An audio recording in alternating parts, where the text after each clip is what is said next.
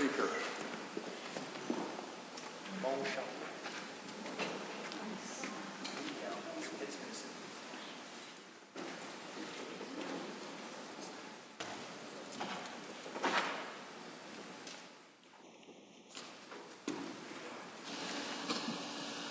Honourable members, the prayer.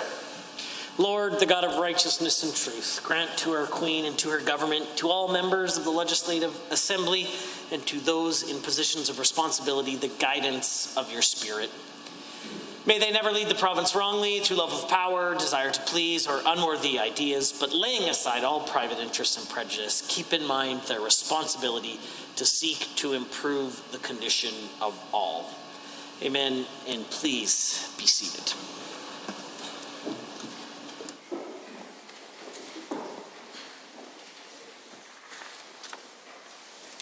Introduction of visitors, introduction of guests, ministerial statements, member statements. The Honourable member for Edmonton South has a statement to make.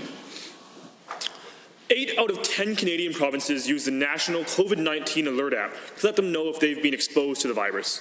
It may not be perfect, but it's been used thousands upon thousands of times to track down close contacts, easing the burden on massively overworked contact tracers.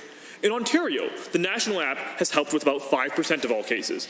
And as we enter exponential growth here in Alberta, due to this government's failure to act, another 5% would save lives. But we don't have the national app here, because this premier keeps trying to sell Albertans a lemon, his AB Trace Together app. It's been plagued by privacy concerns and technical deficit. Albertans have downloaded it in useful numbers, have not downloaded it in useful numbers, and we know that many of those who have downloaded it deleted it after they realized how badly designed it was. This UCP government actually announced that it would adopt the federal app in August. But just like the rest of this government's COVID-19 response, weeks and months have gone by without any action. The UCP could not get the job done, so they drifted back to half-baked excuses about why Albertans can't have a life-saving tool that every Canadian from here to St. John's, Newfoundland already has access to. The failure of this government to provide Albertans with a working app is now national news, with the revelation that the AB Trace Together has only worked in a grand total of 19 cases since the beginning of May. That's 19, Mr. Speaker, total. And with a budget of $646,000, that's about $34,000 per case. They could have used that money to hire more contact tracers. They could have used that money to save lives. Alberta is seeing 19 new cases of COVID-19 every half hour right now. Contact tracing is overwhelmed. AHS has given up on schools altogether, and now they're asking Albertans to do their own tracing. We need all the help we can get. It's time for this premier to put public safety ahead of his wounded pride and admit that his tracing app is a complete failure. It's time for him to put the safety of Alberta families and businesses first and activate the federal COVID-19 app. The Honourable member for Central Peace. As this House knows too well, Albertans, our jobs and our prosperity have been under assault for some time. For more than a decade, there's been a well-organized and foreign-funded campaign to landlock our resources and shut down our largest industry. Those who oppose the economic interests of our province have conducted this campaign in many ways. They have campaigned against pro-resource governments. They have engaged in endless obstructionist legal action, and some, the more extreme elements, have even engaged in criminal activity in their attacks on the livelihoods of Albertans. These hypocrites travel the world in jets, live in heated and air-conditioned homes, and use all sorts of products made from our natural resources. One of the most extreme groups that we have seen is known as Extinction Rebellion. You would know them as the group that illegally blockaded a key bridge right here in the Edmonton River Valley last year. In fact, they have notoriously engaged in illegal activity all over the world, endangering public transportation and obstructing the pathway of critical emergency services. Imagine if you or a loved one needed to be transported to a hospital in an emergency when these groups block a bridge. They have even tried to shut down the free press, preventing newspapers from being distributed to readers. And now they're back at it again here in Canada, setting up a railway blockade in British Columbia's lower mainland along the path where the Trans Mountain Pipeline is being constructed. Extremists like this attacked Canada's economy last winter with rail blockades, and now they use the same tactic to obstruct the construction of infrastructure that is critical to Canada's economic interests. This is something that every member of this chamber should explicitly condemn. Unfortunately, from what we know, the NDP are actually supportive of these extremists. The member for Edmonton Highlands Norwood actually said, quote, "There is absolutely room for the perspectives of groups like Extinction Rebellion in our classrooms," end quote. If it wasn't clear in black and white text, I would have had a hard time believing that even the NDP would suggest to bring radical extremists into Alberta classrooms. Remember, these radicals break the law and endanger lives. They are criminals and promote criminal activities. And the NDP want them in our classrooms? You can't make this up. If the NDP members truly support Alberta Energy as they claim, maybe they should start with a clear denunciation of Extinction Rebellion and groups like them. Sadly, that's not likely to happen. The honourable member for Calgary-Klein has a statement to make. Thank you, Mr. Speaker. Recently, I visited with seniors at Cambrian Manor and J.E. Harris House in my constituency. I also connected with a number of seniors as I socially distanced door knocked through Vista Heights. We observed all the precautions. We always wore masks. We liberally disinfected, and we maintained the proper distancing. With these precautions, we were able to talk to residents about issues that were important. I was able to hear stories and see people in person. One of the residents talked about how she had escaped Hungary during the Revolution and had started a life for her and her family here in Alberta. She beamed with pride when she spoke about her children and her grandchildren, about her 10 great-grandchildren. It was a difficult day to visit, as new restrictions meant that their social rooms had been closed and seniors had already been told that they could not visit each other in their units. One senior mentioned that she could no longer play cribbage with her friend. Another expressed his concern for his mental health. This time has not been easy for Albertans, but it has been especially challenging for our seniors. That is why it is so important that we're connecting with our seniors, our loved ones, but also those in our community. We must follow the directives and advice from Dr. Hinshaw. These directives keep our seniors safe. They keep ourselves safe. But we must not allow proper distancing and caution to turn into paranoia and isolating our seniors further. COVID-19 is something that will not magically disappear. We've endured it for months. We will endure it for more. But we must endure it together to get through this.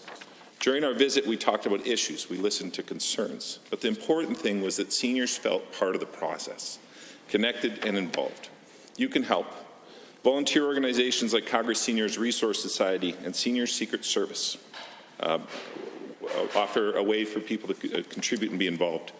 Or find ways to bless seniors on your street this winter. Shovel the snow or drop off care packages. One of my constituents has even been dropping off meals for her neighbours. Thank you, Mr. Speaker. Hear, hear. The honourable member for Edmonton Decor. The Associate Minister of Red Tape recently published a report congratulating himself on doing a good job.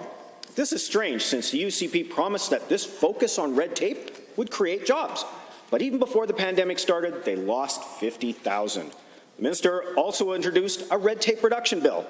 Just like other red tape bills, it's an attempt to put as many pages together as possible, using the scraps and miscellaneous pieces of other ministries to look impressive and hide a few controversial changes that weren't consulted on. Then bind it all together in an omnibus bill just to justify the existence of this fake ministry that's costing Albertans $13 million. I'm still making my way through Bill 48, and it seems that the UCP believe that municipalities and communities are red tape who create barriers for corporate developers. Communities that want reserved land for schools, affordable housing, and fire departments are apparently red tape. What else does the minister see as red tape? During the second wave of COVID-19, what are the UCP's priorities? Are 11,000 healthcare heroes red tape deserving to be fired? Are doctors in local communities protecting Albertans red tape and that they should be driven away? Is directing more support to continuing care red tape, and that's why the UCP refuses to do it? Mr. Speaker, I do agree, government making practical changes to make processes better. I just think ministers within their own departments can do that themselves. I also believe the Associate Minister's celebration is not warranted right now. People are suffering. Yesterday, 20 Albertans died from COVID-19. The Premier did not express any sympathy to them, but he did celebrate regulations and red tape being cut. The UCP are making their priorities very clear, and instead of finding ways to justify the Associate Minister's job, they should be focusing on protecting Albertans and ensuring that they are safe as cases of COVID-19 continue to rise. The honourable member for Fort McMurray-Lac-La Biche. Thank you, Mr. Speaker. I'd like to take this opportunity to speak about a friend of mine, Robert Sallows, and the cause that he championed throughout his life. Now, some of you may have known Robert. He was very engaged in provincial politics, was an active member of the Progressive Conservative Youth Association, or the PCYA, and quickly became a beloved fixture in Alberta political circles. His knowledge of Robert's Rules of Order was second to none, to the point that many joked that they were actually named after him. You may have also known that he was a recipient of a double lung transplant at the age of 17. That transplant was an incredible gift, and Robert started working to ensure that others could receive that very same gift. Working with the many friends he made in politics and the organ donation community, Robert worked to bring awareness to the issue of organ and tissue donation.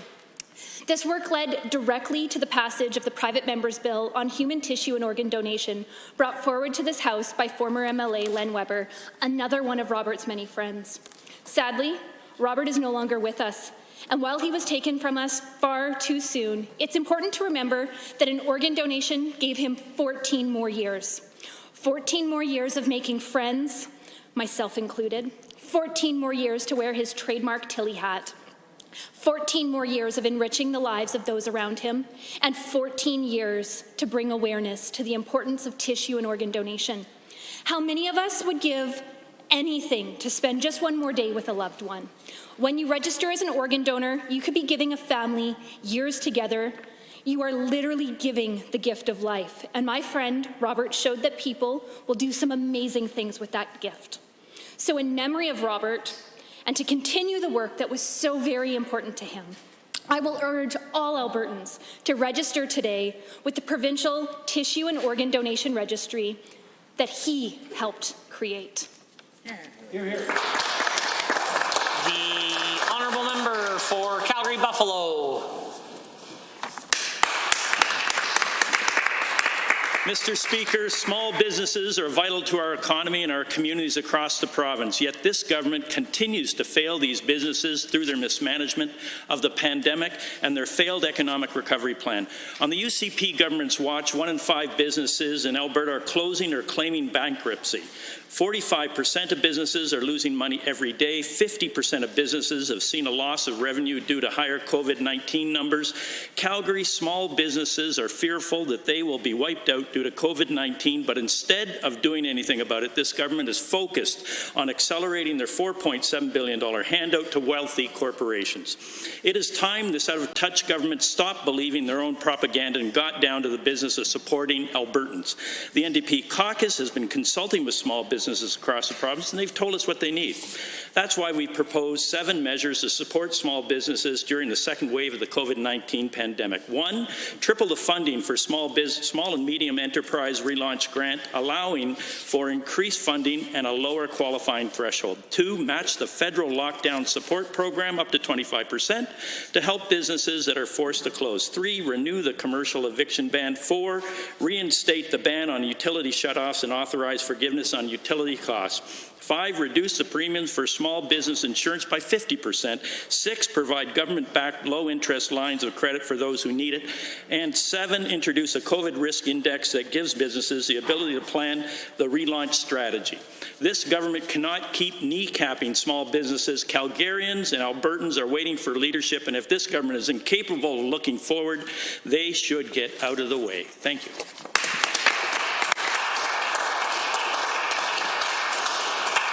The honourable member for Sherwood Park. Thank you, Mr. Speaker. Bob and Shirley Stollery had a dream of improving children's health care in Alberta. The Stollerys dreamt that every child, regardless of who they are or where they are from, could receive the best possible care. The Stollery Children's Hospital was made possible because of the generosity of the Stollery family.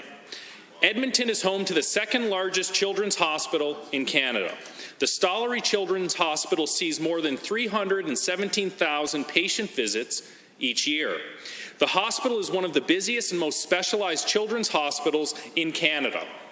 In fact, it is the hub of pediatric heart surgery in Western Canada, performing more than 12,000 surgeries per year. 25% of Alberta's population is under the age of 18. The importance of long-term planning for children's health is clear. Many children and their families continue to travel great distances from both northern and southern Alberta to get treatment from the Stollery. The Foundation also believes in equity and fairness for children. That's why it's investing in mental health, Indigenous health, and transitional health in an effort to expand the Stollery's growing network of care in the backyards right across Alberta. Serving our most vulnerable population is crucial, Mr. Speaker. Albertans are proud that the Stollery Children's Hospital is located here in Edmonton and all of the amazing work that they do. It is an honor to highlight the amazing work that happens in our own backyard, Mr. Speaker. The type of work that gives children a great chance at living a long and very healthy life. Thank you so much, Mr. Speaker. The honourable member for Red Deer South has the call. Thank you, Mr. Speaker. I am blessed to be the father of 2 adult sons and a teenage daughter who I love. Like many parents, I am concerned about the impact health orders are having on the mental health of our children. Mr. Speaker, I feel joy watching my sons become independent of their parents to seek happiness as they individually see fit. Yet, like many parents, I see the work and effort of young adults threatened by calls for lockdowns with devastating economic consequences. Mr. Speaker, this ought not to be. Some of the loudest voices calling for lockdowns will not lose a penny of pay, while those impacted may lose it all. COVID should be respected, but children are low risk. Not a single school-age child has died from COVID in Alberta, yet there is excessive risk aversion. A single positive COVID case in a high school should not result in 118 other students sent home to isolate, just because they were in the same class. Notwithstanding, physical distancing is respected with good health and no symptoms. School sports, colleges, and universities are too shut down. There is too much excessive risk aversion and fear. Our children will be blessed as there is a principled vision of hope. WHO defines health as a state of complete physical, mental, and social well-being, not merely the absence of disease or infirmity. Mr. Speaker, orders, lockdowns, and shutdowns are not healthy, imposing long-term physical, mental, and health costs, especially on our children. The honourable member for Brooks, Medicine Hat. Thank you, Mr. Speaker. I want to start by saying how blessed I am to represent Brooks Medicine Hat. I am continually amazed at how my constituents have come together as a community during such a tough year. As we all know, the COVID-19 pandemic has had a crippling effect on our province's economy, and local small businesses have been particularly vulnerable. Through it all, I've witnessed our community's unrelenting determination to put one foot in front of the other and keep fighting. However, despite the financial hardships business owners are facing, they've been leading the charge in local philanthropy and volunteerism. Local businesses have played such an important part in fostering community spirit, and throughout the year, I've heard so many inspiring stories of how they've stepped up to the plate to give back. For example, on September 26, following the string of tragic suicides, business owner Chris Hellman partnered with the Royal Bank of Canada to donate for a day to donate $10 per oil change at his business of Mr. Lube to the Medicine Hat and District Health Foundation in support of men's mental health. However, this local business owner's desire didn't stop in September. Just last week, Chris and his team at Mr. Lube provided 68 oil changes to veterans and current service members at absolutely no cost. Chris and his team are also taking place an initiative with the food bank and local volunteer Tara Williams to collect menstrual products and destigmatize period poverty. And as if that isn't already an impressive philanthropic resume, Mr. Speaker, Mr. Hellman is now donating $5 per oil change to the Santa Claus Fund and has brewed his very own brew with local brewers Medicine Hat Brewing Company and Hell's Basement, and that supports our local Legion. Now, Mr. Speaker, if I was going to list all of the things that this incredible man has done for our community, I would need much more time than I have. But I hope that this highlights that even though we may be facing tough times, even dark times in our province, our local community and business owners are lifting each other up. Mr. Speaker, hope isn't just on the horizon. It's already here, and it's shining brightly in Brooks Medicine Hat. Honourable members, it's time for oral question period, and the Leader of Her Majesty's Loyal Opposition has the call. Thank you. Yesterday, the Minister of Health said Alberta is doing well because our death rate is less than Ontario's. Yesterday, we lost 20 Albertans to COVID-19 in one day, the most since this pandemic started. He reduced these Albertans to stats, but they're not. They are people with families and loved ones. This government is calling on Albertans to do everything to stop this virus, so presumably Albertans deserve to know what they're up against. Even the minister called modelling, quote, a flashlight that can help light the way. So why is he leaving Albertans in the dark? The Honourable Minister of Health. Quite frankly, Mr. Speaker, we're not. As we said yesterday, and I'm happy to say it again, we've provided the information, the numbers and the modelling to Albertans already, and we continue to provide transparency in our response to the pandemic, the transparency, providing frequent updates through our public health officials like Dr. Hinshaw. We'll continue to do that because Albertans deserve to know what is happening with the pandemic and our response to it, Mr. Speaker. The Honourable Leader of the Opposition. We haven't gotten modelling since the spring. Quote, the modelling we are undertaking is more about those kinds of planning scenarios, and it's not yet complete. That's the CMO on October 5th. Since then, we've seen multiple leaked memos from AHS showing case projections for ICU, admissions, and hospital capacity. Yesterday, the minister himself said his models are a flashlight and he works within the numbers. Alberta Health has modelling, AHS has modelling, the minister has modelling. Albertans do not have up-to-date modelling. Why is that in the middle of a pandemic? Why won't he tell Albertans what they're up against? The Minister of Health. Those numbers are going to change. We still have the elevated, probable, and low scenarios that we're going to be dealing with as we respond to the pandemic. We knew at the beginning in the spring that we would be entering into the first phases of any response to a new virus that would be continuing with the containment phase. We're now in the mitigation phase. We're going to continue to use those numbers going forward and continue to work with AHS to make sure that they have all the resources they need to be able to take care of Albertans throughout this pandemic. The Leader of the Opposition. And Mr. Speaker, there are now more than 10,000 active cases. The threat is real, and Albertans must be able to trust their leaders. But every time the Premier or the Minister speak, we get different stories. On October 20th, the Premier said, quote, we do not have updated models, end quote. Yet on November 7th, he said, quote, we anticipate hospitalizations will keep growing with as many as 293 cases within the next few weeks. Guess what? He has updated models. The Premier lectures Albertans to up their game, but he refuses to tell them the score. What is he hiding? The Honourable Minister of Health. Nothing, Mr. Speaker. Nothing's being hidden. The models are still the same as they were in the spring. Of course, we have different numbers for.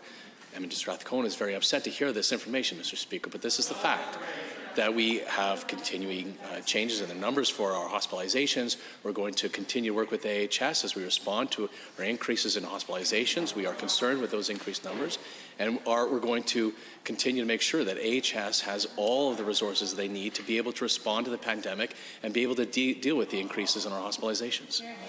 The Honourable Leader of the Official Opposition for a second set of questions. Albertans just want the truth, Mr. Speaker. Now, quote, Alberta Trace Together is, from our view, simply a better and more effective public health tool, end quote. That's the Premier. We now know that that statement was a bare-faced falsehood. Yesterday, we learned their app has been used to trace contacts just 19 times. More than the Premier's dishonesty, this failure means more people get sick and more people's lives are at risk. Will the minister apologize for the Premier's decision to put his feud with Ottawa ahead of the health and safety of Albertans? The Honourable Minister of Health. Speaker, despite the best efforts of the NDP, who continue to want to make this a political issue, this is not a provincial versus federal issue. The contact tracing app in Alberta is exactly what I said, a contact tracing app. The federal app is not a contact tracing app. It's an anonymous notification app. It does not relieve pressures for our contact tracers. The app here in Alberta, AB Trace Together, is one of the many tools that we have in the system to be able to help relieve our contact tracers. We're happy to have one of many tools. We're going to continue to provide those tools to Albertans to be able to relieve the pressures on our contact tracers. The Leader of the Opposition. The minister defends his broken app, claiming it's better than Ottawa's because it's handcuffed to our also broken contact tracing system. You know, Mr. Speaker, the dysfunctional logic of the UCP Blaine Trust over there would almost be funny if it wasn't putting lives on the line. People in other provinces get an automatic text message when they've been near someone who's tested positive. Albertans do not. It is long overdue. Will the minister adopt the federal app, the one that works, today? The Honourable, the Minister of Health. Mr. Speaker, I quite frankly find it appalling, I find it shameful, and I find it disgusting that the NDP continue to undermine the response to the pandemic, undermining one of the many tools that we have to respond to the pandemic, undermining the credibility of our public health officials. We have listened to our public health officials, including Dr. Hinshaw, who have expressed concern with the federal app, concerns with it sending anonymous notifications and without assessment, sending people to get tested, Mr. Speaker. That's not what Dr. Hinshaw and in BC. I spoke last week with Mr. Dix and his concerns, listen to his concerns, and those of Dr. Henry's. We're going to continue to make sure we're responding to the Leader of the Opposition.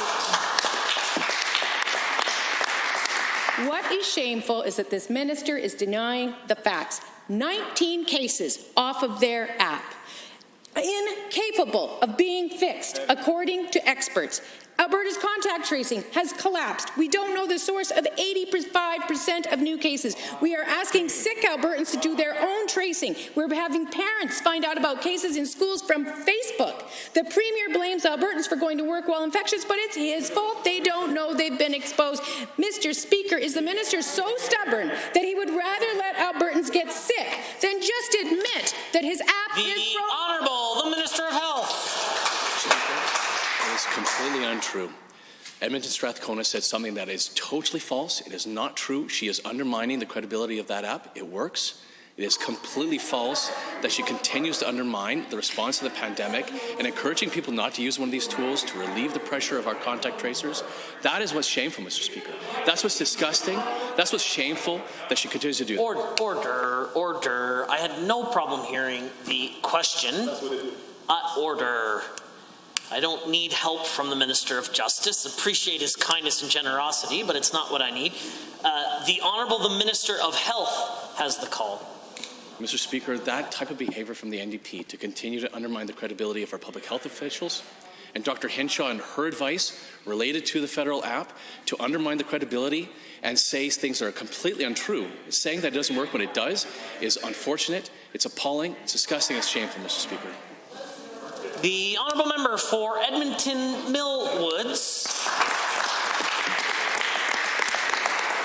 Thank you, Mr. Speaker. As much as this government likes to pretend we are not, we are in the second wave of COVID-19. We are seeing exponential growth in cases, and there are outbreaks in a dozen hospitals. With this in mind, it sickens me that there are healthcare workers who've risked their lives to keep Albertans safe, who've gotten sick or have had to isolate, and were forced to do so on a leave without pay. To the minister, these heroes are sacrificing their well-being to care for people and save lives. Your government failed to control for the spread, while you're now failing to at least provide paid sick leave to all healthcare workers, including casual workers. The Honourable Minister of Finance and President, Treasury Board Driving. Well, thank you, Mr. Speaker, and I just want to express this government's appreciation for all those public sector workers that are on the front lines.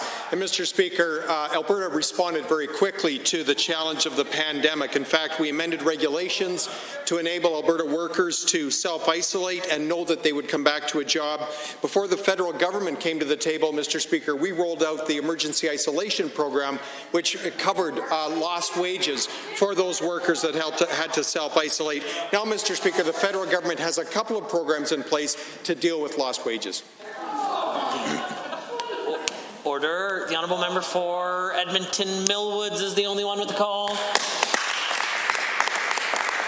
Mr. Speaker, that minister, the Minister of Finance, promised Albertans that they would not let people fall through the cracks. And yet, on July 6th, Alberta Health Services cancelled the special COVID-19 paid leave for nurses. Those nurses, along with other frontline healthcare heroes, work day in and day out with COVID-19 patients. They have sacrificed greatly to treat their patients, and for many Albertans, those nurses were the last source of comfort as they fought for their lives. I've heard stories about nurses sleeping in their garages, others living in entirely different homes just so they can keep their families safe. To the minister, will you direct AHS to ensure no employee suffers loss of pay or loss of sick leave? The Honourable the Minister of Finance. Again, Mr. Speaker, we appreciate those frontline healthcare workers that are delivering to Albertans every day, as we appreciate all essential workers out there who are working in very difficult circumstances.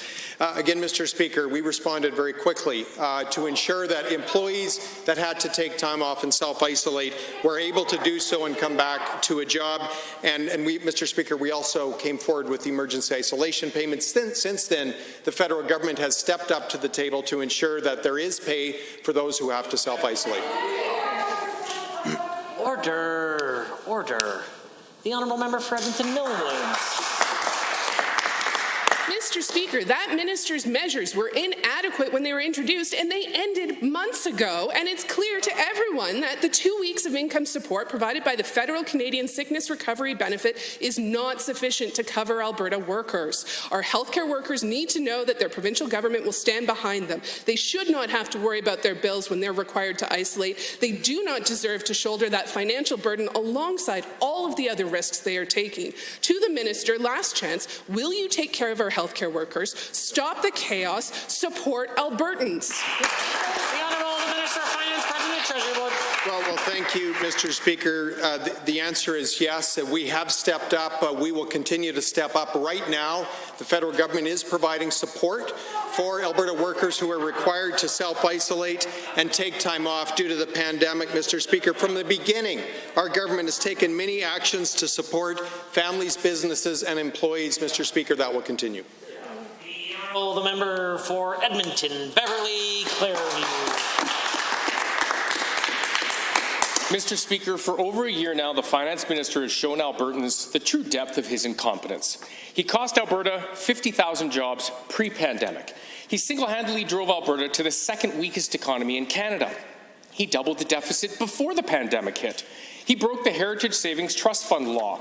He allowed $1.6 billion of accounting errors to slide by and only corrected them when the Auditor General ordered him to. Can the minister explain how many more lost jobs or broken laws or billion-dollar accounting boondoggles the public should tolerate? The Honourable Minister of Finance. Well, thank you, Mr. Speaker. This government inherited a fiscal mess and a broken economy from the members opposite due to 4 years of mismanagement. Since then, Mr. Speaker, we have put in place a budget. We have brought forward an economic recovery plan that will bring this province back to balance in time and ensure that we see economic recovery, Mr. Speaker. The Honourable Member for Edmonton Beverly Clareview. 5 credit downgrades in 1 year. That's a record. Mr. Speaker, the worst finance minister in Canada claims to be fiscally responsible, but he gave away $4.7 billion to profitable corporations, and all that money went outside of Alberta. If this economic failure wasn't enough, Alberta's worst finance minister then allowed $1.6 billion worth of incompetent attempts to paint a false picture of the province's books. Can the minister explain why he claims to be fiscally responsible when his only achievement is giving away billions of dollars and then losing track of them? The Honourable Minister of Finance. Mr. Speaker, that simply isn't the case, and the way the question was put actually really demonstrates the financial illiteracy on the other side of the House. The reality. Order. The official opposition will come to order, and I will hear the minister. The Honourable the Minister of Finance. Well, thank you, Mr. Speaker. This province did receive a clean audit report from the Auditor General. The value an independent external auditor provides, such as the Auditor General, is to work through complex accounting issues, ensuring appropriate reporting and appropriate treatment. That's what took place, Mr. Speaker. This is not unusual. Thank you, Mr. Speaker. The Honourable the member. $1.6 billion accounting error, this is not unusual. Let's let Albertans decide. Before the pandemic, the finance minister told Calgarians that diversification was a long-term luxury. He then tabled two disastrous, job-killing budgets, slashing diversification programs and dragging Alberta backwards. Can the minister explain why on the cusp of a pandemic, he weakened diversification, lost billions of dollars, killed economic growth, and then misplaced $1.6 billion? The Honourable Minister of Finance, Budget and Treasury Board. Mr. Speaker, again, in terms of the Auditor General, what has just occurred is not unusual. In fact, I can go back to 2017, when the government of the day, which just so happened to be the members opposite, after discussions on the accounting treatment with the AG, made an adjustment of almost $2 billion to the financial statements related to the balancing pool, Mr. Speaker. That is the reality. These adjustments are not unusual. The quantum is high due to the mismanagement of the members opposite. Order. The Honourable Member for Sherwood Park has a question. Thank you, Mr. Speaker. As the MLA for Sherwood Park, I was excited to learn that yesterday, Alberta's Industrial Heartland Hydrogen Task Force released an insightful report which lays out a roadmap for how to implement a hydrogen as fuel economy in the greater Edmonton region. The report also projects that Canadian hydrogen has a wholesale market of up to $100 billion a year and reveals that blue hydrogen can be made in Alberta's industrial heartland for about half the wholesale price of diesel. To the Associate Minister of Natural Gas and Electricity, what is the government doing to support growth in the hydrogen sector? The Associate Minister of Natural Gas and Electricity. Mr. Speaker, Alberta is already a global leader in hydrogen production. In fact, the Hydrogen Council tells us by 2050 it is going to be a $2.5 trillion industry. That's why our natural gas vision and strategy speaks to an ambitious plan to advance blue hydrogen production in addition to carbon capture, utilization and storage. We have an ambitious plan for hydrogen, Mr. Speaker, and we plan to deliver. The Honourable Member for Sherwood Park. Thank you, Mr. Speaker, and thank you to the Minister. Given that Alberta's government has been laser-focused on opportunities to diversify our energy sector and the province's economy, and given that the potential of hydrogen is good news, given that our oil and gas industry will continue to play a critical part in the development of the hydrogen resource sector, to the Associate Minister, what is Alberta already doing to advance the commercial use of hydrogen? The Associate Minister. Mr. Speaker, the fact of the matter is, it is our expertise and our experience in the upstream, midstream, and downstream sectors in the oil and gas industry that best positions us to advance a hydrogen economy in Alberta, Mr. Speaker. Now, we've said all along, our greatest resource is not our oil and gas. It is the hard-working men and women that keep the lights on in this province, Mr. Speaker. Those are the same men and women that are going to help us advance a hydrogen economy in Alberta. The Honourable Member for Sherwood Park. Thank you, Mr. Speaker. Given that Alberta's government natural gas vision and strategy lays out some clear short and long-term goals for the future of hydrogen, including ramping up large-scale production and development of hydrogen for commercial use by 2030 and having global exports of hydrogen and hydrogen-derived products moving by 2040, given that hydrogen production has the ability to create thousands of jobs and generate billions of dollars in royalties, to the Minister, what can we expect to see in terms of next steps to achieve these lofty goals? The Associate Minister of Natural Gas and Electricity. Thank you, Mr. Speaker. If the NDP's approach to hydrogen taught us anything, it's that hope is not a strategy. That's why our plan, Mr. Speaker, is to consult with industry, to engage with experts, and to build an ambitious roadmap, Mr. Speaker, to build an advanced hydrogen economy right here in Alberta. Now, we've also taken the near steps of including hydrogen in the Alberta Petrochemical Incentive Program, Mr. Speaker. We are rolling out all the stops, and industry is definitely noticing. The Honourable, the Member for Edmonton, Beverly Clareview. Since taking office, the UCP government has failed to create jobs and piled costs onto Alberta families. They've hiked income taxes, property taxes, insurance premiums, school fees, and much more. But it was clearly not enough for this UCP government. Now the Finance Minister is musing about imposing a sales tax on Albertans. Big corporations get a $4.7 billion giveaway, and individual Albertans get a sales tax. To the Minister, before you threaten a sales tax, will you at least reverse your failed corporate handout? The Honourable Minister of Finance, President, Treasury Board.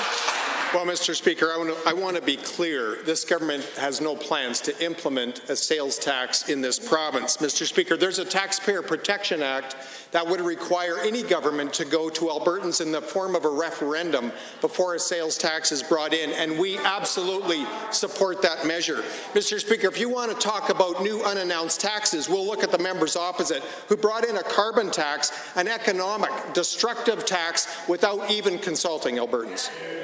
Member for Edmonton Beverly Clearview.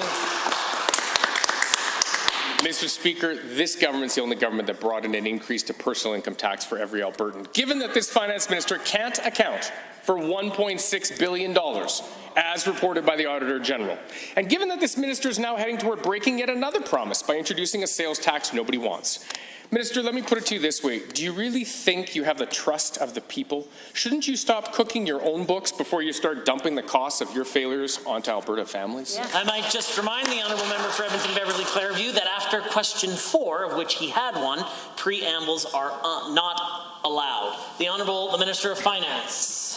Mr. Speaker, again, for the members opposite, a clean audit report means that the Auditor General has reviewed and audited the financial statements, and they have determined that every dollar is accounted for, Mr. Speaker. Again, it demonstrates the financial illiteracy of the members opposite. The Auditor General has confirmed this province has a clean audit report. Every dollar is accounted for. The Honourable Member. Mr. Speaker, given that a sales tax would make goods and services more expensive during an economic crisis, and given we've already seen automobile insurance premiums jump 24%, school fees have gone from $0 to $500 or more annually, Albertans are being asked to pay for police, tuition, and on and on. And given that it's Albertans who are ultimately footing the $4.7 billion failure that is this government's corporate handout, to the Minister, will you commit here and now that you will never bring in a PST, yes or no? Excellent work. The Honourable Minister of Finance. Mr. Speaker, this government has no plans to bring in a PST. Full stop. And in fact, Mr. Speaker, the introduction of a PST at a time of great economic challenge would be a foolish move. But let me point out, Mr. Speaker, that the members opposite would have us push business taxes up by 50%.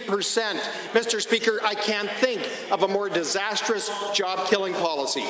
The order, the Honourable Member for Edmonton or Calgary-Buffalo will come to order. I see that he has an opportunity to ask a question in just a moment or two. But for now, I have the Honourable Member for St. Albert is next. This government hurt tens of thousands of people when they unilaterally changed age payment dates. People faced eviction, faced NSF fees. They were unable to afford groceries or other necessary supplies. The government called this an administrative change, but the Auditor General caught them trying to cook the books on the back of disabled Albertans. Today, UCP members and public accounts voted to protect the Minister of Social Services from answering questions on the devastating decision by cancelling her appearance. What do you have to hide? The Honourable Minister of Children's Services has risen. Mr. Speaker, I do want to be clear. The actual amount of benefits provided to AISH clients did not change. We did our best, Mr. Speaker, to work with clients and landlords to ensure they received appropriate notice to address any concerns. Mr. Speaker, also for the record, between April and October, the number of AISH clients asking for emergency help with utility arrears decreased 71%, and evictions were down 57%. For people on income supports, Mr. Speaker, emergency requests for eviction decreased 73%, and utility arrears declined as well. Mr. Speaker, that is why these changes were made, to increase predictability for these clients. The Honourable Member for St. Albert. Given that this minister repeatedly claimed that the reason age dates were changed was for consistency and predictability, and given that the Auditor General found that the real reasons for the date change was to let the minister falsify her financials while disabled Albertans suffered, and given that thanks to her friends on the UCP backbench, the minister won't have to face questioning from public accounts over her actions. Minister, AISH recipients have questions that you simply won't answer. Their only option is to have us ask on their behalf at public accounts. What are you so afraid of answering? I see the Honourable Government House Leader. Mr. Speaker, through you to the honourable member, can she name how many NDP ministers came to PAC or to any committee to be able to answer questions outside of the budget, Mr. Speaker? The minister, it was a ridiculous question. It was a ridiculous attempt by the opposition to break the traditions of this place, Mr. Speaker. The Minister of Community and Social Services, just like every other member of Executive Council, is here each and every day to be able to participate in question period, Mr. Speaker. That member has asked that member questions previously, Mr. Speaker. She's welcome to continue to ask those members questions. But at the end of the day, Mr. Speaker, they should stop playing parliamentary games because we're not buying it. The honourable member for St. Albert. Given that it's known that this minister did zero consultation before changing age payment dates, and given that we keep asking questions and don't get answers, we get spin, and given that the date change was simply a fudged budget strategy at the expense of the most vulnerable, and given this minister has been hiding from accountability about these cruel decisions, I ask daily, but you refuse to answer. All we want are answers. Why won't you let CSS minister answer at public accounts? Why won't you answer without spinning? The Honourable Government House Leader. Mr. Speaker, again, the opposition is attempting to play games with standing committees. It's unfortunate they would do that. That member knows full well that NDP ministers did not come to answer questions at PAC. Neither did previous governments. That's not the reality of the process. In addition to that, the official opposition is the chair of PAC, Mr. Speaker, and there is a committee that makes schedules that happen there. And if they want to hear from Community and Social Services as a department, they're welcome to put that forward and make decisions as a standing committee. I know the member is upset, Mr. Speaker, because she feels she's not getting answers. I've been trying to get answers from that member in this chamber a long time. Why is she against pipelines? She doesn't answer that either.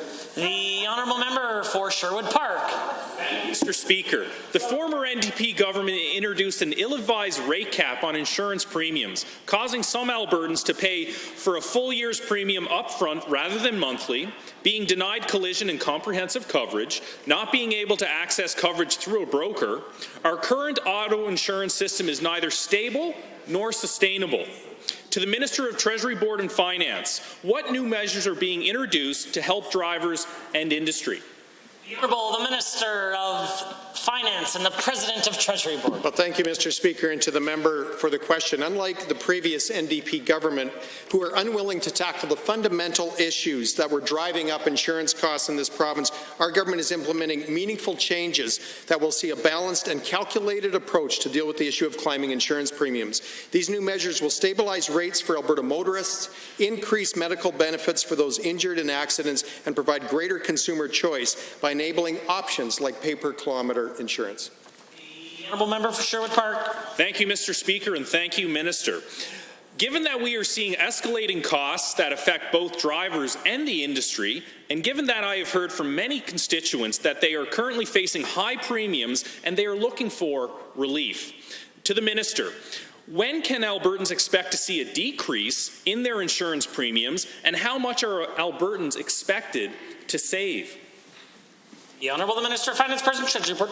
Well, thank you, Mr. Speaker, and again to the member for the question. Actuarial estimates would show an average savings to be $120 per insured vehicle per year from what they would have otherwise paid. However, actual impact on rates is expected to vary depending on the driver. Mr. Speaker, we anticipate the cost savings for Alberta drivers to take effect in the upcoming months. The honourable member. Thank you, Mr. Speaker, and thank you to the Minister. Given that I have heard from many constituents and Albertans that they would like more options when it comes to insurance coverage, and given that Albertans are looking for more affordable options when it comes to their insurance, to the Minister of Finance, how will these measures help Alberta drivers to have more flexibility with their insurance options? The Honourable the Minister of Finance. Well, thank you, Mr. Speaker, and again to the member for the question. Unlike the members opposite, who advocate for nationalizing our insurance system, which will only see premiums skyrocket and create unwanted government overreach, we on this side of the House will provide Albertans with more options in choosing their insurance needs. Providing Alberta motorists with more coverage options will give Albertans more control over their own insurance premium rates, and introducing options like pay-per-kilometre and greater flexibility with usage-based insurance will provide premium relief. The Honourable, the official opposition House Leader. Thank you, Mr. Speaker. Bill 46 makes sweeping changes to the Health Information Act, the law that protects the privacy of Albertans' health records. The Health Minister said he consulted with the Information and Privacy Commissioner, but within minutes, the Commissioner said that that statement was not true. Since then, she's written a 9-page letter to the Minister describing the harm Bill 46 will do to the privacy of Alberta's personal health records. Why didn't the Minister consult with the Privacy Commissioner, and why did he claim that he did? The Honourable, the Minister of Health. The Ministry did connect with the Office of the Information and Privacy Commissioner, and we welcome the feedback of the Commissioner and her office, and the Department will look at this feedback as the supporting regulation amendments are developed. But to be very clear, protecting the privacy of Albertans' health information is and always will be our top priority in government, Mr. Speaker, and these amendments would not change Alberta's obligations under law to safeguard patient health information. But as I said, we're happy to get that feedback from the Commissioner and to be able to continue to work with her and her office going forward. The Honourable Member for Edmonton Manning. Well, thank you, Mr. Speaker. Given that Bill 46 will allow Albertans' health information to be sent outside of the province, where people abusing that information cannot be prosecuted or held accountable, and given that Bill 46 allows Albertans' private information into Netcare to be used for purposes other than providing health care, and given Bill 46 allows the Minister himself the authority to access individual Albertans' personal health records without their consent, why is the Minister of Health demolishing the privacy rights of Albertans?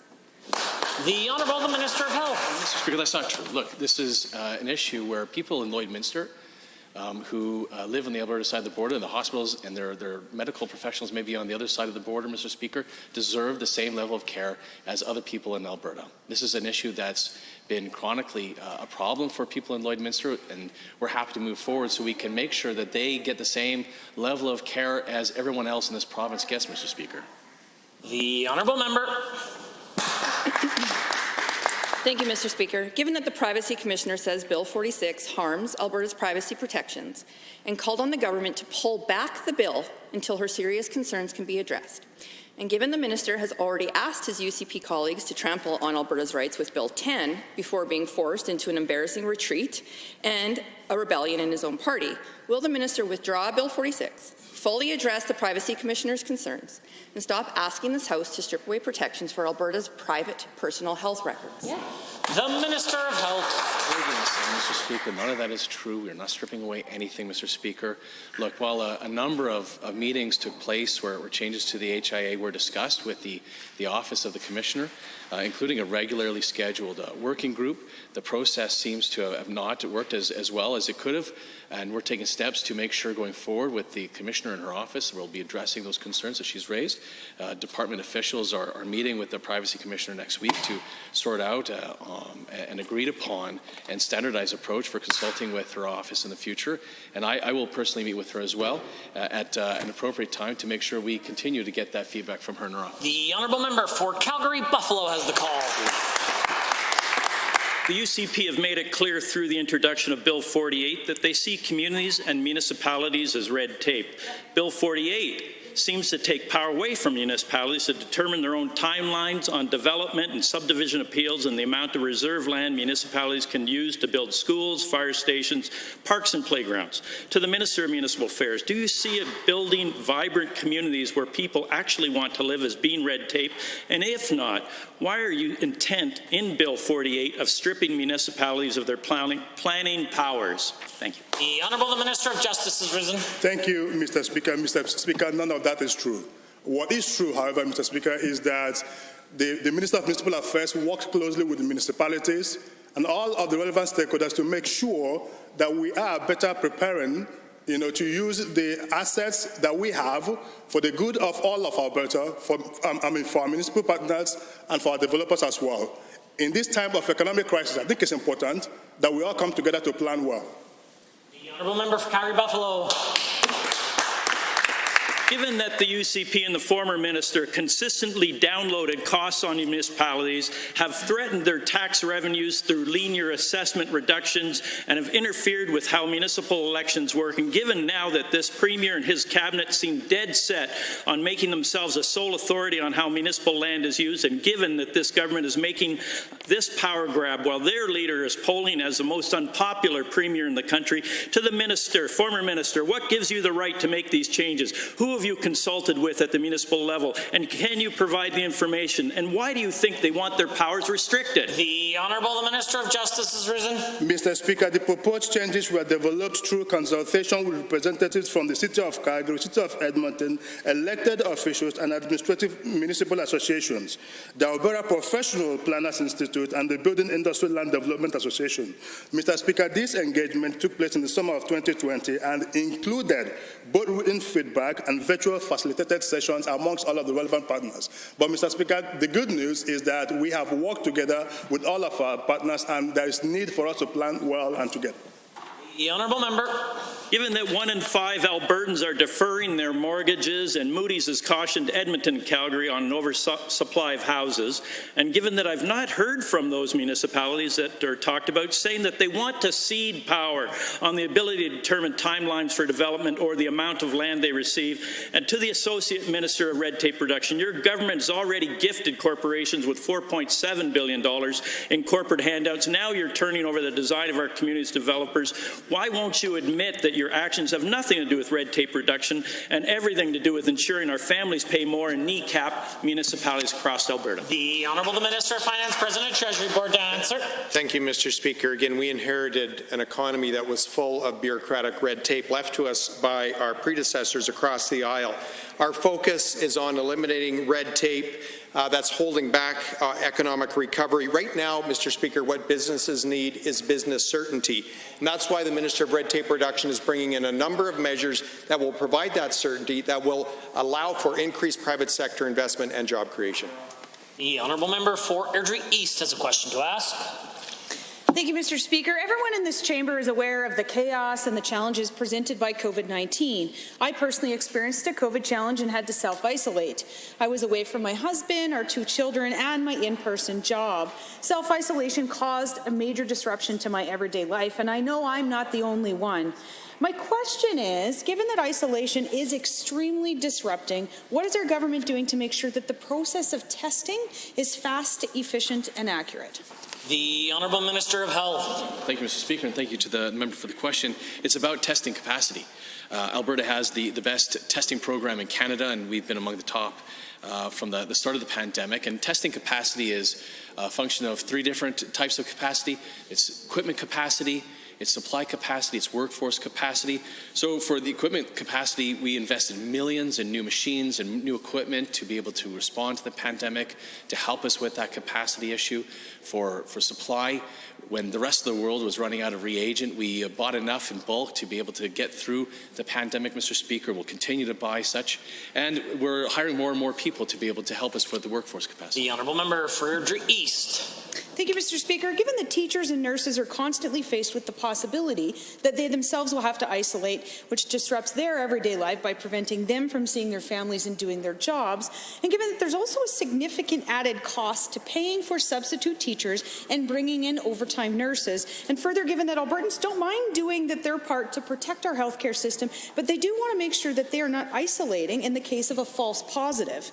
Minister, how are we ensuring that false positives are not producing a strain on the workforce?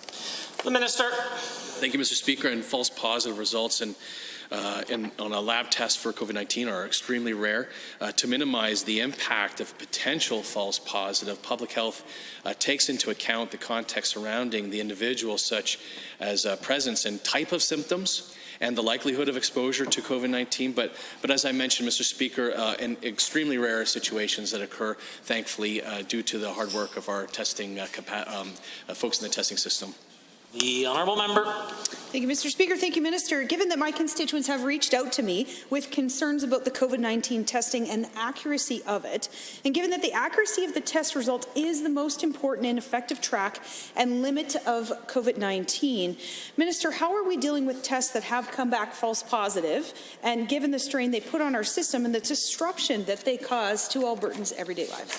The Honourable Minister of Health. Thank you, Mr. Speaker. In the event that an error occurs, the results are then corrected, and then the root cause is investigated and actions are taken to further mitigate the risk of another error occurring.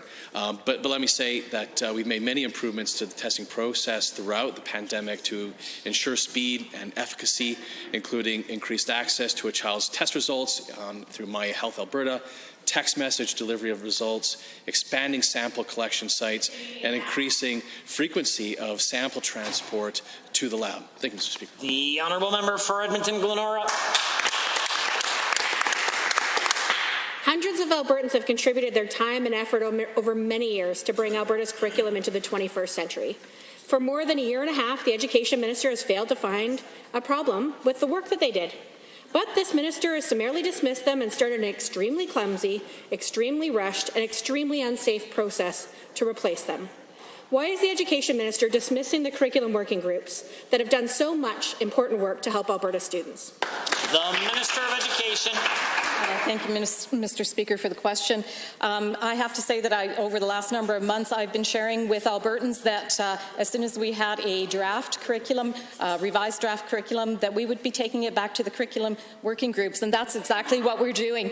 Given that many members of the curriculum working group were appointed years ago, and there's a decent likelihood that at least some of them, their circumstances have changed. So I would also note that we are looking to refresh the curriculum working group, and what is occurring right now is something that the NDP government did themselves. The honourable member for Edmonton-Glenora. Given that the government has kicked hundreds of people off those working groups, given that thousands upon thousands of Alberta teachers and students have been forced into isolation due to the minister's failed school reentry plan, and given that many experienced teachers have health conditions or family members that prevent them from working in person, and given that this minister is forcing in-person meetings in Edmonton for the working group, why on earth would this minister put Alberta teachers at risk further by insisting that they travel and do in-person indoor meetings? The Honourable Minister of Education. Thank you, Mr. Speaker. Previous members are allowed to be nominated by their school authority, and unlike the groups established by the NDP, the curriculum working groups will consist of teachers, current teachers. The membership of the working groups will include Indigenous and Francophone representation and will be reflective of the full diversity of Alberta. And we are in the process of determining how those curriculum working groups will come together to provide that valuable input that we need into further refining the curriculum. The honourable member. Given that the letters are out, Minister, clearly they have been scaled back and downsized and moved to Edmonton. Given that the minister sprung this plan onto school districts only a week ago, and the deadline to nominate teachers for the working group is today, and given that the group's meetings start next week, and given that school districts across Alberta are already short-staffed and struggling with double whammy of this minister's cuts and the COVID-19 crisis in schools, isn't it true that this minister doesn't really want feedback from Alberta teachers and academics, and that's why she's rushing this risky process? The Minister. Mr. Speaker, nothing could be further from the truth. In fact, we are reaching out to the Deans of Education. They will also be providing us valuable input this fall. They will look at the draft of the curriculum as well. We are also looking to consult with stakeholders. We've been very transparent that once the curriculum working group has a chance to revise and refine the curriculum when they look at it this fall, that we are putting it out in the public. That is something that we have committed to, and we're looking forward to putting it out early in 2021. The honourable order. The honourable member for Edmonton South. On October 28th, I asked the Infrastructure Minister why a critical training qualification was deleted from the fire safety specifications of the Calgary Cancer Centre. On November 2nd, he tabled a letter to this House that said the Cancer Centre would meet the building code, the bare legal minimum. I have released documents that show that these fire safety standards at the Calgary Cancer Centre were deleted from the specs on October 26. Was the minister aware of this when he wrote the letter? And if so, why did he withhold such crucial information from this House? The Honourable Minister of Finance, President, Treasury Board. Well, thank you, Mr. Speaker. This is yet another shameful NDP stunt featuring a categorically untrue and dangerous allegation. Calgary Cancer Centre General Contractor PCL Construction is in full compliance and is following all applicable municipal and national codes and standards. For Edmonton South. Thank you, Mr. Speaker. Given that they're in compliance because this government allowed the standards to be lowered, and given that the ULC Qualified Fire Stop Contractors Program is available to any contractor, and given this training ensures that the people installing fire stop materials fully understand the entire fire stop system in walls and ceilings and have experience installing these complex systems, and given fire stop is critical to preventing the spread of smoke and flames and providing people sufficient time to escape a fire, especially in a hospital where many people will have limited mobility, does the minister truly not understand the importance of these measures in building a world-class healthcare and research facility? The Honourable Minister of Finance. Well, again, Mr. Speaker, the member opposite's allegations are patently untrue. Alberta's government will continue to ensure Mr. Speaker, Alberta's government will continue to ensure safety and that all contractors follow building codes and requirements. The NDP believe that non-union work is categorically unsafe, Mr. Speaker. That's their premise. Unless it's union, it's unsafe, Mr. Speaker. That's simply not true. We know that all Alberta workers deliver responsibly. The Honourable Member. Thank you, Mr. Speaker. Given that this government's lowering of the standards is putting safety at risk, and given that we know the UCP's attitudes towards the Calgary Cancer Centre is that it's nothing more than a fancy box, and given that the project medical director resigned his position and left Alberta only 3 months after the UCP took over, and given the infrastructure minister sent out a news release telling the construction is on time and on budget, to the minister again, if you're willing to compromise on fire safety just to cut a ribbon before the next election, where else have corners been cut on this project? The Honourable Minister of Finance. Well, thank you, Mr. Speaker. This government is not willing to compromise on safety, Mr. Speaker, but this government moves forward with common sense, unlike the members opposite. And, Mr. Speaker, regarding infrastructure has been a key part of our economic recovery plan, and that's why we've made key strategic infrastructure investments right across the province, investments that will improve our productivity, competitiveness, and replace core pieces of infrastructure. The Honourable Member for Calgary West has a question. Well, thank you very much, Mr. Speaker. The Calgary Police Service is known as a reliable, progressive, and integrated member of the community. Recently, there was a motion brought forward by city councillors to defund the police as per the wishes of the radical left and reallocate those funds. Embarrassingly, the majority of city council voted in favour of this motion. Minister, what are you doing to ensure that money provided by the province is actually going to the police to protect citizens, which is the primary function of any level of government, and not a cohort of politicians that literally have no plan? The order.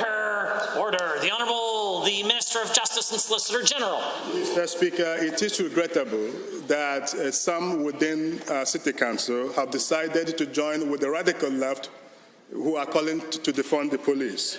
But, Mr. Speaker, to be clear, policing within the City of Calgary is an area of shared responsibility between municipal and provincial leaders. For that reason, our government provides 2 grants to the City of Calgary to support the Calgary Police Service. I can confirm that none of these grants has been reduced by a penny.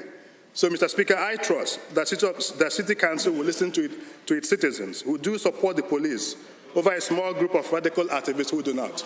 The Honourable Member for Calgary West. Thank you. Given that there are radical beliefs within the defund the police movement that don't understand that the foundation of policing was built on public service, community safety, and protection of the citizen.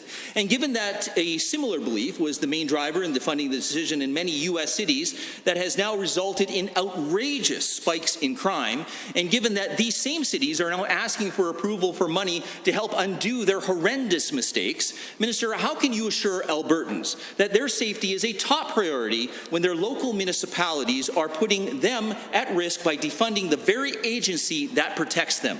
The Honourable, the Minister of Justice, Solicitor General. Thank you, Mr. Speaker. Mr. Speaker, let me be clear. Police services must be accountable to the people they serve and protect. We need to show new Albertans that this government listens when they express legitimate concerns about policing in their community. The government of Alberta is reviewing the complaint process for law enforcement personnel, and those reforms will be integral to building trust between police and communities they serve. Justice must be done, and it must be seen to be done, Mr. Speaker. The Honourable Member for Calgary West. Thank you, Mr. Speaker. Given that there has been memorial monuments honoring police and peacekeeping officers in Alberta defaced, which is disgraceful, Mr. Speaker, and given that these disrespectful acts were committed in order to stand up for a radical defund the police movement, Minister, as you are responsible for policing in this province, what message do you have for our officers when their local politicians are endorsing this extreme movement by voting to defund the police? Order. The Honourable... Order! There's plenty of time for heckling. When the Speaker is on his feet is certainly not one of them. The Honourable, the Minister of Justice. Thank you, Mr. Speaker, and thank you to the member from Calgary West for his tireless advocacy in support of members of our law enforcement. Mr. Speaker, I think we must learn a lesson from the chaos that is taking place in the United States right now, where a whole city who voted to defund and, in fact, eliminate a whole police service is now looking outside for security for their citizens and their properties. But, Mr. Speaker, the government of Alberta finds it completely shameful to see this type of disrespect directed towards those who have sacrificed so much for our citizens. The Honourable Member for Banff-Kananaskis has the call. Thank you, Mr. Speaker. In our government's first budget, we announced $25 million for wildlife protection on provincial roads, including highway fencing and a wildlife overpass just outside Canmore. This announcement came after 7 elk were tragically killed in one weekend. Mr. Speaker, these mitigations are critical not only for the safety of the critters on our highways, but also the many visitors and tourists who travel these roads every day. So to the Minister of Transportation, what is the status of this project, and what is our government doing to ensure both animals and humans are kept safe on Alberta roads? The Honourable Minister of Finance, President, Treasury Board. Well, thank you, Mr. Speaker. The safety of Albertans on their roads is the top priority of Alberta transportation, and I know that is a priority for my colleague from Banff-Kananaskis. Wildlife can pose serious risks to drivers. Approximately 58% of reported collisions in rural areas in 2017 involved animals. And that's why the $25 million we've budgeted will help us look out for every driver. It has gone towards identifying animal vehicle collision-prone areas and assessing the best ways to redirect wildlife or alert drivers to problem areas. The Honourable Member for Banff-Kananaskis. Thank you, Mr. Speaker, and thank you to the Minister. Well, given that I understand this project near Canmore is still in the design phase, and given that it's probably going to take significant design work, considering it's the very first overpass of its kind outside of a national park in Alberta, but given that we are heading into the winter season when the conditions on our mountain roads become significantly more dangerous than they already are, can the same Minister please inform the members of this House and my constituents when we might expect completion of this important project? The Minister of Finance. Well, thank you, Mr. Speaker. Over 22,000 vehicles use the Highway 1 corridor east of Banff each day. The Alberta Wildlife Watch program reported that in 2017, 62% of collisions in Kananaskis country involved animals. Alberta Transportation completed its detailed design of an overpass on Highway 1 just west of Highway 1X. The project is included in our capital plan for construction to begin in 2021-22 and would take about a year and a half to construct. The member. Thank you again, Mr. Speaker, and thank you again to the Minister. Well, given that we were lucky to have no human fatalities when 5 more poor elk were struck and killed in another tragic weekend just recently, it is becoming increasingly evident that we need some sort of precautionary safety measures in the meantime. Given that through the 3 kilometers of wildlife fencing promised in this budget has proven results of lowering collisions by 96% with wildlife, but that safety of our roads can't wait, some constituents of mine have suggested ideas to make our roads more safe in the meantime. So I'm wondering if the same Minister of Transportation will consider high visibility signage installation while we await this fencing's completion. Honourable Minister of Finance. Thank you, Mr. Speaker. And I want to thank the member from Banff, Kananaskis, for voicing her constituents' concerns. In their investigations, Alberta transportation officials examined high-visibility automatic detection systems. These work by changing driver behaviour when wildlife are in the detection zone. However, if traffic volumes are too high, these systems actually create unsafe driving behaviour. Officials found that the traffic volumes at Highway 1 and 1X are too high for flashing signage to work properly. Instead, we're focused on building a wildlife overpass. This will be a major step in reducing animal vehicle collisions on Highway 1. Honourable members, that concludes the time allotted for question period. In 30 seconds or less, we will continue with the remainder of the daily routine.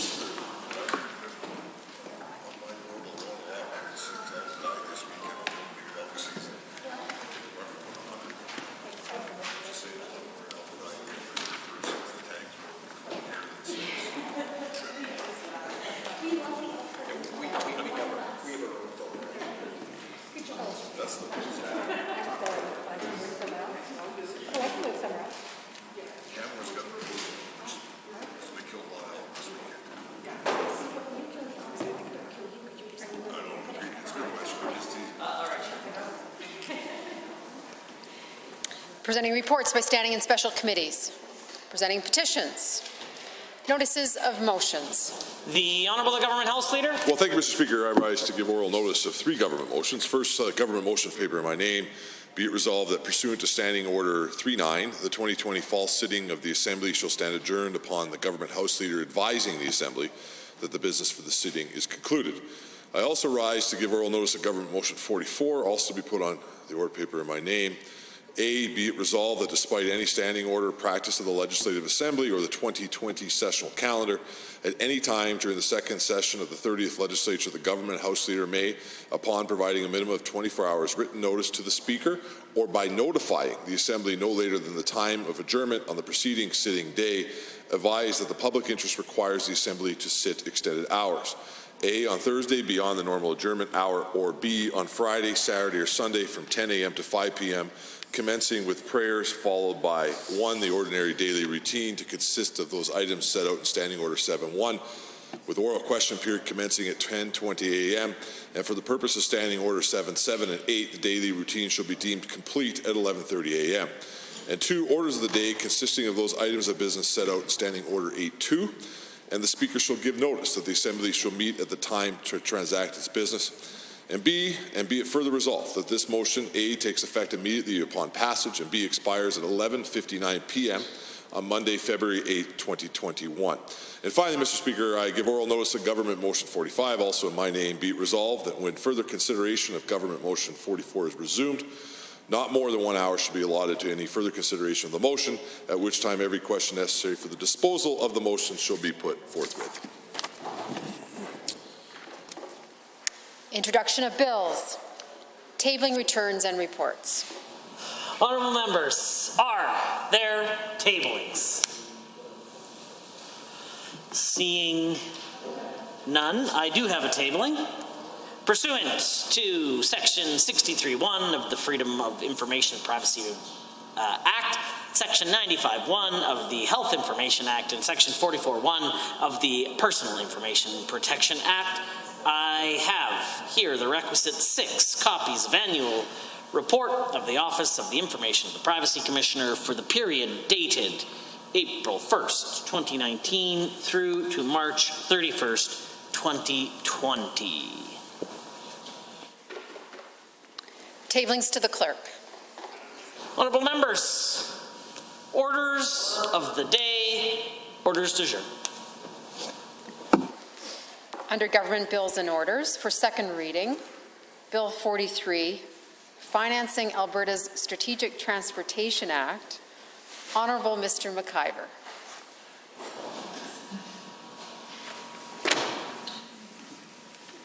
Thank you.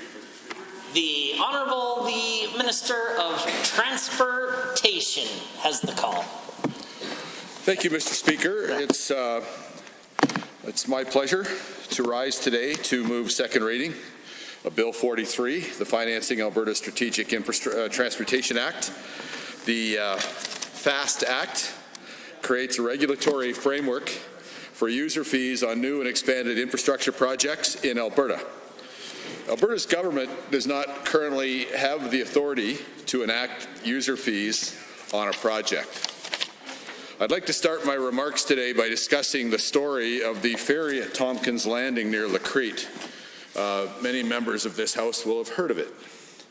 In fact, popular country band High Valley, who are themselves from the Lacrete area, have a clip of the ferry in the music video for their song Come On Down, which has been watched by over 1.4 million people from around the world. The video and song celebrate small-town country living, showcasing many parts of growing up in northwestern Alberta, such as sawmills, farms, and refineries, and of course, the ferry in question. It's ironic, I think, to showcase the ferry with such affection, given that many Lacretians think of the ferry with a certain level of animosity and even angst. The ferry is one of 6 in what I call Alberta's Navy and crosses the Peace River as part of Highway 697, which travels from Fort Vermilion through Lacrete across the Peace River and connects with the Mackenzie Highway about 60 kilometers south of High Level.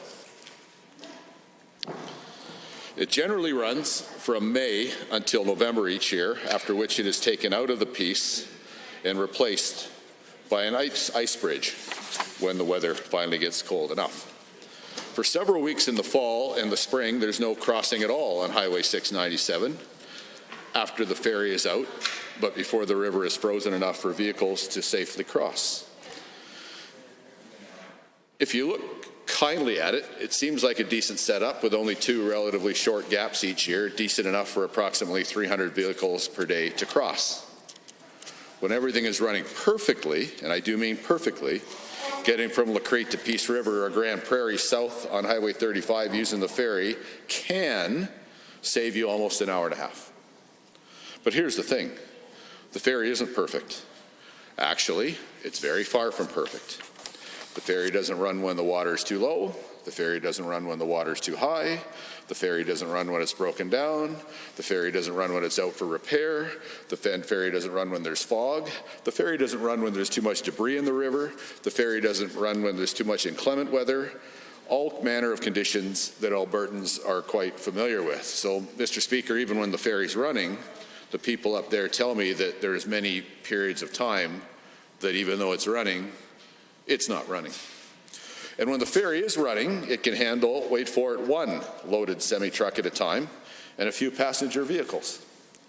So if you happen to plan your time perfectly and you're a little bit lucky, and the weather doesn't turn on you, and you don't get behind the driver of 1 or 2 or 3 more trucks that just beat you to the crossing by 5 minutes, in which case you're stuck, then you can get by. And how long are you stuck for? Well, Mr. Speaker, it depends. Drivers are regularly kept waiting for anywhere from 20 minutes to 3 hours at the crossing. Many businesses avoid the crossing altogether and take Highway 58 through High Level. It does add at least an hour and a half on the journey, but it's a consistent and reliable hour and a half. And when you're running a business or planning a personal trip, that consistency and that reliability actually means something. So needless to say, the good people of Lacrete are looking for something better. They have long argued for a permanent bridge over the Peace, and given this context, you might say the government ought to build a bridge.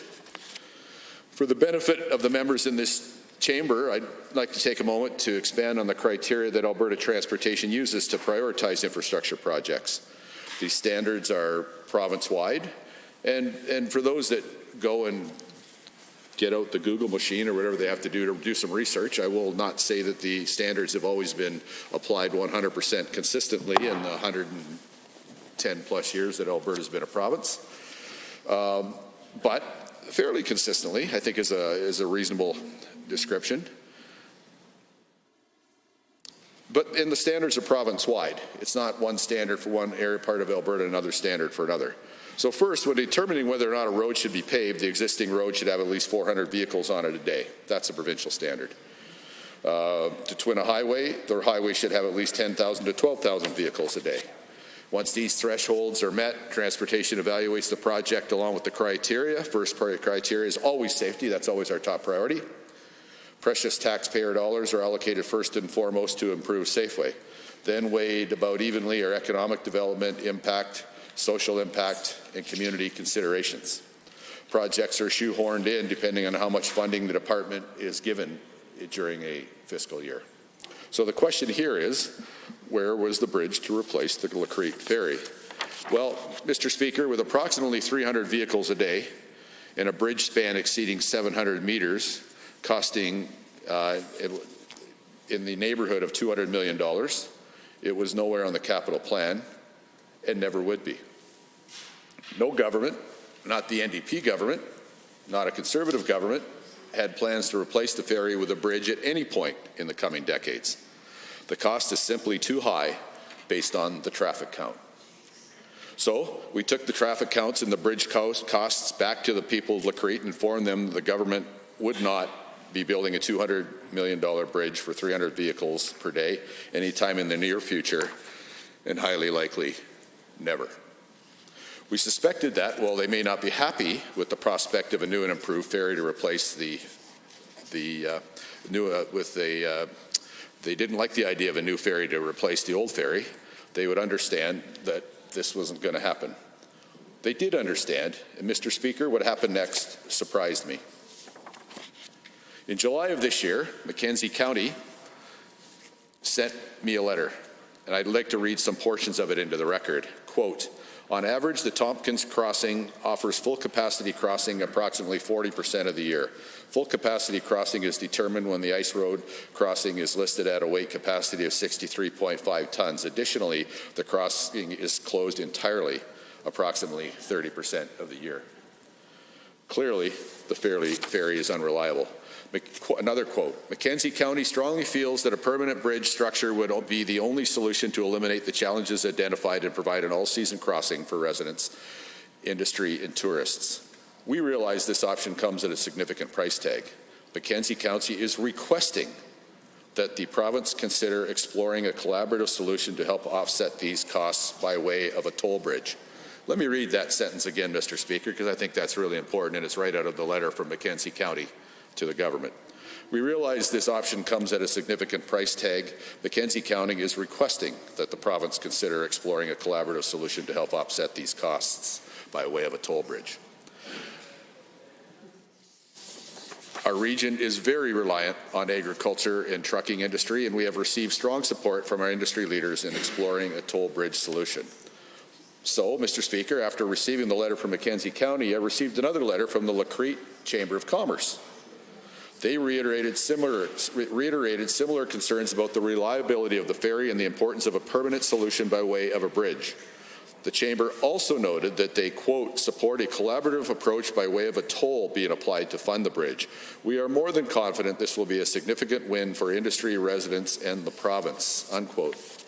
Mr. Speaker, at the first, I'll be candid, I had my doubts about how sure the Chamber and the county were. So the department did some calculations and determined that a commercial toll would have to be in the neighborhood of $150 per crossing for a large commercial vehicle with a payback of 30 or more years, and a personal vehicle's a fee in the range of $10 to $20. But the county asked us to engage, and we accepted that request. In August of this year, I went up with some colleagues of mine to Lacrete again to speak with local stakeholders and businesses. I was expecting strong opposition to a user fee in the range of $150. Again, Mr. Speaker, they surprised me. The response we heard was straightforward. When can you start? When will you build it? When can we pay the toll? When can we use the bridge? Those were the questions I got asked. Nobody asked why. They told me why. The community was unfazed. We heard overwhelming support for the bridge and financing it with a toll. Now, Mr. Speaker, I'm sure there's people up there that would disagree with it, but I have to tell you, the vast majority certainly spoke out strongly in favor. As the community explained to us, the logic is simple. Most drivers avoid the ferry. as it stands because it's unreliable.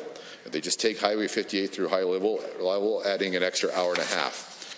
Heavy trucks costing, can cost $150 or more to operate, depending upon the size of the truck.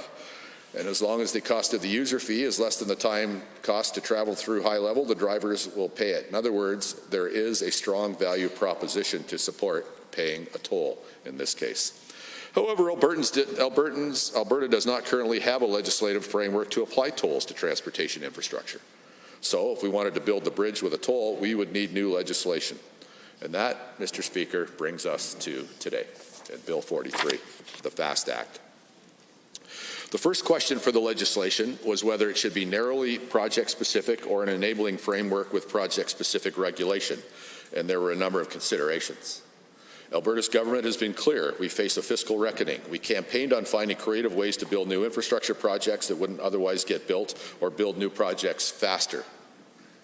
Using financed construction strengthens economic growth and competitiveness at a time when Albertans need it the most, especially the jobs that come with that economic development.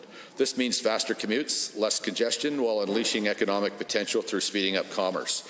Most other provinces, states, and countries have a long, successful history of financing major construction using user fees, as we looked across Canada to see what other provinces did. The result is fairly evenly split. Ontario and the Northwest Territories, for example, have project-specific legislation for their toll projects, while British Columbia and Quebec have broad enabling legislation in a framework and project-specific regulation. We are open to building projects that wouldn't otherwise get built or building new projects faster through user fees. As well, in Alberta, we have a mandate to reduce red tape. Requiring each new project to be introduced via legislation would be a substantial amount of unnecessary red tape and time in this House. Lastly, if other municipalities came to the province and asked for a creative way to build new infrastructure projects that wouldn't otherwise get built or build new projects faster, we want to have the ability to say yes. So when it came to Alberta, the answer clearly fell to enabling legislation with project-specific regulations. However, we acknowledge that user pay is a new concept in Alberta, and Albertans might legitimately be hesitant about user pay projects. To provide certainty to those Albertans with doubts, we took steps to enshrine very clear principles within the legislation. First, user fees can only finance new or expanded transportation infrastructure. The Act explicitly forbids user fees on existing lanes or bridges. Second, Albertans must be engaged before a project can be built using user fees. There can be no toll surprises. Third, Albertans who do not wish to pay user fees will still have toll-free alternatives. In other words, if you do not wish to pay a toll in Alberta, you can live your whole life without paying a toll, period. Revenue collected can only be used to cover the cost of the user fee project. It can't go into general revenue. Right in the legislation, Mr. Speaker. And lastly, once the capital cost of the project is paid off, the fee must stop. Additionally, the legislation also gives the Minister of Transportation the ability to create exemptions to the fee, such as for snowplows, fire trucks, and ambulances, as well as the ability to suspend the collection of a toll during an emergency, like people are running away from a wildfire or a flood. That would just make sense. Each project must be enabled through a regulation passed by Cabinet, including but not limited to the toll amount, different fees for different vehicle types if that's decided upon. Example, commercial vehicles versus personal vehicles, the manner to pay the fee, and so on. All on the record, all public, no surprises every time. The legislation balances the need for Alberta to find creative ways to finance strategic transportation infrastructure while ensuring there are rigorous checks and balances on what projects can be built using a user fee. Since we announced the consultation in Northern Alberta in August, the opposition has sought to spread a great deal of information. Unfortunately, almost all of it incorrect. So I'll take a moment here to correct the record, Mr. Speaker. The member for Edmonton-Ellerslie lambasted the government, arguing that we're threatening municipalities to withhold critical and vital infrastructure unless they pay a toll. That member indicated that Albertans that overwhelmingly elected this government realized the error of their ways and would and if he were back in government, would rain down infrastructure project like there's no tomorrow. Mr. Speaker, the problem with that is that the NDP were in government for 4 years. They have a public record to defend, and that's not the way they operated, Mr. Speaker. So if, as the member argues, the government should simply fund the Lacrete Bridge as he suggests a benevolent NDP government would, then why did it not appear in any capital plan published during the NDP tenure?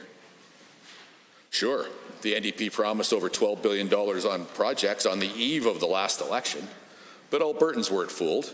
They didn't believe them because, like most NDP promises, it was all hat and no cattle. No money was budgeted for these promises. And despite the NDP's unfunded, unlimited capital wish list, the bridge was nowhere to be found on it. The bridge isn't a secret. The community's hatred of the ferry is well known and long established. If the member bothered to spend some time outside his Edmonton bubble or pick up the phone and call the county reeve or councillors, he'd be well aware that the community wants a bridge. And yet, Budget 2018, the last budget delivered by the worst finance minister in Alberta history, contains no reference to Highway 697 bridge on the funded capital project list, or even on the unfunded $12 billion we'll give you anything you want so you vote for us next week list. And yet today, the Minister for Edmonton Ellerslie suggests the NDP would do it better. No one should believe him. Very few will. Better is a strong word. They'd do it differently, all right. They'd ignore the community because that's what the NDP did for 4 years. They think they always know best. They take the letter from Mackenzie County and Lacrete Chamber of Commerce that says, please take a look at building a toll bridge that had the unanimous support of council and had received, quotes, received strong support from our industry leaders in exploring a toll bridge solution, and throw it away because the NDP thinks they always know best. And what would the people of Lacrete get? Not a bridge. The proof is in 4 years of funded and unfunded capital plans that the NDP government published that contain no reference to a bridge replacing the ferry. And the member from Edmonton Ellerslie essentially concedes this point in media interviews he's done on the FAST Act. On the radio earlier this month, the member was asked what the NDP would do. Amidst a stumbling answer, the member said that the bridge would have to go through a normal capital planning process. You don't have to be an expert to get the subtext there. Under the NDP, there would be no bridge, just as there was not for 4 years. Mr. Speaker, I'm proud to stand here today and defend this legislation that responds to the community's needs, that recognizes that local Albertans know what their drivers and their businesses need and their citizens want, and enables us to build infrastructure that wouldn't otherwise get built. The next point, the opposition has tried to argue that Alberta's government is forcing this option on the community, that we are, they actually used the word extorting, Mr. Speaker, the people of Mackenzie County and Lacrete to get our way. Here again, Mr. Speaker, I'll let the record speak for itself. The letters sent to me by Mackenzie County Council and the area chamber are public for all to see. The member for Edmonton Ellerslie has even quoted the letters in his attacks in previous weeks, and I'll quote them again here. Quote, Mackenzie County is requesting that the province consider exploring a collaborative solution to help offset these costs by way of a toll bridge. The county asked the province to explore a toll. They characterized it as, quote, a collaborative solution. That is hardly language indicating a relationship where the province, being the Goliath, is squeezing David, the county, for every penny. Quite the opposite, Mr. Speaker. They asked, we said yes. But maybe industry feels otherwise. Fortunately for us, there's a record of that perspective as well. Quote, our region is very reliant on our agriculture and trucking industry, and we have received strong support from industry leaders in exploring a toll bridge solution. And, quote, we are more than confident this will be a significant win for industry, residents, and the province. That's pretty clear language, Mr. Speaker, unlike what comes across from the other side of the aisle. The opposition is plainly trying to mislead Albertans about the wishes of the county. They have a terrible record in the NDP caucus in rural Alberta, and it would rather perpetuate it than work collaboratively with our government to find solutions for needed infrastructure. Next, the opposition claims that a Conservative government will never build public infrastructure again. Wow. That's counter to that is quite simple. In June, Alberta's government launched our recovery plan, which includes $10 billion in infrastructure spending, the largest infrastructure build in Alberta's history. We're building more infrastructure than the previous government did. The FAST Act does not replace government-funded infrastructure, Mr. Speaker. It adds to it. Next, the opposition claims that our government lied about tolls during the 2019 election. Well, Mr. Speaker, the record indicates who's lying, and it's not on this side of the House. Thank you, Honourable Minister. Are there any members looking to join debate on Bill 43? I haven't even recognized anybody yet, but we're already clapping. I am going to see the honourable member for Edmonton South. Go ahead and clap. Thank you, Mr. Speaker. I can see my colleagues are quite excited to talk about Bill 43 and the toll roads the UCP is intending to bring across this province. Mr. Speaker, it is absolutely shocking what the Minister of Transportation just said in this place. It's absolutely shocking that the Minister of Transportation would even have the audacity to introduce this piece of legislation in Alberta. Because, Mr. Speaker, the UCP government is breaking a core election promise they made to Albertans. During this campaign in 2019, the Premier said the NDP was fear-mongering, I quote, when we claimed that he wanted to bring in tolls. There you go. Now, Mr. Speaker, we have proof right here in this legislation, Bill 43, that is this government's real agenda. They are bringing forward legislation that allows them to toll almost any road in Alberta. Every new lane, every new bridge, every new alleyway, even private driveways, Mr. Speaker. This government absolutely broke their promise to Albertans. After giving $4.7 billion away to wealthy and profitable foreign corporations, this government is asking regular, everyday Albertans to pay more, simply for the privilege of driving, simply for the privilege of going to the grocery store, simply for the privilege of dropping their kids off at school. Mr. Speaker, we have seen this government take their first action on tolls, and we know it's not pretty. But, Mr. Speaker, when the government stands in this place and they talk about how the opposition is fear-mongering and what the opposition is saying is not true, the government perhaps needs to spend some time actually reading their own legislation. Perhaps the Minister of Transportation did not get a good enough briefing on his own legislation. Perhaps the Minister of Transportation does not actually understand his own legislation. But, Mr. Speaker, I will remind the Minister that he is also responsible for a piece of legislation called the Traffic Safety Act. And in the Traffic Safety Act, Mr. Speaker, the definition of highways is actually very clearly defined. And, Mr. Speaker, for the benefit of everyone in this place, I'll read that out for this House. Highway, and I'm quoting from the Transportation Safety Act here. Highway means any thoroughfare, street, road, trail, avenue, parkway, driveway, viaduct, lane, alley, square, bridge, causeway, trestleway, or other place, or any part of any of them, whether publicly or privately owned, that the public is ordinarily entitled or permitted to use for the passage or parking of vehicles. And includes a sidewalk, including a boulevard adjacent to the sidewalk, and so on, Mr. Speaker. So that's the end quote. And Mr. Speaker, it's very clear here that in Bill 43, if we look at what Bill 43 enables this government to do, and when we look at the actual sections of this bill, such as subject to Section 2, we can see that the government may, by order in council, through the Lieutenant Governor in council, designate or propose new highway infrastructure or a portion thereof, or B, propose expanded highway infrastructure or a portion thereof. And Mr. Speaker, what does that mean? It means basically any roadway that this government or any future government wants to build here in Alberta could be designated a toll road. And as we know from the Traffic Safety Act that this minister is also responsible for, that highway basically means anywhere you could expect to have a car, anywhere you could expect to have a motor vehicle. So, Mr. Speaker, or indeed even some places you wouldn't expect a motor vehicle, such as a sidewalk. So, Mr. Speaker, this minister is enabling through his legislation one of the most money-grabbing and aggressive legislation we have ever seen in terms of attacking Albertans' wallets. He's actually enabling this government to toll anything from a simple sidewalk in a neighborhood. That's what we're talking about here, Mr. Speaker. And I have some questions I'd like to ask the minister. I mean, the minister has the right and an opportunity in this place to respond to questions from the opposition. Perhaps first off, I'd like to ask the minister and this government and the premier, why did they break their election promise to Albertans? Why did they bring in toll road legislation when they clearly said in the campaign they would not introduce any toll road legislation? Why were tolls not mentioned anywhere in the UCP platform? I think it was mentioned, I've counted, exactly 0 times in the platform. And then while the government has said this is the largest mandate and the most robust mandate that's ever come forward, they couldn't even manage to include this substantive piece of legislation in their mandate, Mr. Speaker. So I guess the question really is to the Minister of Transportation, to the Premier, why was there no consultation with Albertans? Why was this significant shift in government policy? Why was there no consultation with this significant money grab against the people of Alberta?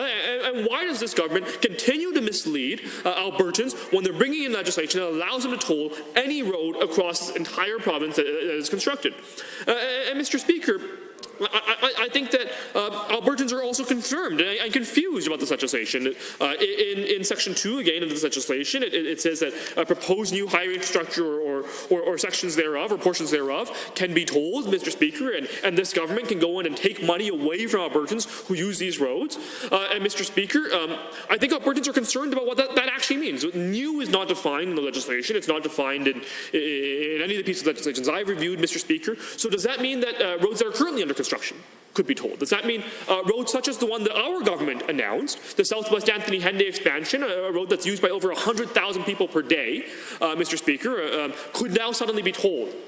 Without any consultation, well, with minimal consultation, as in this legislation, with minimal consultation, without any actual thresholds, and suddenly we're going to see families paying more. Those are the types of questions Albertans are actually asking right now.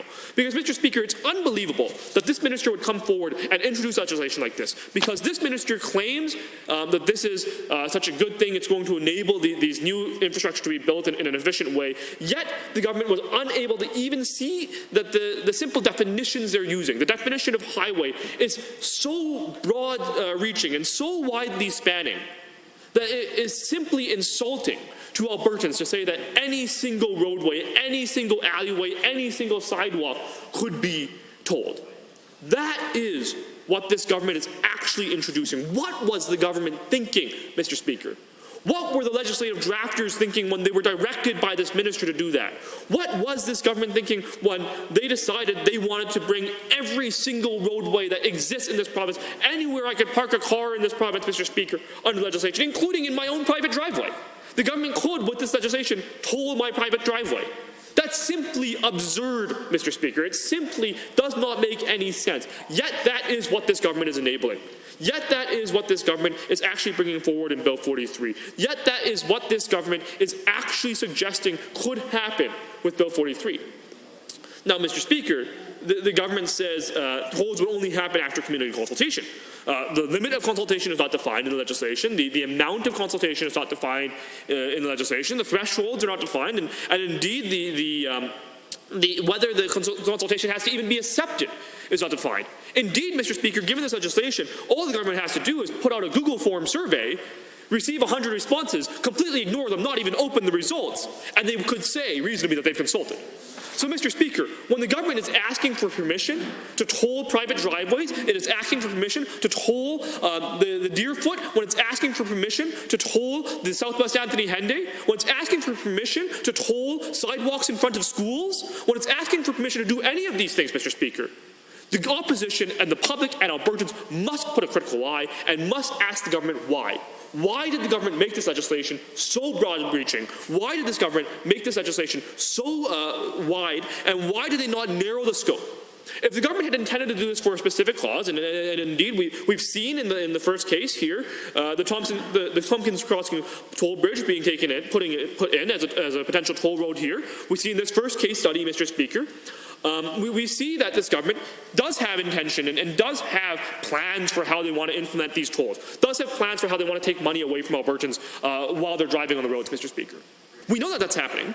We can see it happening. The minister spoke about it in his remarks. Then why did the government not take any measures to narrow that scope? Why did the government not even take a single second to consider that the narrowing of that scope is important? And Mr. Speaker, it is particularly concerning because we've heard this minister even hint at future projects that are going to be tolled. In the media, Mr. Speaker, there was talk in Calgary about expanding possible roads in Calgary, such as the Deerfoot, through use of tolls. He's asking Calgarians to pay more after giving $4.7 billion away to already wealthy and already profitable corporations, after causing over 50,000 job losses across this province even before the pandemic began, and then hundreds of thousands of job losses during this pandemic, Mr. Speaker. This minister is actually suggesting in the public that Calgarians should pay more just to use the roads. That's what this minister is actually saying, that his neighbors should pay more. That's what this minister is saying here with this legislation, Mr. Speaker. Bill 43 is something that simply cannot stand as it's introduced, Mr. Speaker. This government has not given any thought, it seems, to the importance of making sure we have robust legislation, the importance of making sure we have legislation that does not give the government too much power, that does not, and Mr. Speaker, that's a pattern for this government, right? It's a recurring theme. This government likes to do power grabs. It likes to do money grabs. It likes to do these bills that allow them to do whatever they want. And Mr. Speaker, Albertans are not happy with that.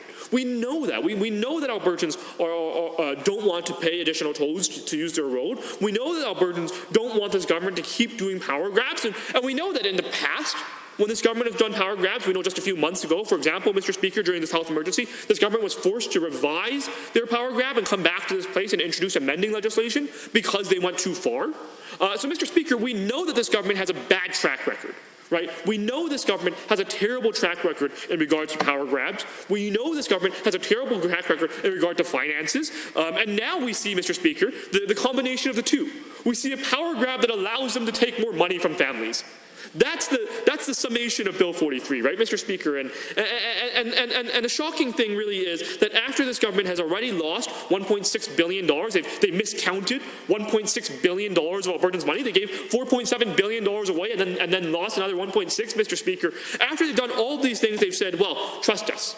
We're going to go in and actually take money out of every pocketbook as you drive down the Deerfoot, as you drive down the Southwest Anthony Henday, as you drive across the highways. That's what this government is actually suggesting. And Mr. Speaker, government members appear to be scoffing, but again, I remind them that's actually what this minister said in the media, was that expansion of the Deerfoot, for example, would result in additional tolls.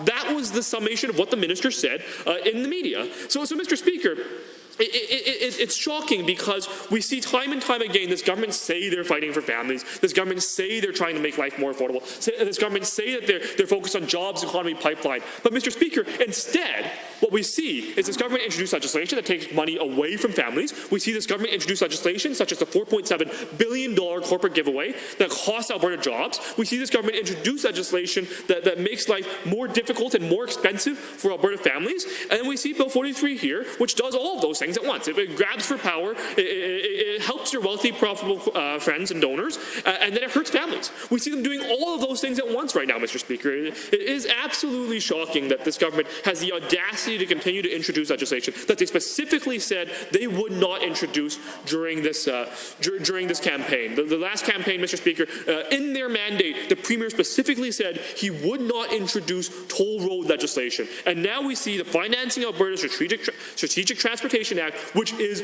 toll road legislation. So, Mr. Speaker, it's something that this government needs to own up to. They need to own up to why they did not campaign on this, why they indeed actually campaigned against this, and then still introduce it in this place. And Mr. Speaker, it simply is not fair to families, right? It's simply not fair to families because, for example, Mr. Speaker, we see the maximum fines of $2,500 set in this legislation, but there's no cap on things like interest rates on the fines, tolls, and penalties, and there's no expectation. And Albertans already don't trust this government.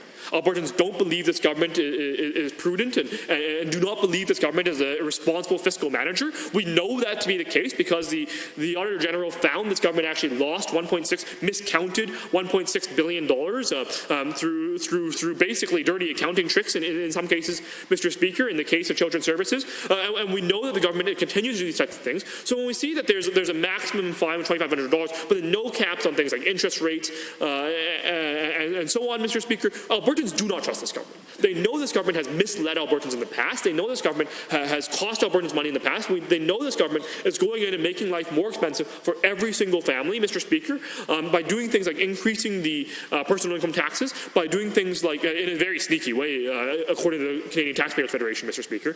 We know this government is doing all of these types of money grabs. We know they're increasing property taxes. And then now, on top of that, they're saying just to use the roads that already exist, that are going to exist and then need to exist because hundreds of thousands of people are using our roads every single day, Mr. Speaker.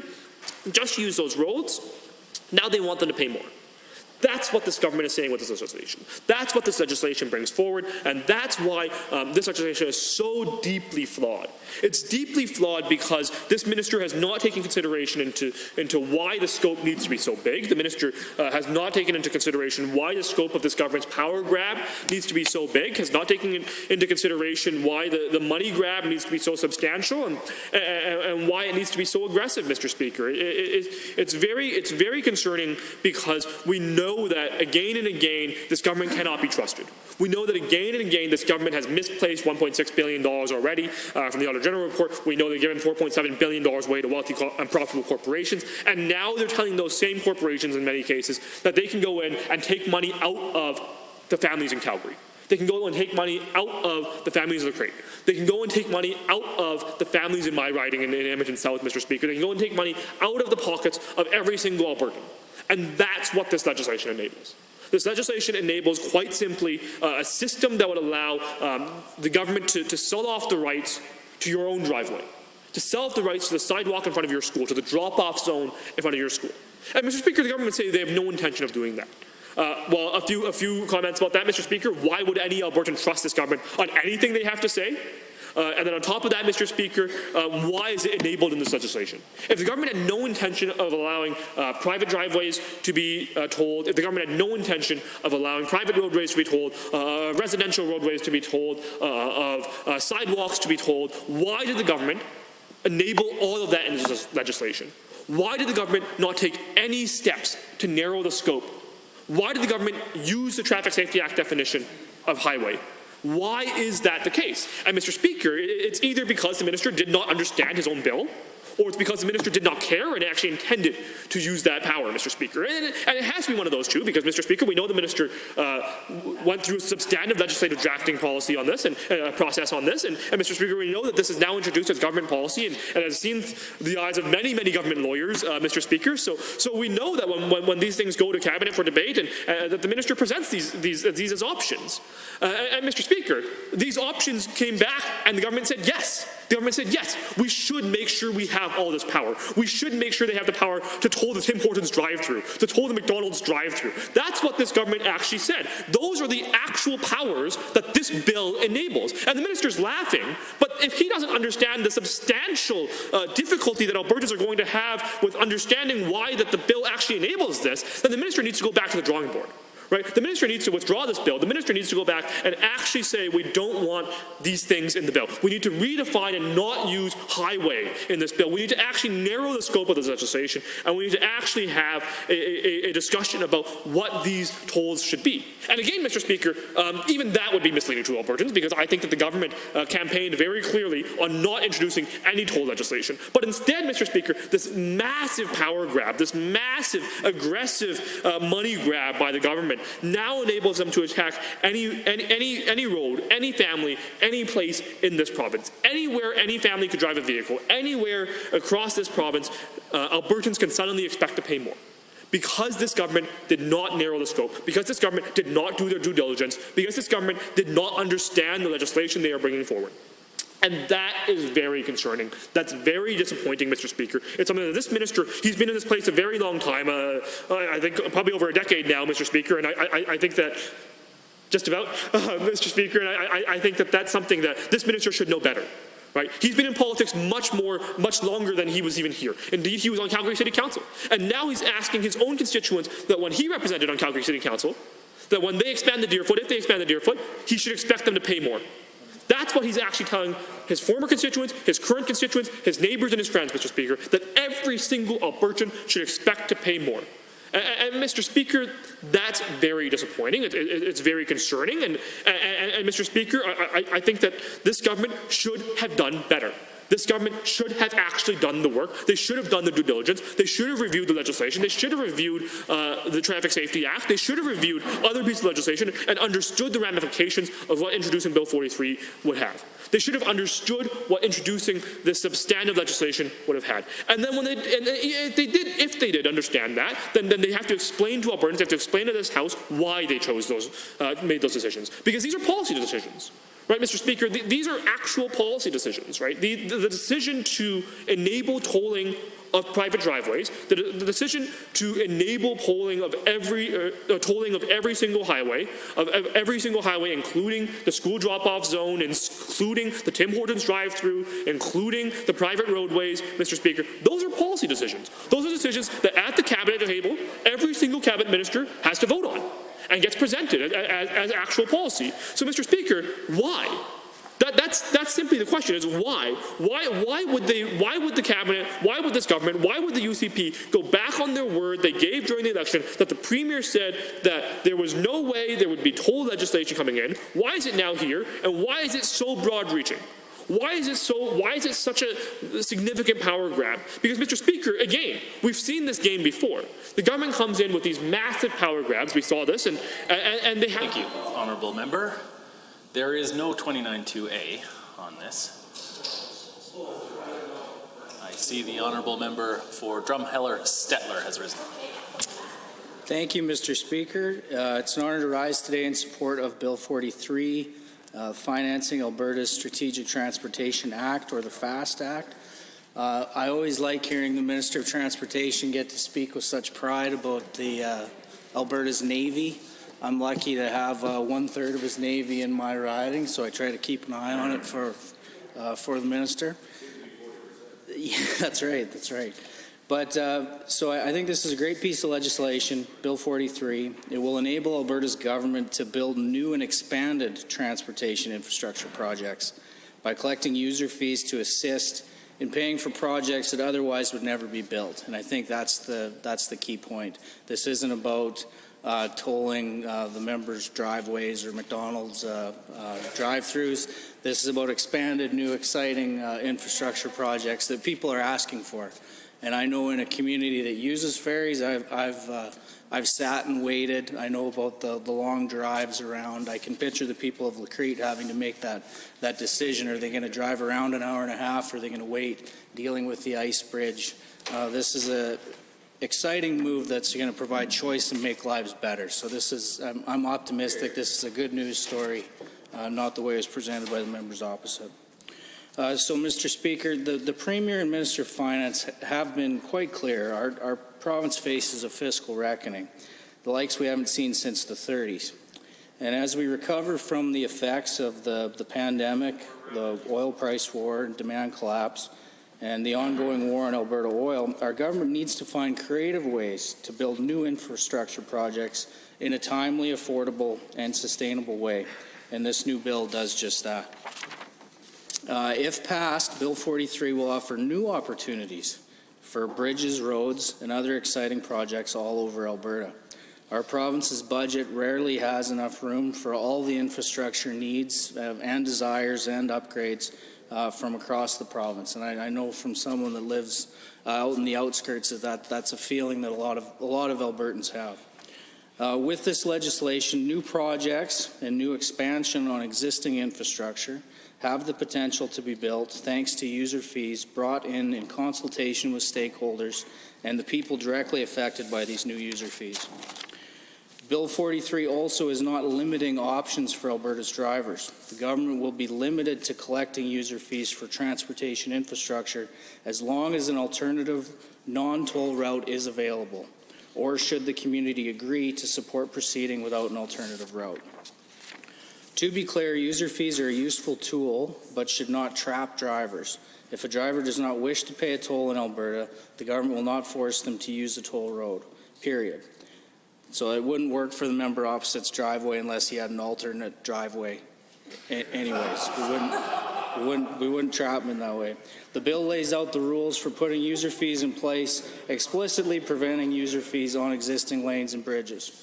We've heard from the opposition, including their transportation critics, say that this bill is us neglecting our responsibility as a government because we're not paying for these transportation projects with taxpayer dollars. The FAST Act is already proving those members wrong. For example, as the minister recited, the Reeve of Mackenzie County, in my colleague, the member for Peace River's riding, sent a letter to the Minister of Transportation stressing the importance of building a toll bridge across the Peace River. He sent that letter in July, and now the bridge could potentially be built if this House passes Bill 43. In this case, Mackenzie County requested that Alberta's government explore, and I quote, a collaborative solution to help offset these costs by way of a toll bridge. For the county, the costs of constructing an ice bridge in the winter and operating a ferry crossing during the spring, summer, and fall justify the construction of a bridge paid for by user fees. The government outlined that with the amount of traffic, they would be comfortable paying for a new ferry. The county basically said no thank you, but would be willing to pay the difference over time through user fees to build a bridge. Counties such as Mackenzie County oftentimes cannot afford solely to pay for infrastructure projects like bridges, and the province needs to find solutions to fund infrastructure spending. Industry and residents and local municipalities can contribute in collaborative ways through user fees. The important thing to remember for people using this infrastructure is that once the cost of the new project or expansion is paid for, the fee will stop. Money collected in one region of the province will remain there, being reinvested in further projects in the future. Most other provinces, U.S. states, and countries around the world successfully have put user fees in place to finance major construction in their respective jurisdictions. Some of the notable projects that use this model are the Coquihalla Highway in British Columbia, the 407 Highway in the Greater Toronto Area, and the Confederation Bridge between PEI and New Brunswick. While Alberta's recovery plan needs not only the economic stimulus and jobs created by these projects, the strategy also relies on keeping Albertans moving. That includes the workers commuting to and from work, trucks delivering goods all over the province, and making our roads less congested and safer. Alberta has an extensive highway network connecting municipalities together, stretching nearly 64,000 lane kilometers. This network, in our climate, obviously requires significant investment to maintain and rehabilitate, not to mention expand, as our population in our province continues to grow. In my own experience, rural highways and bridges need updating and repair, and whether it is a highway in the middle of nowhere or one running through town, the faster the project can be built and paid off, the better. User fees have worked in other provinces, and now it is our turn to work with stakeholders, communities, and everyday Albertans to get creative with our need for capital. It is quite evident to Albertans how vulnerable our economy can be in light of the COVID pandemic and oil price crash. At the same time, we all know that governments cannot pay for everything, and that especially during the financial situation we find ourselves in, new ways of paying for transportation infrastructure is one of the only ways forward.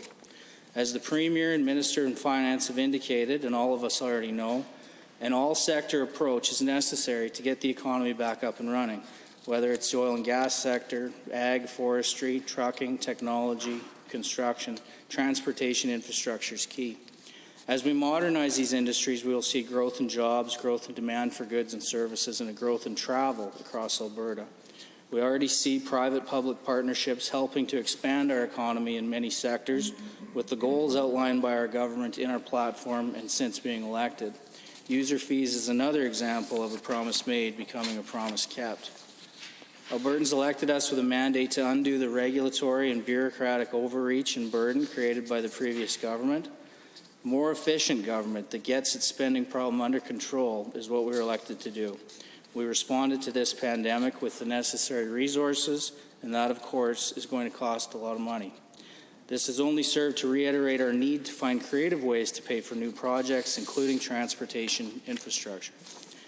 Mr. Speaker, this legislation accomplishes goals set out by us from back during the campaign, and I think that it also serves as a reminder that Alberta's future does not rely on big government.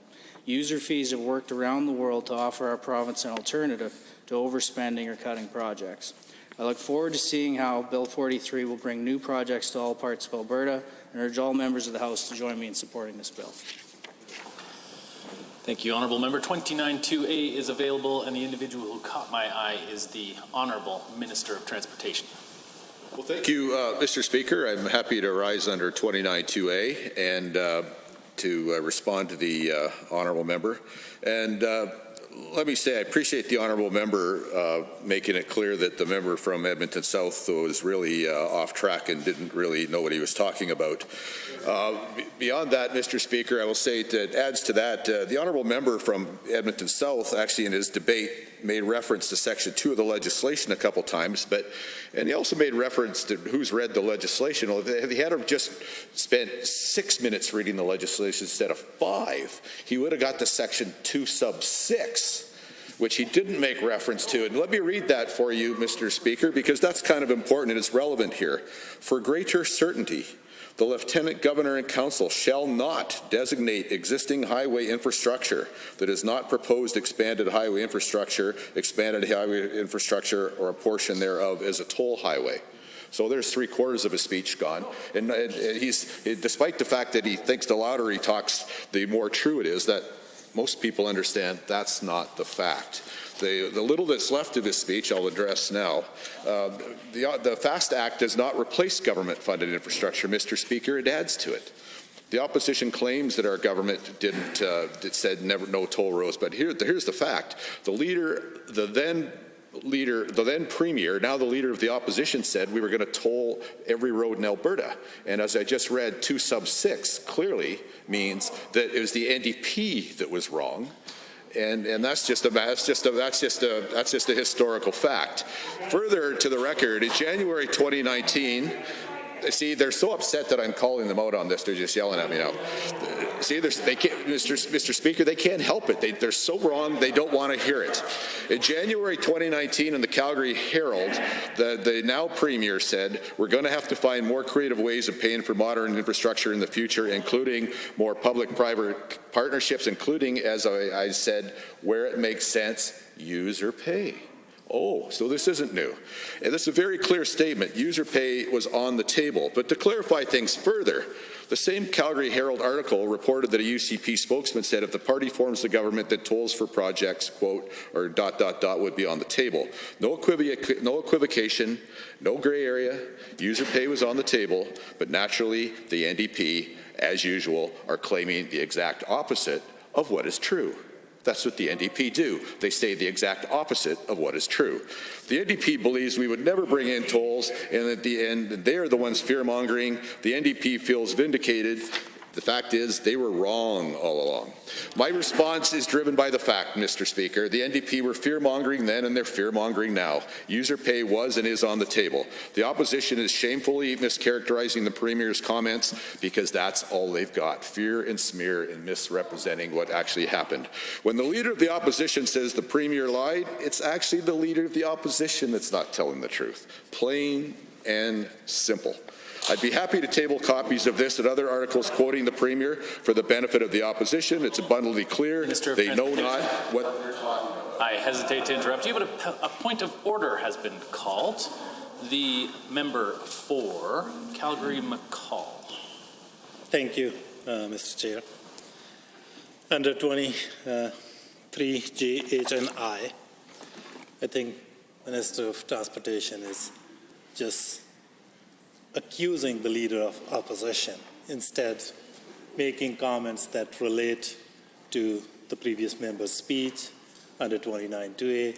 He is just on the same page where he was talking earlier and just, I guess, making accusations which are baseless, which are likely to create disorder in the House. It would be better if Minister explains what his bill is about, how it will impose new taxes and all those things, so we can understand what this bill is about. Yeah, good idea.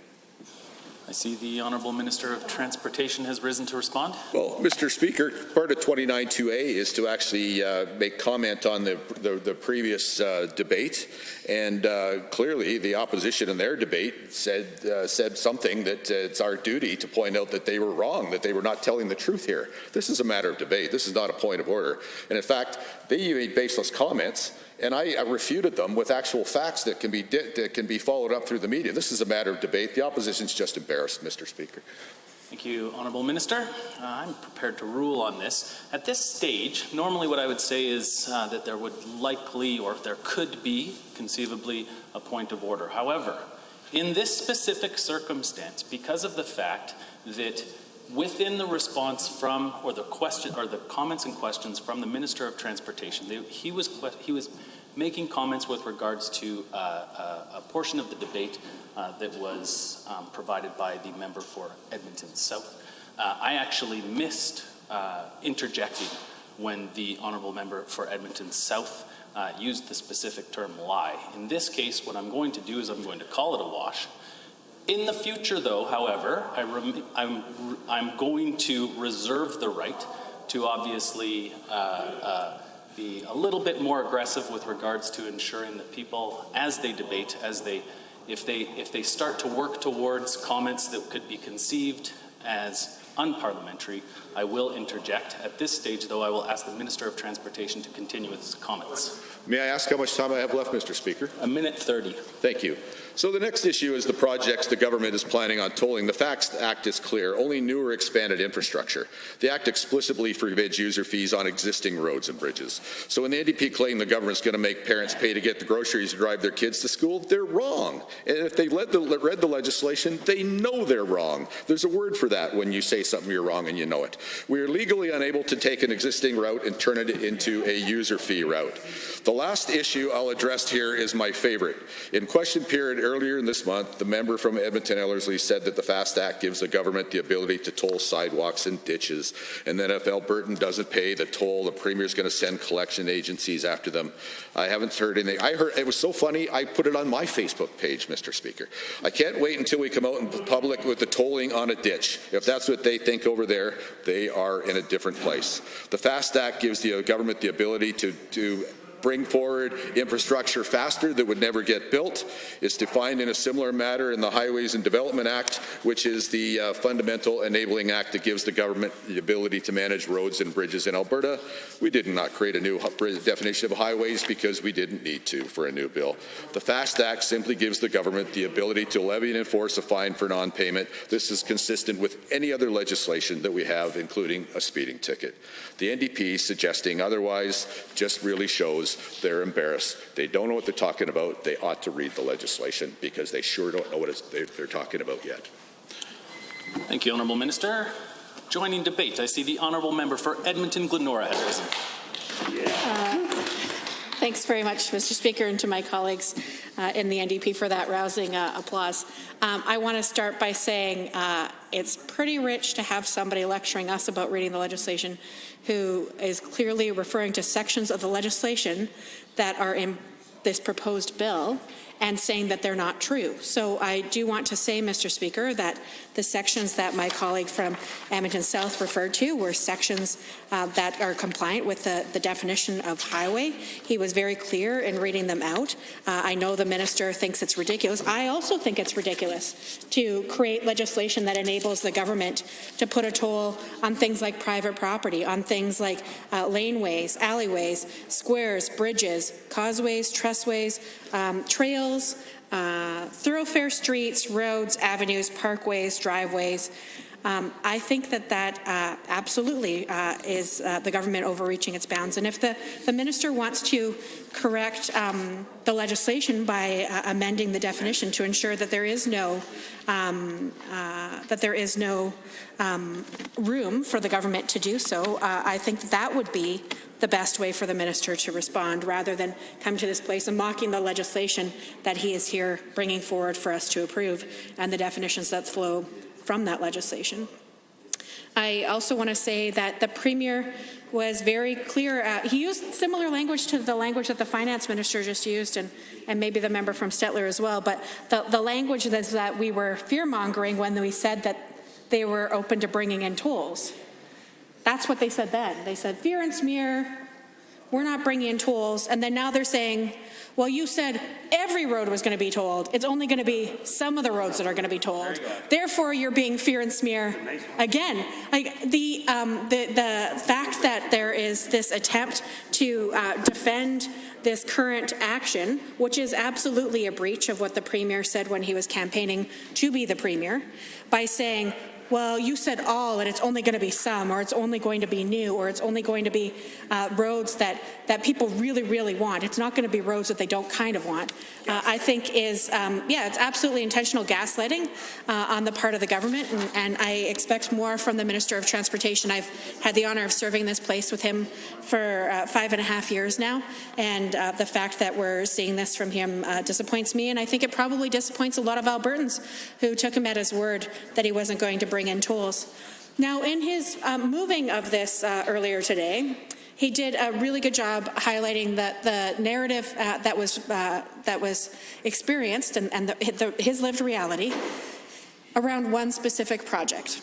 And I do want to say to the people of Lacrete and area, and particularly I know that when it's harvest time and people are trying to get to market, that if the bridge is, or if the ferry isn't available because of water levels or other issues that are happening, that is a significant burden. And having to drive that extra distance with such a heavy load, 1.5, 2 hours, it has a significant cost. And I do believe that probably $150 is probably less than what the fuel cost would be for having to drive that significant detour. If this bill was about Lacrete, that's the project this bill would be addressing. But this bill isn't just about one project. It isn't just about the solution that was brought to the minister, as he says, by folks who were elected. This bill is about all of our infrastructure that applies to the definition of highway, as was referred to by my colleague for Edmonton South. So I do want to be able to take the minister at his word, but he's already demonstrated that he is going to revisit the language that was very clear in the election when we saw that the government was flirting with bringing in tolls, and we highlighted that for the people of Alberta. I believe the Premier said it's only going to be for commercial projects if we even do it, but we're not even saying we're going to do it, but if we did, it would only be for commercial projects.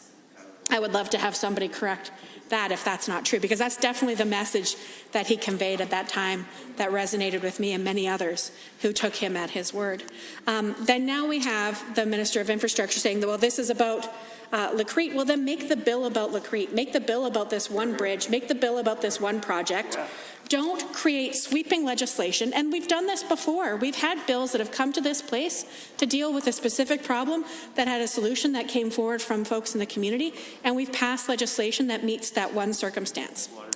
But the minister has chosen not to do that, not to focus on this one situation where he says that they've done adequate consultation. And I do appreciate that many folks in the community have weighed in. But I will tell you, Albertans across this province haven't weighed in on how they feel about having a toll road tied to the Deerfoot. If the minister actually wanted to consult with Albertans, which is absolutely what opens the door here, adding additional lanes to the Deerfoot, those being tolled. And you know what? The Deerfoot does need extra lanes. I, like many people, have driven that road at a variety of times of day, and I know that the congestion it causes, and I know the folks who will need to rely on that long into the future did not expect this government to come forward saying they were going to slap a bunch of new school fees, new education taxes, new personal income taxes. The number of times that the government has cut, user fees, let's talk about this one too.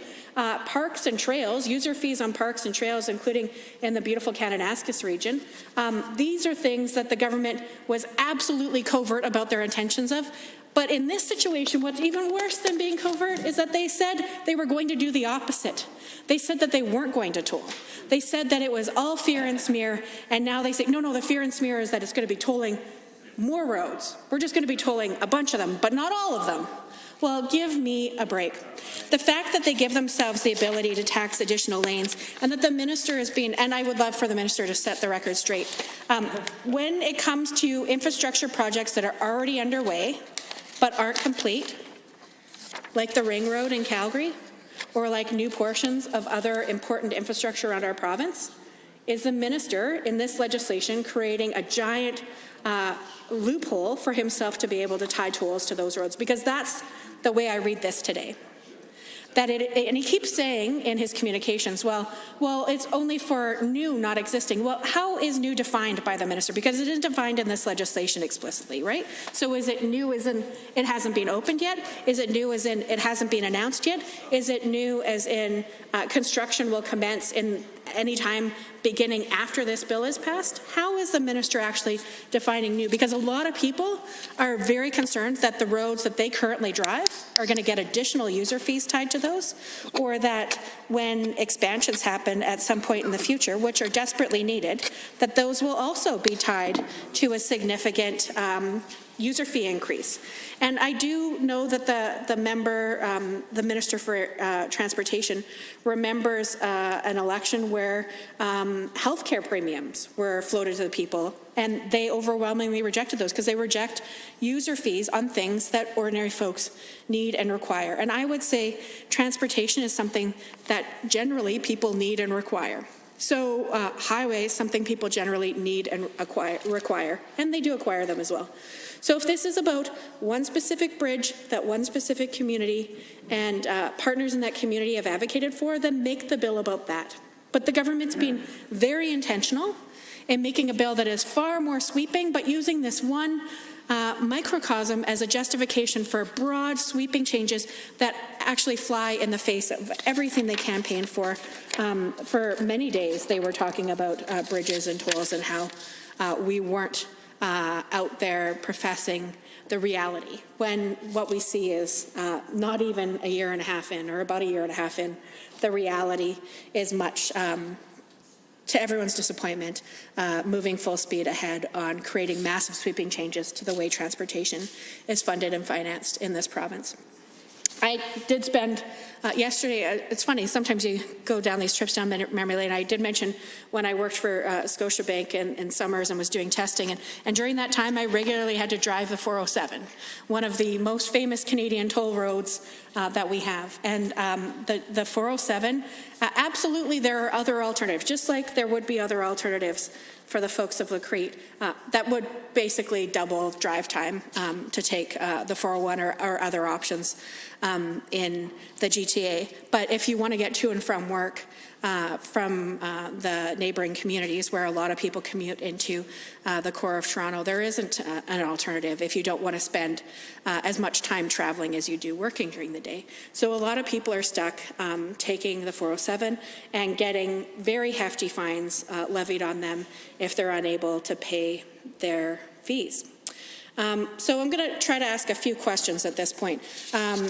One, I would love to have the minister talk a little bit more about the 400 vehicles a day estimate that he provided. I would love the breakdown between what's estimated to be commercial, which he said would probably have a user fee of $150, and what's estimated at personal, which I think he said would be somewhere up to $20, would be the estimate today. So of those, I think it works out to 146,000 trips per year approximately. What portion of that is commercial and what portion of it is personal? How is this decision to finance being impacted by those projections? I'd also like to know a little bit about the maximum fines, as I understand it, and I would love to be corrected, or maybe there's an amendment forthcoming. The maximum fine is $2,500, which it would be a lot for somebody who is expected to pay $20 a pop. $2,500 in fines is significant. But for commercial transporters, the fine's still the same, because I think it is, in my reading of the bill, that the maximum fine period is $2,500. So for commercial transport, somebody who should be paying $150, I think that works out to about 16 trips, one-way trips. So it could be eight days, really, of there and back travel, which wouldn't be unreasonable. So I would like to know how the fines were set and why or why not they haven't been differentiated for commercial or personal use. I think $2,500 would be a huge fine for personal use, but I don't know if it is how we've weighed that proportionality to what the minister himself is saying would be the commercial rate for using that bridge itself. I'd also like to know why the government chose not to cap interest rates for the fines, tolls, and penalties. I know this is something that has led to huge bills being brought forward by people who do drive the 407. The fee itself is quite high, and it's based on how long you're on the road for, et cetera. But the fines and the penalties for failure to pay promptly is something that has been really difficult for a lot of folks who are really struggling. So I want to know why we chose not to cap those for Albertans and why we would create the same kind of potential liability and risk for individuals in Alberta. And this legislation requires some minimal consultation that it does spell out on new tolls, but government doesn't necessarily have to listen even. And why not put any new project, because I think the minister was very proud in saying how much community engagement there was. Why not put any new project to a community referendum? If every single person is going to be subjected to the realities of the toll, why not give every single person the ability? The member for Stettler said, well, it wouldn't apply to driveways unless you, because you already have a driveway. But it absolutely, anything that has an alternate route, and the alternate route doesn't need to be a reasonable route. For example, the folks in the Crete, it's not reasonable for most people to add 2-hour commute when they're hauling grain when the hours are so important. When the hours are, sorry, I didn't catch that. To add 2 hours to the commute when the hours during harvest are so crucial to, okay. Yeah, happy to hear it in 29.2a, I guess.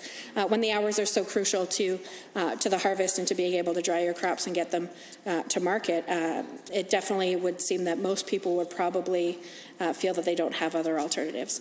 And of course, a new toll is only on a new piece of infrastructure, but again, the definition of new hasn't met my head nod test yet. Hope that changes. And yeah, the third piece, again, community consultation, but consultation doesn't seem very onerous. And it doesn't say that that if the community is opposed to it, that the government isn't going to do it anyway, which is why, again, I think a referendum would be far more respectful of democracy, especially after the government is acting in breach of what they democratically campaigned for less than 2 years ago. So those are some of the main concerns that I have at this point. I know that some people will probably say that they think it's not reasonable to have one piece of legislation solve one problem, but I would say that this piece of legislation is causing a whole swath of new problems by creating a complete overturn of what has been the reality for quite some time. So I have to say that I'm disappointed that the government is choosing to continue to move forward full speed ahead on this. If this is about La Crete and the bridge there, I welcome them to make this. Thank you, Honourable Member. 29.2a is available. I see the Honourable Member for Calgary McCall has risen. Thank you, Mr. Chair, and thank you to my colleague from Edmonton, Glenora, for her thoughtful remarks. And as she was speaking, I was also reading the sections that she referred to in her comments, in particular Section 2, which clearly states that subject to the provisions, the Lieutenant Governor in Council may, by order, designate proposed new highway infrastructure, or a portion thereof, or proposed expanded highway infrastructure, or a portion thereof as a toll highway to which this applies. And I can see the provision that for greater certainty, existing infrastructure is excluded. However, I remember during the campaign in 2019 that this issue came up, and I was part of a press conference with members of the communities, and we raised that concern, and only answer we got was that that's just fear and smear.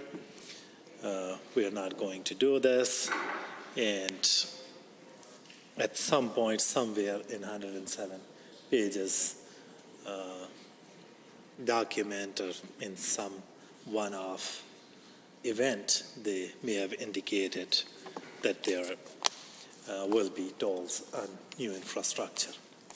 But the government cannot say that there was the mandate that they received from Albertans on April 16, that they can go ahead and toll the roads, new infrastructures, whatever they are building.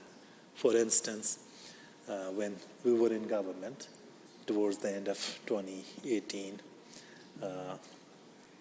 we announced funding for expansion of Deerfoot Trail.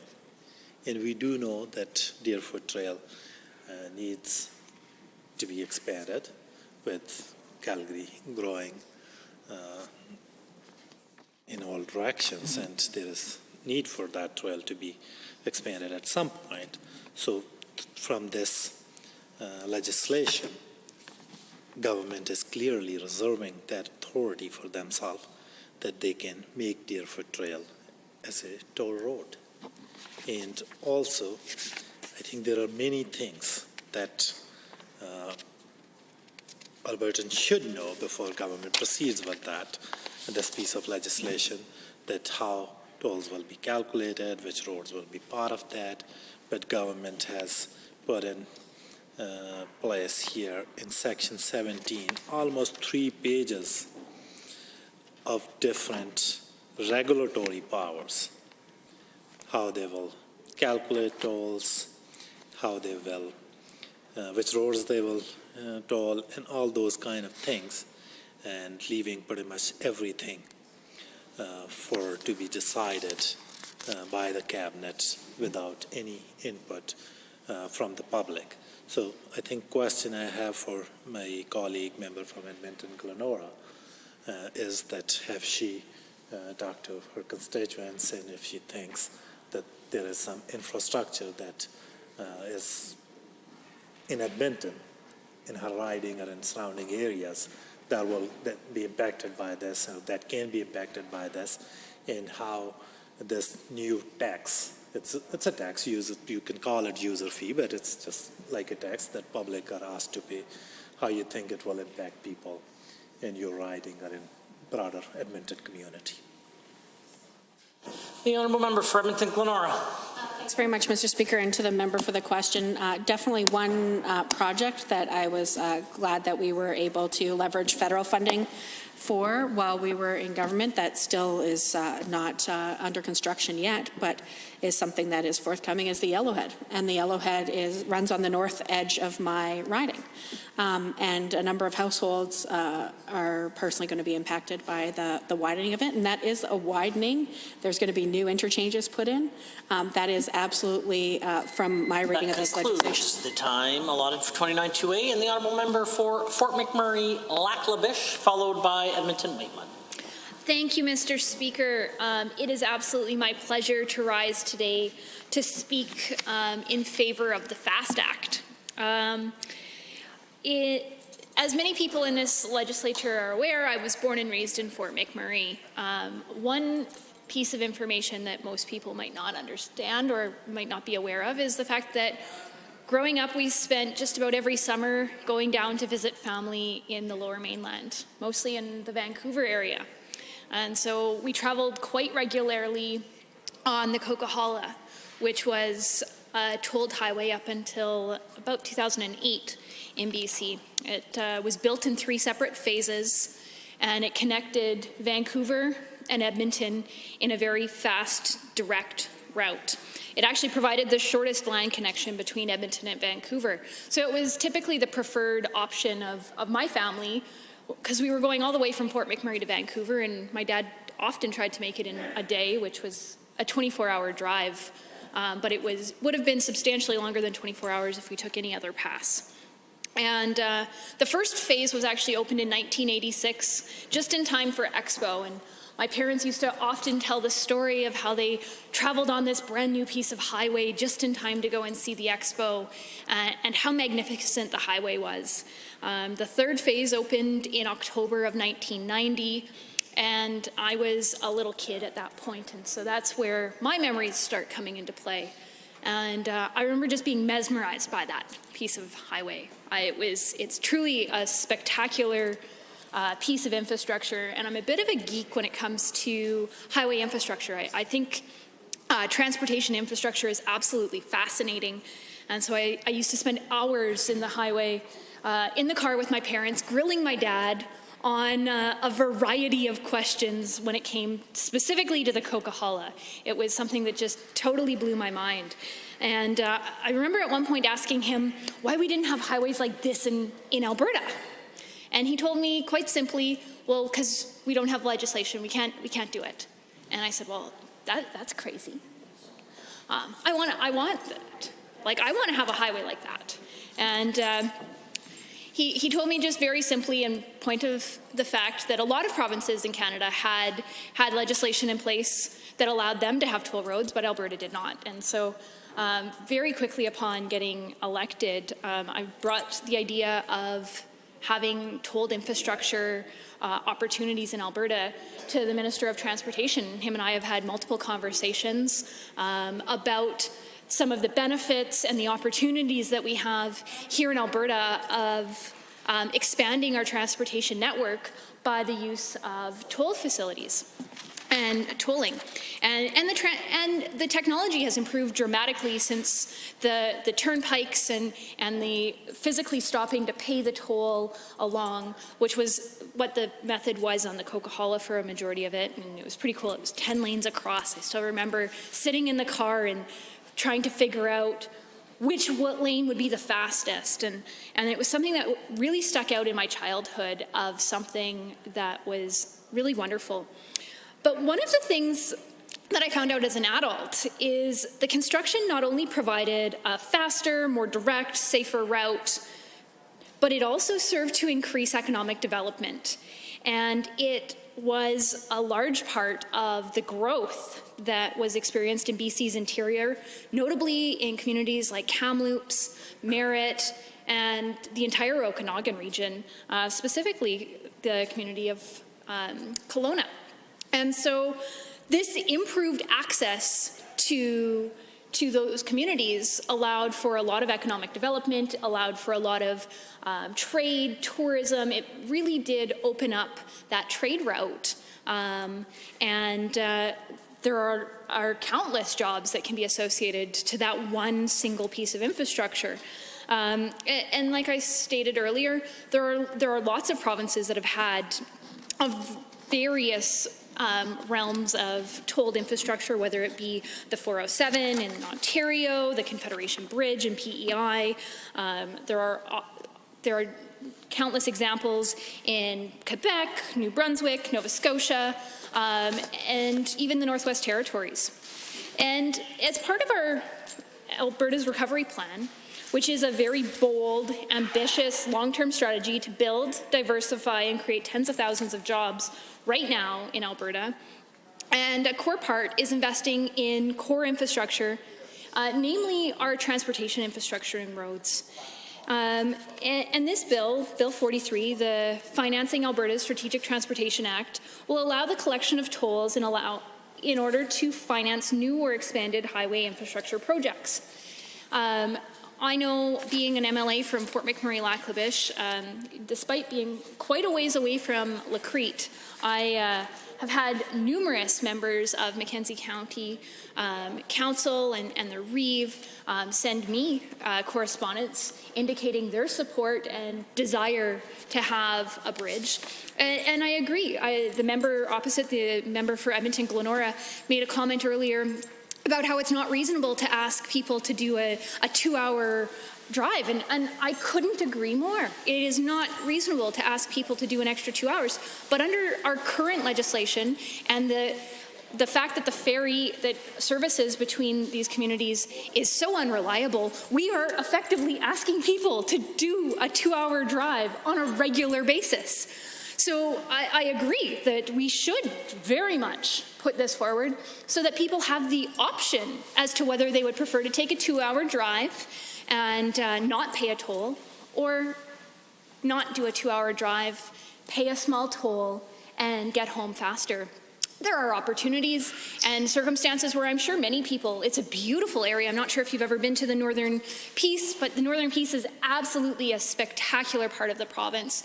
It has majestic skylines and beautiful river valleys, and I know many people would probably really appreciate taking an extra 2-hour scenic drive once in a while, but I know most people would probably prefer taking a more direct route.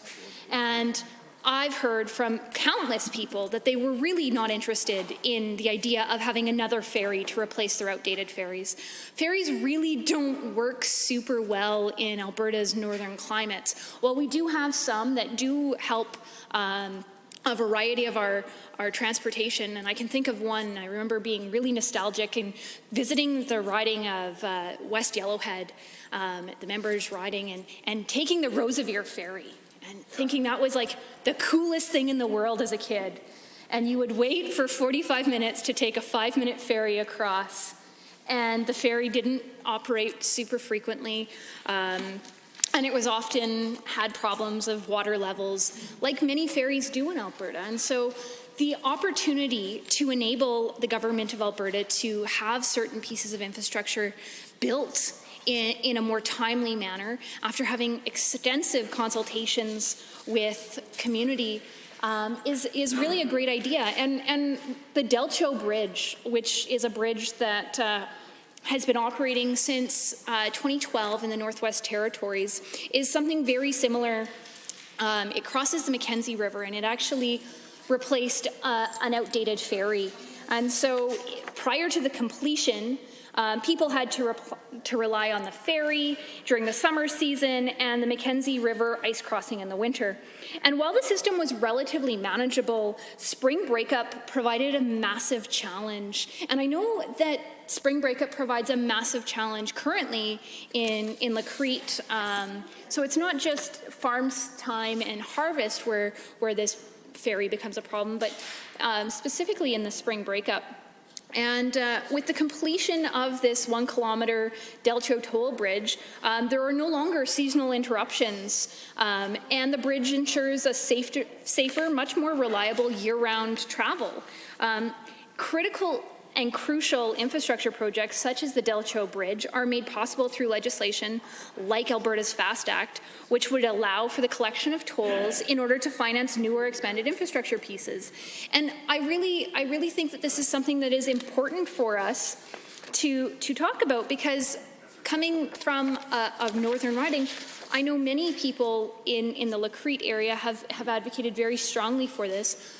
And they are definitely very active in their lobbying for this particular project, and have made it explicitly clear that replacing with a ferry was not really an option that they were interested in.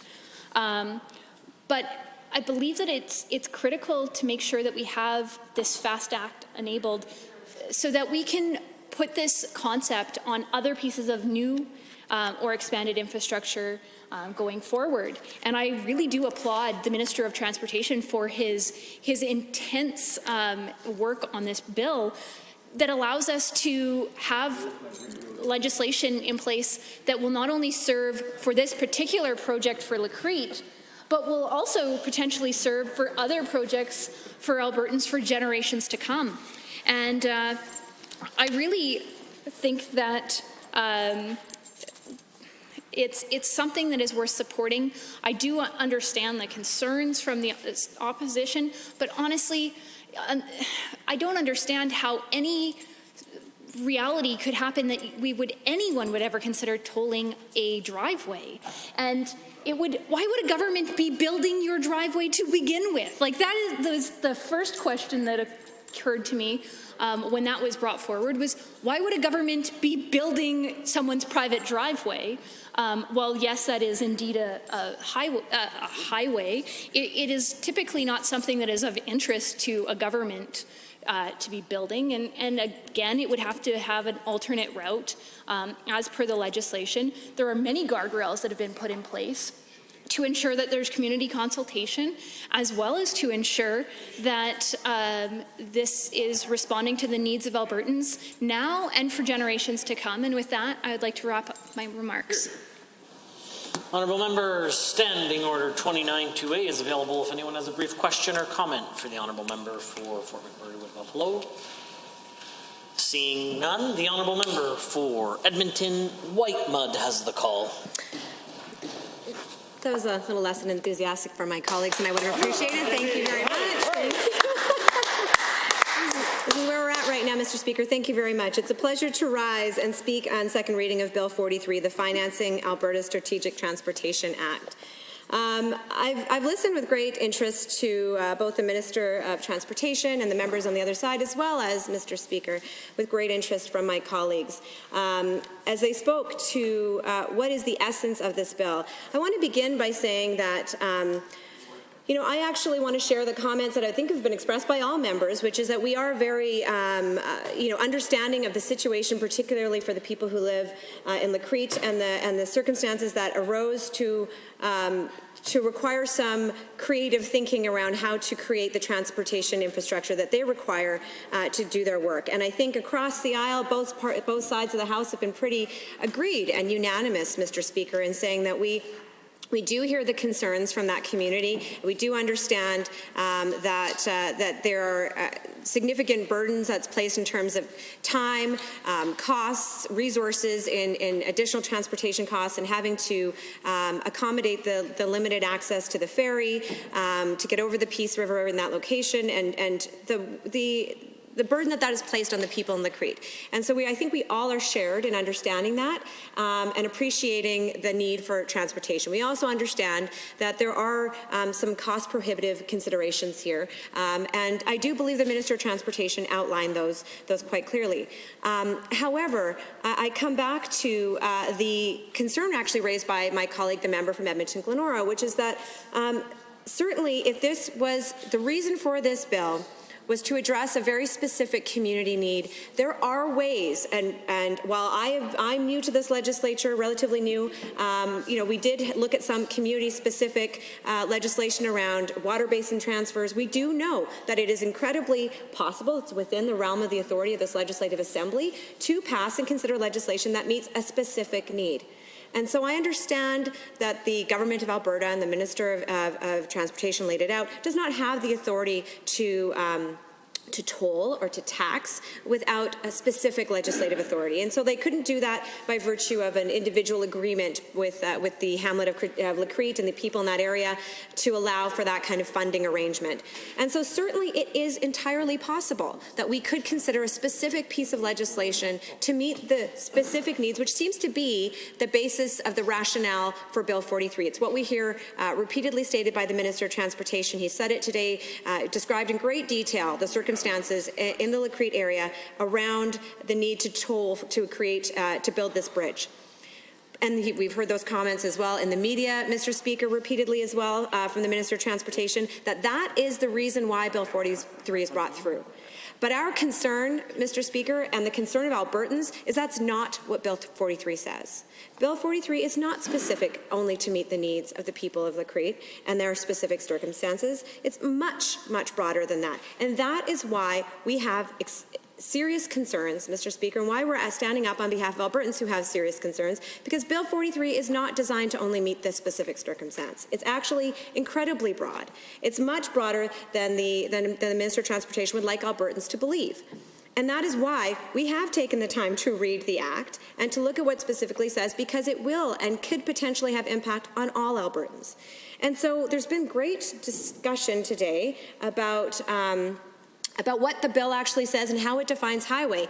And I have to say, Mr. Speaker, if there are concerns from the member of from the government caucus about highway being interpreted too broadly, I remind them that it is not the NDP opposition who has defined highway. It's actually in legislation that it defines highway. And specifically, Bill 43 simply references a highway. This is in Section 1D of the Act. It says, a highway means land that is authorized to be used or surveyed for use as a public highway and includes any bridges forming part of a highway and any structure incidental to the public highway. And then, of course, Mr. Speaker, as you know, when interpreting what highway means, you would have to look to the seminal legislation that describes what highway means, and that is the Traffic Safety Act. And the Traffic Safety Act, Mr. Speaker, in Section 1, subsection P, sets out that highway means, and this is a quote from the legislation, Mr. Speaker, means any thoroughfare, street, road, trail, avenue, parkway, driveway, viaduct, lane, alley, square, bridge, causeway, trestleway, or other place or any part of any of them, whether publicly or privately owned, that the public is ordinarily entitled or permitted to use for the passage or parking of vehicles. And then it includes sidewalks, including a boulevard adjacent to the sidewalk. It includes if a ditch lies adjacent to and parallel with the roadway, the ditch. And if the highway right-of-way is contained between fences or between a fence and one side of the roadway, all the land between the fences, or all the land between the fence and the edge of the roadway, as the case may be. That is the definition in the Traffic Safety Act, Mr. Speaker. We didn't come up with this. If the member from Fort McMurray-Lac-La-Biche takes issue with the fact that driveway is included within the scope of Bill 43, it is within her authority to lobby her Minister of Transportation and to say, you know what, we should be amending the Traffic Safety Act. Or more importantly, we could exclude those specifically within Bill 43. But Bill 43 doesn't do that, Mr. Speaker. The reason why we're concerned is because the bill that this government has brought forward, which references the Traffic Safety Act, which is already in force, clearly defines highway incredibly broadly. So if it is intended to be very specific to certain pieces of highway, to certain communities, it was within the scope of the authority of this government to bring forward a bill that does that. And they did not, Mr. Speaker. And instead, they brought forward incredibly broad legislation. And it's interesting that the Minister of Transportation and my colleague, the member from Edmonton Glenora, so eloquently described this situation, said, oh, that the NDP were fear-mongering when we said that the UCP was going to toll roads. And of course, they said, oh no, we wouldn't do that. And of course, if you look, and I did look at the very detailed platform that the UCP put out in the 2019 election, and it does not include any reference to tolling. But we knew, Mr. Speaker, we knew that already there is good reason to doubt the word of the UCP when they make promises. And I will go through in a moment, Mr. Speaker, all the number of other promises they have broken to Albertans since they've been elected. But specifically on tolls, they did not indicate that they would toll. And so, okay, the UCP said, oh, we were fear-mongering.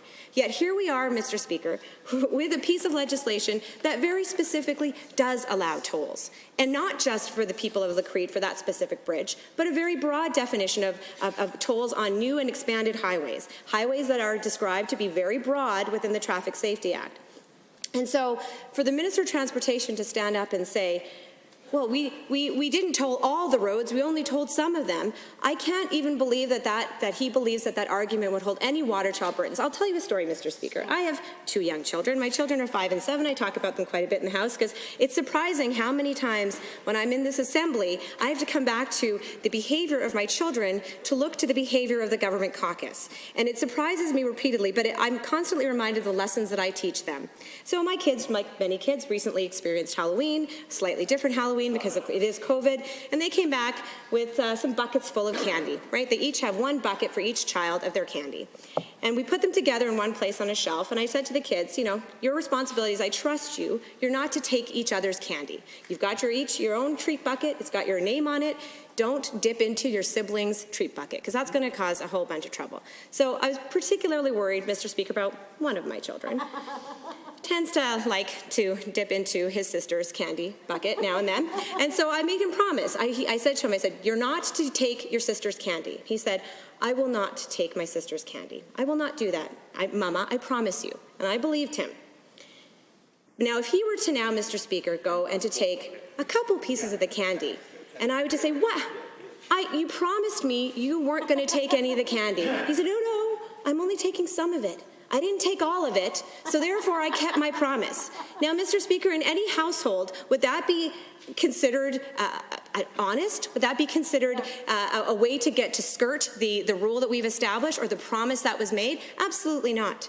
Now, my son, to his credit, did not do that. He did not try to take a couple pieces of his sister's candy and say that that's somehow keeping the promise that he wouldn't take any. He took it all. He didn't take it all. He respects the rules. Because in our household, we talk about that. We talk about the importance of keeping your promise. Yeah. So when you make a promise as a governing party or as a campaigning party to Albertans and say, we're not going to toll roads, we're not going to do that. But then a year and a half later, bring forward legislation and say, well, we're not tolling all of the roads, just some of them. I think Albertans have good ground, Mr. Speaker, to feel like they have been betrayed, to feel like that their government has not been honest with them about what they were going to do. And that is exactly what we're seeing with Bill 43. We're seeing that dishonesty. And I also want to address another comment made by the Minister of Transportation when he talks about, oh, they're not going to be tolling roads that families travel on to go get their groceries. So let me give another example, Mr. Speaker. So I live in southwest Edmonton, as many families in Edmonton do, and one of the common places that in our part of the city we sometimes travel to go pick up our groceries is the Costco. That's actually not located in Edmonton, it's actually located in Nisku. And so in order to travel to go get our groceries from Costco, we have to travel down the QE2. Yeah. Now, the QE2 is a highway by all definitions, even I believe this government's definition, it's considered a highway. And we know that the Minister of Transportation has already indicated that this legislation could apply to expanded highways. So new expanded lanes on the QE2 could become toll roads.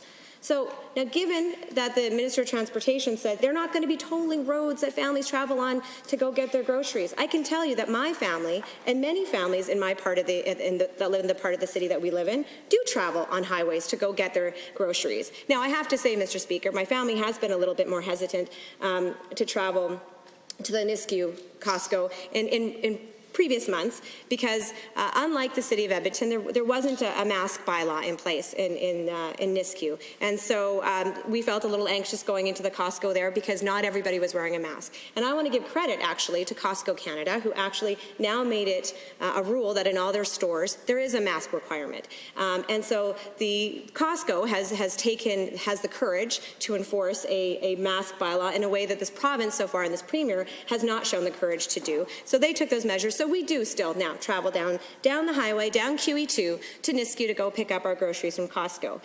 So certainly, Mr. Speaker, I can tell you that the families in my community, in my riding, in Edmonton, who travel down that highway would certainly be concerned to know that now under Bill 43, should there be an expansion of that QE2, adding more lanes, that they might now be facing tolls.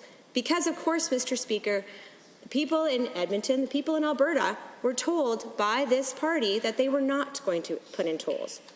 And yet now we see they do. And I want to give another example, if I may, Mr. Speaker, because I represent the fantastic riding of Edmonton-Whitemud. A lot of the people in Edmonton-Whitemud travel quite frequently on Terwilliger Drive, which has been the subject of a lot of discussion for decades, actually, in my riding about expansion. And we do know that the government recently announced that they would be reversing their former decision to cancel provincial funding for the Terwilliger expansion, and they saw the error of their ways, and they are now actually providing some provincial funding to the expansion of Terwilliger Drive. And part of that includes the new project scope, Mr. Speaker, includes a bridge over the Anthony Henday, linking sort of the Windermere part, which is not part of my riding, but linking Windermere to sort of the Terwilliger area, which is part of my riding. So certainly that bridge, if we look at the Traffic Safety Act, could certainly be considered it's considered a highway under the Traffic Safety Act. It is a bridge that goes over the Anthony Henday. And so I think the member from Edmonton South, the member from Edmonton Glenora, we've raised some significant questions about what it means when it says Bill 43 only applies to newly expanded highway infrastructure.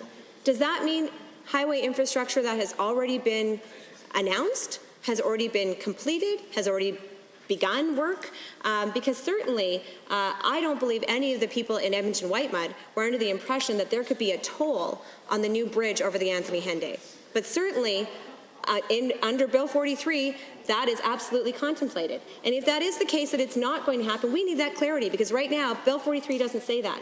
So am I going back to the people in my riding and telling them, I know you're happy that you're going to get a bridge, a new bridge, a north bridge to get you off of the Henday and onto the Terwilliger Drive, but I'm sorry, what the UCP didn't tell you was that you might now have to pay a toll to use that.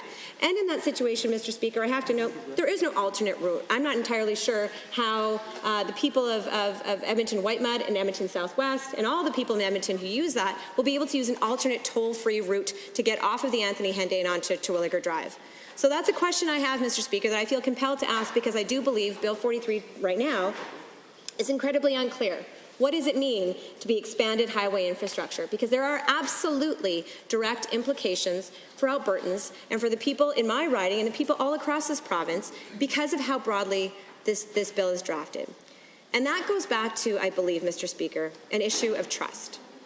Because certainly what we are saying when we stand up and we are very deeply concerned about Bill 43, what we're saying is we are very concerned about the fact that there has been no trust from this government. And on that, Mr. Speaker, I'd like to move to adjourn debate. Honourable members, having heard the motion as proposed by the Honourable, the member for Edmonton Whitemud. All those who are in favour to adjourn debate, please say aye. Any opposed, please say no. In my opinion, the ayes have it. That motion is carried and so ordered. Government bills for second reading. Bill 41, Insurance, Enhancing Driver Affordability and Care Amendment Act 2020. Adjourned debate. Honourable Mr. Nixon. Seems like the Honourable member for Calgary Mountain View would like to join in the debate. Thank you very much, Mr. Speaker. I am pleased to rise to speak to Bill 41. So I think I'll start out by saying that this particular bill is, I think, for me, a large concern, and there's a number of reasons for that, which I will hopefully get through in the allotted time. So I'd like to begin by adding some sort of history and context, because this has been a large debate as between both sides of this particular House around the context that surrounds this bill. So the UCP have repeatedly taken the position that the reason that we see these skyrocketing insurance rates going up at an average of 24% was because they were previously capped to go up at only 5%. And the reason I think that this is a bit of an absurd position to take is that this is the same UCP government who feels that funding for enrollment growth in schools is ridiculous. So it's okay for insurance companies to increase at 24% a year without any evidence that that's necessary or that it's in any way driven by costs. But it's not okay to go up with a clear cost driver like the number of students you're educating. So this is a grossly hypocritical position, I think, to take. And it's clear to me that this 24% increase, this skyrocketing in insurance rates that is causing significant pain to the people of this province, is occurring because the cap was removed. And you know, they try to paint it like this was a ridiculous thing to put in a cap on insurance, but the cap wasn't for all time. I think we dealt with those insurance companies very reasonably in the sense that we had conversations and we provided them with the opportunity to provide evidence. If you think that your costs are going up at greater than 5% a year, even though inflation is nowhere near 5% a year, if you want to argue that your costs need to go up at higher than 5% a year, then provide us with some evidence for that. That doesn't seem like an unreasonable position to take, Mr. Speaker, to me at all. Frankly, I think that anyone whose costs are exceeding growth and inflation ought to justify that. I think it's true of governments. I think it's true of private companies. I think it's true of anyone who's charging anyone costs. So the idea that somehow by restricting them to only 5% growth in previous years, suddenly it was required, there was no possible way we could have avoided a 24% increase in costs, I think is a bit absurd. So I think that's the first point. And I think the other thing to note in this context is that this is a very challenging time for Albertans. People are out of work in disproportionate rates. COVID has had a huge impact on everything we do and the way we live. Drops in the price of oil in multiple instances have had huge impacts on Alberta. So this is a time when this is incredibly challenging for Albertans. So those insurance companies, by the UCP's own report, pocketed over $820 million in additional premiums. In addition to this, they benefited from the $4.7 billion corporate handout. So we have a government who has an enormous amount of sympathy for corporations that are generating record profits for overseas shareholders, but no sympathy for everyday Albertans who are struggling to pay for rent, pay for insurance, put food on the table. And I think that that is it's sad, and it speaks to who they are as individuals in a fairly profound way. I think another point to raise about this bill is when we look at what the impacts of this bill are, I think we need to take a GBA plus lens. So GBA plus is gender-based analysis. This is something that the government used to do when the NDP was in power. They don't do it any longer. And this isn't just about gender. It's basically an analysis of, in what appears to be a neutral rule, and we all know that neutral rules can have differential effects. In what appears to be a neutral rule, who benefits and who gets left out? And I think with this bill, who benefits and who gets left out are really critical factors. So a bill like this can't be extricated entirely from its context, from that context around costs and around who's benefiting from the changes in those costs. And that is to say, large corporations and the shareholders of large corporations are benefiting, and Albertans who have to work for a living and have to pay those costs are being damaged as a result of those changes. In addition, changes are being made to the regulation. And so one of the big changes that is being made to the regulation is a change to something called the minor injury regulations. Now, most Albertans will never have heard of the minor injury regulation. I heard of it fairly extensively in my time in government because there was a lot of lobbying from all angles on this particular file. And part of that context is that the minor injury reg is being altered to include more things. And what happens with the minor injury regulation is it essentially says the court doesn't get to determine what your actual damages are. So normally, if someone commits a wrongful act and you are injured by that wrongful act, the court will say that the individual is liable, and then they will determine how much the individual is liable for. And normally, that's based on things like, say you couldn't work for a year, or you can't work for the rest of your life. It's based on what your income was projected to be. Say you have pain and suffering. It can be based on that. It can be based on any number of factors, but it's generally related to what you've suffered as a result of that wrongful act that someone else committed. And this is a pretty fundamental principle in law. And so the minor injury regulation circumvents that principle, and it says it doesn't matter how your damages were. It doesn't matter if you were disabled for the rest of your life. If you fall under this regulation, you are entitled to a very small amount of money and no more. Certainly, it arguably increases efficiency, but very much to the detriment of certain specific Albertans. And one of the things in specific, there's about a million things to talk about here, but one of the things in specific I wanted to talk about is concussions, because concussions are now covered. I don't think for a long time in the history of the world, we haven't really understood the long-term impacts of concussions, right? People have been getting concussions for a really long time, but I don't think we knew that much about what that meant for the future of those individuals. And there's been a lot of attention generated by severe concussions or by multiple concussions. And what that has generated is that this can have permanent damage that lasts for the remainder of the plaintiff's life. So that individual plaintiff can potentially be in a position where they can never return to their employment. So again, in law, as the law sort of stood prior to amendments, which is what we do in this place, I'm not suggesting anything untoward, there was something generally referred to as the thin skull rule, which is to say that you take the plaintiff as you find them. So if you commit a wrongful act against someone and that person is in some way vulnerable as a result of a pre-existing condition or any number of factors, that the damage that person suffers as a result, you don't get to say you're not responsible because they had a pre-existing condition. If you injure someone, you are responsible for the consequences of that action, regardless of what state you found the individual in.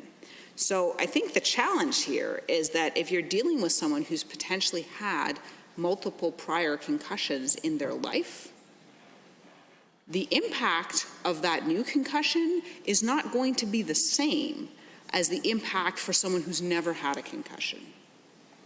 Someone who's never had a concussion, maybe they're rightly caught by this rule. I would argue that they're not, but even if you could argue that they could, someone who's had multiple prior concussions, this last concussion could disable them for life. And in fact, we've seen fairly famous cases of athletes, particularly in contact sports, who have wound up being the victims of suicide as a result of depression caused by multiple concussions. This is a real thing. It is recognized in the medical evidence. And so the idea that someone could be permanently disabled to the point where they're so depressed they're no longer able to work or may in fact take their own lives and they're limited to this very small amount of money, I think that's potentially injurious, and I think that that's something we should take very seriously into consideration when what lies on the other side of that is not the premiums of other individuals, because we've clearly demonstrated through previous actions of this government that they don't care about the premiums of regular Albertans, because they let them skyrocket at 24% with no evidence. What this means is additional corporate profits. So when you talk about who's benefiting, shareholders are benefiting. And when you talk about who's potentially damaged, it's individuals out there walking around who may, unbeknownst to them, have sort of hit their maximum concussion number. And if they have another one, well, apparently they get a very small amount of money and have to move on and fend for themselves. So I think that that is a major concern.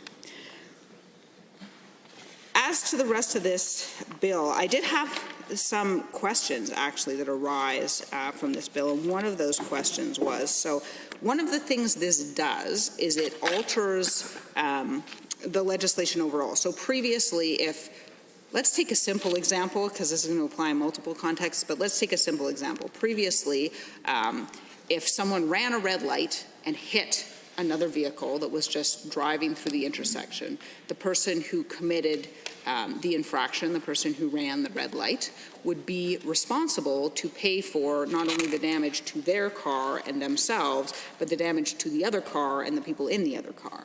That will no longer be the case. Now it will be the case that each vehicle, as insured, will pay for their own damages, regardless of who was at fault. Again, there are some efficiencies potentially to this system, but some potential challenges are created as well.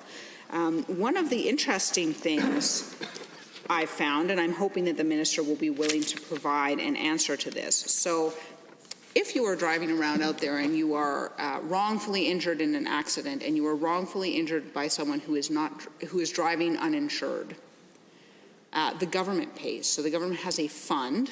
This resides in the Ministry of Justice and Solicitor General, which pays in the instance that someone is uninsured.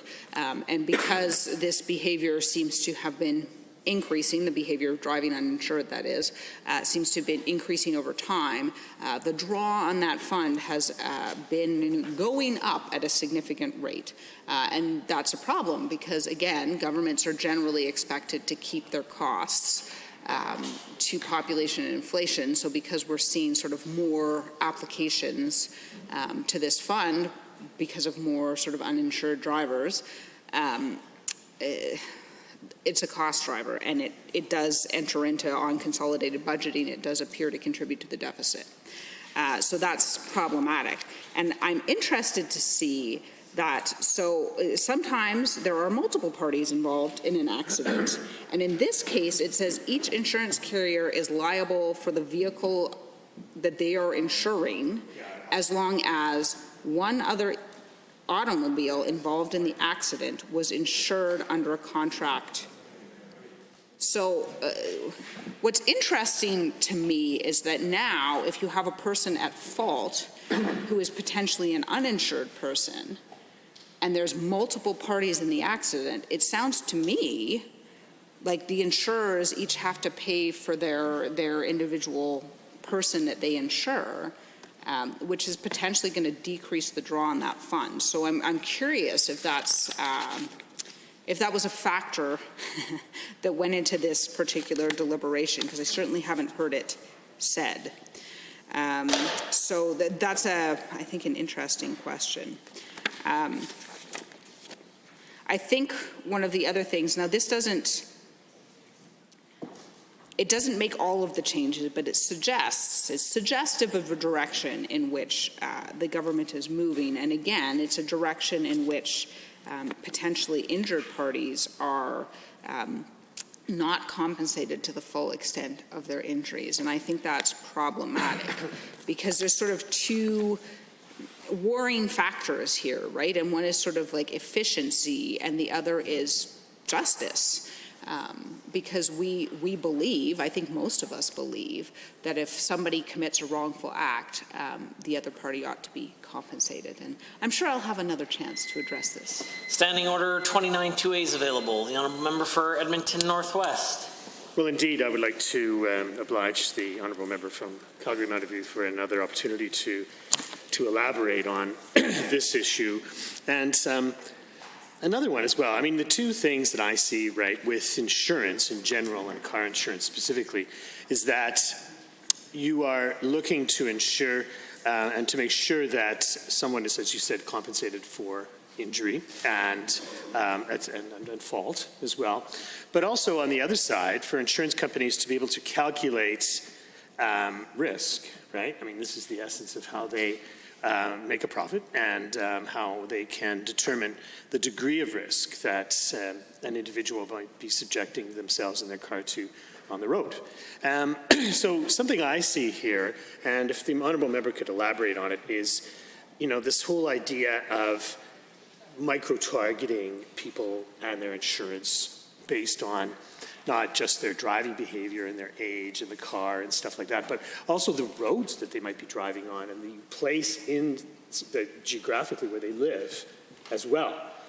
Their roads that they are obliged to use, the amount of toll roads that might exclude them from driving and having to go in a circuitous route around the toll road because they can't afford it. I mean, I've seen this in jurisdictions in many places in the world where people literally, there will be the superhighway where you pay $10 to go on, where there is a, the old highway that people might choose to go on to because they don't have the extra money, and then that increases their risk. So there's so many factors based on these two principles, both at compensating someone who has been wronged, and then how the actuary works in an insurance company. So if you could elaborate on that, I would be grateful.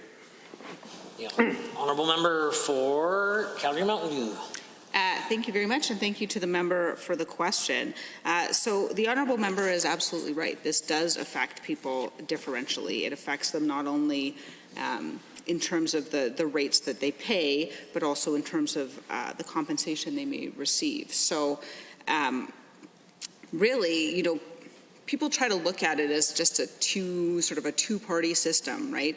But really, there's actually the rates that the individual pays, there's the profits that the corporation generates, and there's the sort of compensation that other individuals receive, right? And what we seem to be seeing in this case is that burden is being placed on the individuals paying the rates, so their rates are going up. Burden is being placed on the individuals seeking compensation, so the circumstances under which they are compensated have shrunk, and the amount of compensation is being shrunk. The only thing that is being grown is profits. Now, in some circumstances, there's nothing wrong with that, but in these circumstances, where other people are being asked to give up in order to generate those, I think it's extremely problematic. So, as the Honourable Member was saying, there are concerns around the way people are charged. And in fact, it disproportionately tends to fall on individuals who are already financially marginalized in a lot of ways because they have to live farther away, they have to drive farther, they have to take certain roads, they live in certain neighborhoods, and as a result, those sort of projections download costs onto them. So not only are they disproportionately affected there, but they're disproportionately affected by these increases. And those are individuals that were already in difficult circumstances. And then you add to that the impact on compensation, right? You know, you see some pretty intense cases where individuals are severely injured. Now, a lot of these come out of sort of, if you look to the U.S. where they have sort of a private system for employment employees who are injured. But I'm worried about seeing that here, right? I'm worried about seeing instances in which an individual is catastrophically injured and they're not compensated, because then we have additional individuals who are even more vulnerable. So that too is a big concern. Honourable members, that concludes the time allotted for 29-2A. Is there anyone else wishing to join in the debate? The honourable member for Edmonton Glenora has the call. Thank you very much, Mr. Speaker, and to my colleague for warming us up to debate on Bill 41 here today. I know that it's specifically as it relates to insurance regarding drivers and automobiles, but I can't help but reflect on the insurance industry as a whole, and specifically what was the last, and we didn't know it was the last at the time, but Brian Jean, when he was leader of the official opposition, what ended up being his last question period. He wasn't the leader then, he was a private member of the opposition. But what ended up being his last question period in this House was specifically about insurance and what he saw as the inequities of how people were being treated in Fort McMurray following the wildfires, and the fact that there was what appeared to be quite subjective decisions being made about what would be covered under one person's policy or another. And he specifically was calling for more continuity and more streamlining in the insurance industry as it related to individual citizens and their policies. And I know that much of what the couching of the language has been by the minister in regard to this was around choice and options. And what I want to say about choice and options is, for most working families, they need the cheapest insurance. They need the lowest cost because they can't afford to pay exorbitant rates and premiums. And that was what Brian Jean was saying was impacting a lot of folks in his own riding, was that a lot of folks had insurance that was what they perceived to be a good low-cost option, but when it came to actually what was covered when they lost their homes, their belongings, many of their livelihoods, seemed unfair and unequal for what people needed. And he wanted there to be greater certainty for consumers that they were going to be treated consistently and fairly in the instance that they had need to file a claim. And that stuck with me a little bit because, one, when we were leaving, I was cheeky and said something about public auto insurance, and he said, well, something cheeky in return, I'm sure. But two, because that was what he wanted his final word in this place to be, was about the need for insurance to be there for ordinary folks when they needed it. And I'm deeply concerned with some of the changes that are being proposed in this bill at this point. Specifically, I'm concerned when the minister has stood in this place and said, well, there won't be changes to any major industry or major injuries. Sorry, I'm reading my own writing. There won't be changes to major injuries. They won't be impacted. But one of the impacts specifically in this bill is to change what's counted as a major injury. So removing brain injuries from being a major injury, I think a lot of folks who've incurred brain injuries in their lifetime would say that there was nothing more major that they could have experienced. So that, to me, I don't think is respectful of the intent that I come to this place with in terms of trying to make sure that people, the citizens, the folks who sent us here are the primary focus of decisions that we're making. We also know that recently the auto insurance industry, through the UCP's own report that was just released at the end of October, highlighted $820 million in premiums from Albertans had been paid, an additional $820 million in premiums in the last year. And we know that many insurance companies had record profits last year. TD, I believe it was, had a specific report that said, could it get any better than this, was the headline of the report, and how great their profits were and their dividends in turn to their shareholders. And all of this at a time when this minister says the industry is broken. And what I will say is what is broken, in my opinion, is the fact that the government keeps bringing bills to this place that are corporate focused and not citizen focused, that are focused on profit margins for friends and insiders, including former campaign directors who've now turned insurance lobbyists. I don't think that that is in the best interests of the folks who we were elected here to represent. And in turn, I don't think it's in the best interests of those of us who are here to be taking that as our primary driver in making decisions around legislation. I think that that probably doesn't sit well with most people in this House. Just as the fact that folks were being hurt by the inequities in their insurance claims didn't sit well with Brian Jean when he asked his final question in this place. So the industry, and I just want to highlight the $820 million in premiums, additional premiums, that works out to about $190 per Albertan, significant, I would say. And when we look at other areas where government's chosen to prioritize corporations over citizens, $4.7 billion works out to $193 per Albertan, or $1,093 per Albertan, pardon me. 190 was on my mind from the insurance adjustment. Those are big numbers that impact ordinary families in real and meaningful ways. And to make changes to reduce the liabilities that would be paid out by insurance companies to folks who've suffered brain injuries, in my opinion, is one of the harshest pieces that's being proposed in this legislation. I think that people who experience brain injuries have real and lasting impacts, and I think that they are certainly major injuries for the vast majority. I also want to say that I think that potential room in legislation and in turn regulation gives the insurance lobby virtually everything that they've been asking for.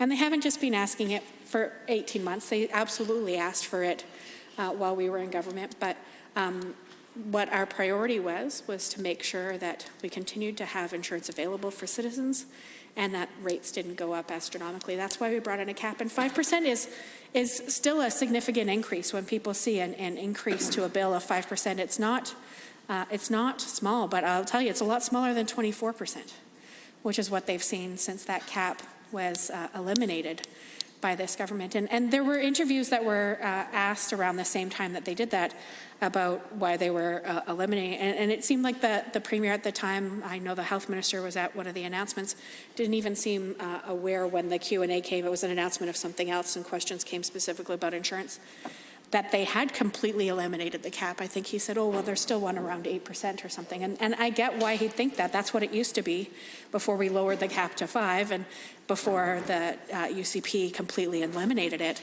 And I think that is really disrespectful to the folks who are left on the hook to pay for these insurance fees. I know that the premier then stood in this House and said that he was lucky enough to see his insurance go down. Well, when you have people who are driving you everywhere in a vehicle that isn't personally owned, I imagine that your premiums probably would go down when you're not driving yourself in your own vehicle. But there are for most people, that isn't an option. At the same time, incomes have gone down because of the government's record on jobs, which resulted in a net reduction of 50,000 full-time jobs before the pandemic. And of course, we know even more families have been impacted economically and their own health as well since the pandemic. So it's deeply concerning to me that the government, we're in this place, we're dealing with unprecedented pressures on families and the folks that we're representing. And we're here to find ways to make profit margins bigger for already profitable insurance companies. Not exactly what I recall seeing, a highlight in the platform that was shopped out to Albertans for so long during the campaign 2 years ago. So I have to say that the lack of focus on the needs of regular ratepayers and the lack of prioritization for lobbyists and insiders who've been pushing for these things for years, and now they're getting them. They're absolutely getting what they've been lobbying for.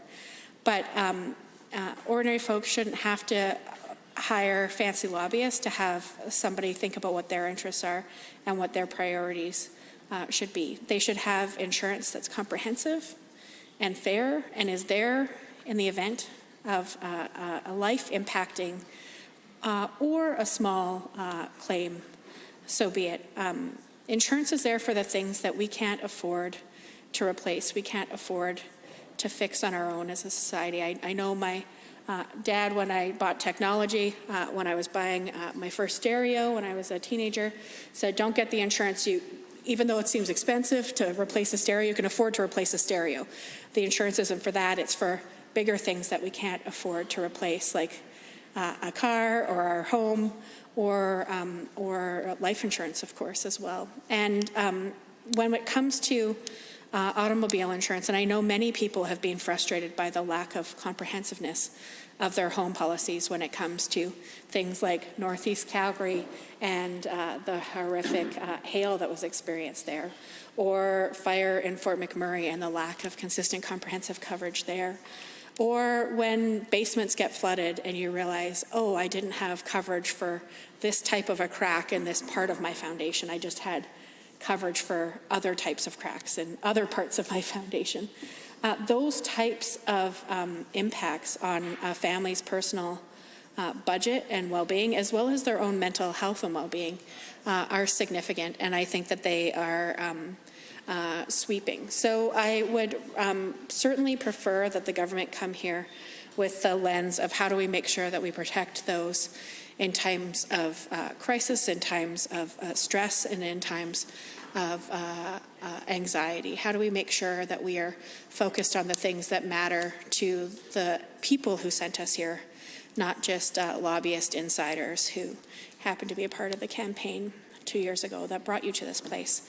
The campaign manager certainly played a role in where you are today, but it's individuals who voted for you that made the determination that you have the privilege of sitting in this place, all of us, and in what roles. So continuing to ignore the needs of regular citizens when it comes to affordability and comprehensiveness, I don't think reflect the priorities that we should be bringing to the opportunity when we get to draft legislation. That certainly is a rare privilege to be able to be a law creator or a law drafter.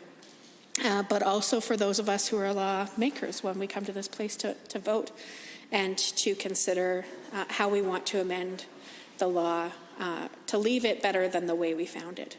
And I have concerns that we are not doing that through this legislation. And I think, again, our time here is precious and sacred, and so are the laws that we are enacting. So if we wanted to make it a real priority, I would hope that we'd heed the parting words of Brian Jean from this assembly when he talked about the importance of having comprehensive, consistent, and people-centered legislation rather than focusing on opportunities to capitalize on ratepayers and policyholders when they're in some of the most difficult times of their life.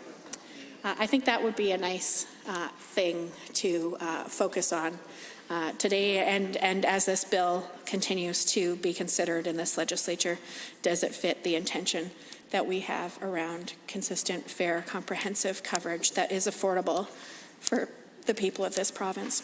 I also know that some of my colleagues, and I was trying to remember who specifically it was, but given that we've changed the standing orders and we have the ability to move around, it's hard. I remember it was somebody sitting in the second row, either on the end or one seat in, but I can't remember which member it was. I know it was a former Wild Rose member, but it escapes me who specifically it was. It was a few days ago, so it escapes me. You think it was Lecompanoka? Maybe it was Lecompanoka. I hope it was. If not, my apologies to the other former Wild Rose member.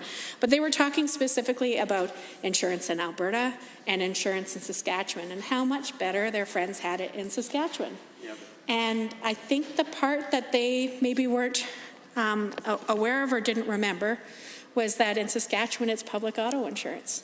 And I'm not here saying that that's what we should be pushing today, but I am here saying that if you think somebody's got it right in a neighboring province, look at why and look at what the results of that are. And think about if you can apply some of those same principles to what you're proposing in this place. But to go on at length about how much better it was in Saskatchewan, I know it probably was shocking because Saskatchewan, of course, has had a Conservative government for several terms now. But the Saskatchewan government, I think, is well aware that the people of Saskatchewan generally support having a number of crown corporations and a number of initiatives that make life more affordable and make it more accessible as well. So SaskTel is another one that they have. Oh. Honourable Member, Standing Order 29-2A is available. The Honourable Member for Edmonton South. Thank you, Mr. Speaker. And I got to say, my honourable colleague from Nora, it's always a pleasure to hear from her and the stories she brings to this place, because I think particularly when we're talking about a bill like this, which is going to touch, I would think, the majority of families across this province, and basically almost every family will have some impact, whether it's in their home insurance or their auto insurance or otherwise. I think that this is something that's really important. That we do hear about real experiences and lived experiences and the impacts it will have on those families, because we know that this government's made life more expensive for families in so many ways already, right?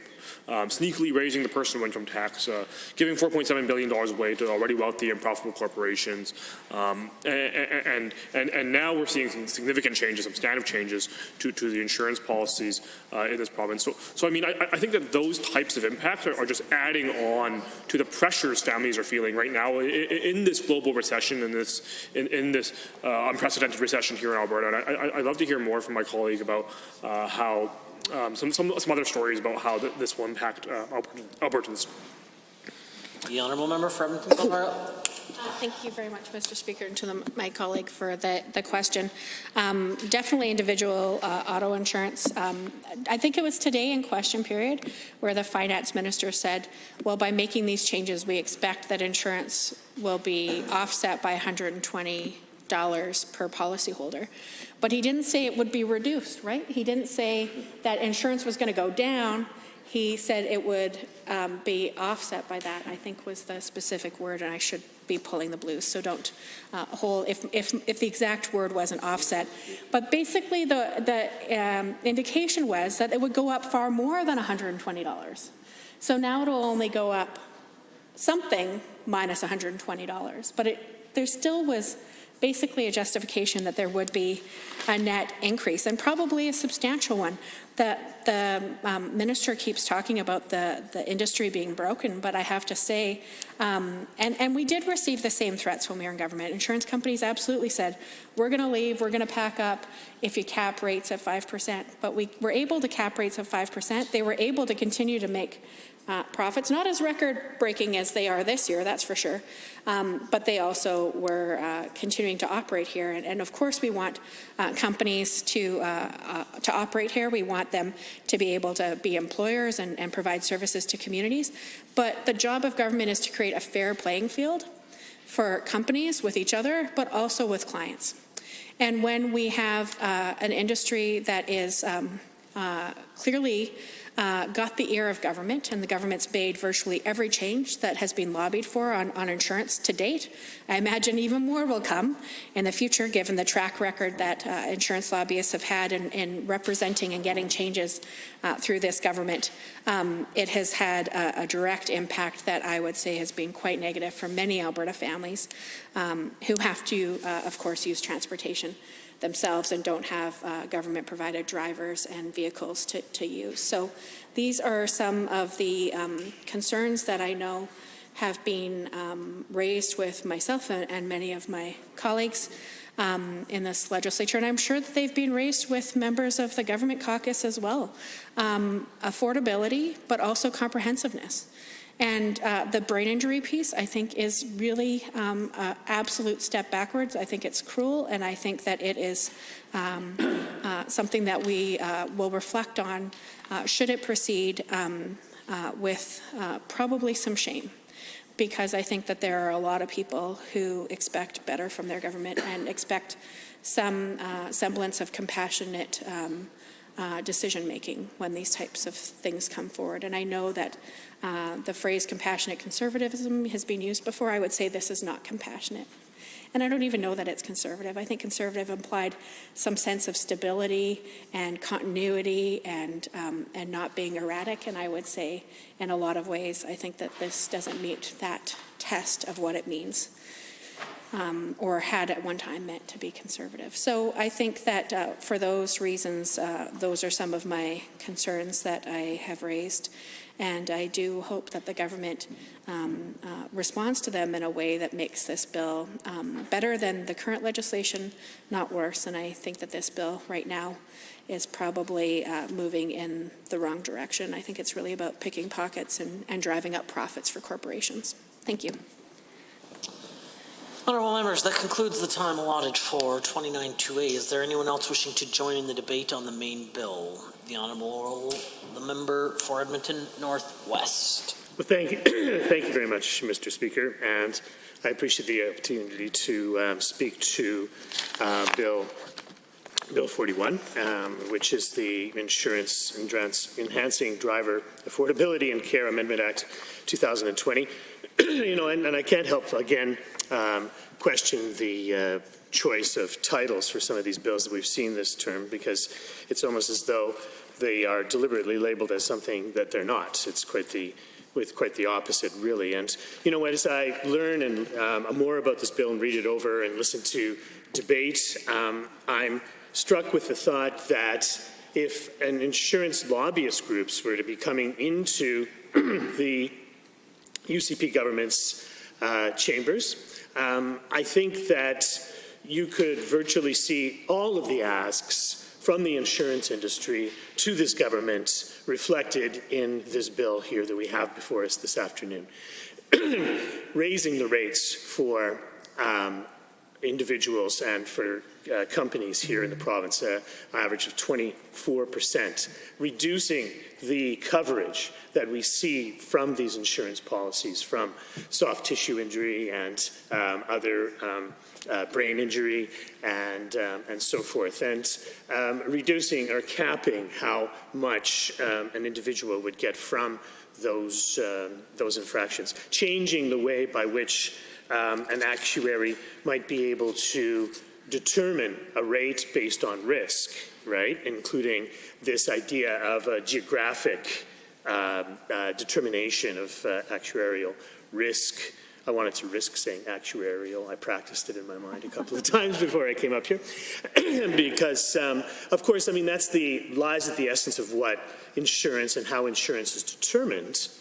But it's very important for this legislative body to regulate the determination of insurance because, number one, it's a legal obligation to have insurance. To be on the road, you need to have insurance. And so that presupposes that this legislative body makes sure that it's affordable, that it provides the coverage that you and your family need when you're on the roads, and you make sure that the general public and the public interest is served as well for damages and risk and and so forth. We know that automobiles have a cause for a lot of injuries and cost in our society. They provide a tremendous benefit in regards to transportation and movement of goods and services and so forth, but they also are very expensive. I'm just kind of struck this afternoon, Mr. Speaker, with the notion this is kind of like automobile afternoon here at the legislature, with the toll roads being thrust upon us here earlier this afternoon, and now a big hike in auto insurance rates too. It seems as though the government's sort of a theme day going on here, charging and making it more expensive for life for regular families here in the province with these two bills. And so, you know, when I see anything come forward in this legislature, I look at two things, right? Why is it coming now? And and how does it affect the affordability for the citizens and residents of our province? And so to the first question, I asked the question to the minister, why was this cap that was put in place at 5% so abruptly ended, and then ended right in the face of the emerging pandemic that we are all experiencing here in the province of Alberta as well.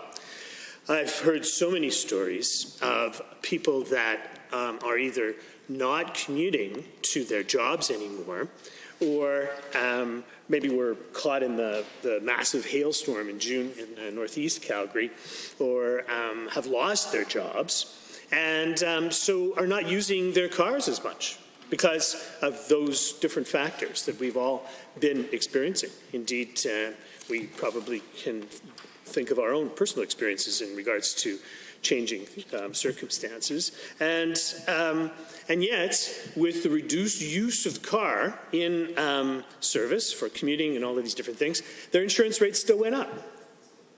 You know? And I mean, that tells you something right there. That, again, the system requires regulation that determines, you know, when you pick up your insurance, they say, do you drive it to work? And you say, yeah, I do. And then they set that at a certain rate.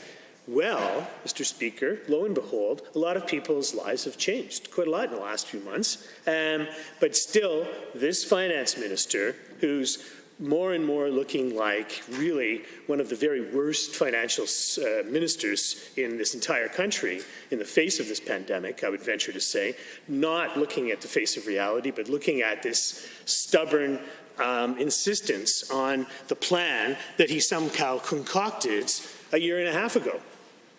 This is one of those parts of that plan that was concocted a year and a half or 2 years ago, probably, with all of those auto insurance lobbyists so insistent in creating these reforms that tilt the balance to the industry and not the people to which they are meant to be serving. The results are playing out in the midst of very much circumstances that are getting worse by the day. So while people are losing jobs, staying home, not using their cars as much, looking for ways to economize, suddenly these insurance bills come in the mail, and lo and behold, they've gone up precipitously.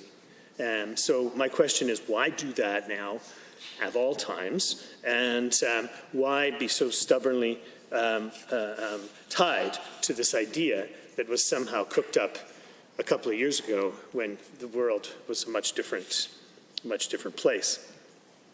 I would also like to ask rhetorically, but also with an insistence that we do get an answer, is that why a concussion would ever be considered a minor injury? What medical evidence does this reflect? What practical world experience does this reflect? And how did this government come to that determination? Was it part of a brief that insurance companies brought as a wish list for ways by which we could change the definition of a concussion in the province of Alberta?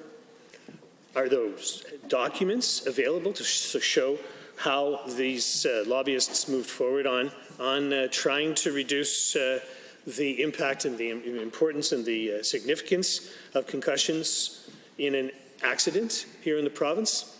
I'm curious to know what evidence does exist, because of course the medical evidence and the experiential evidence that we all have and can see from across the world flies in the face of this decision in here in Bill 41. I'm concerned that this, again, that this bill has been sitting sort of in idleness and sort of in limbo for quite a number of months. We heard about this last December, so it's been almost 11 months of hashing this out. And in the interim, 11 months, as I said, of course, the world's changed in regards to the pandemic, but in the ensuing 11 months, who and what did they consult with to come to these conclusions of a deeply flawed bill?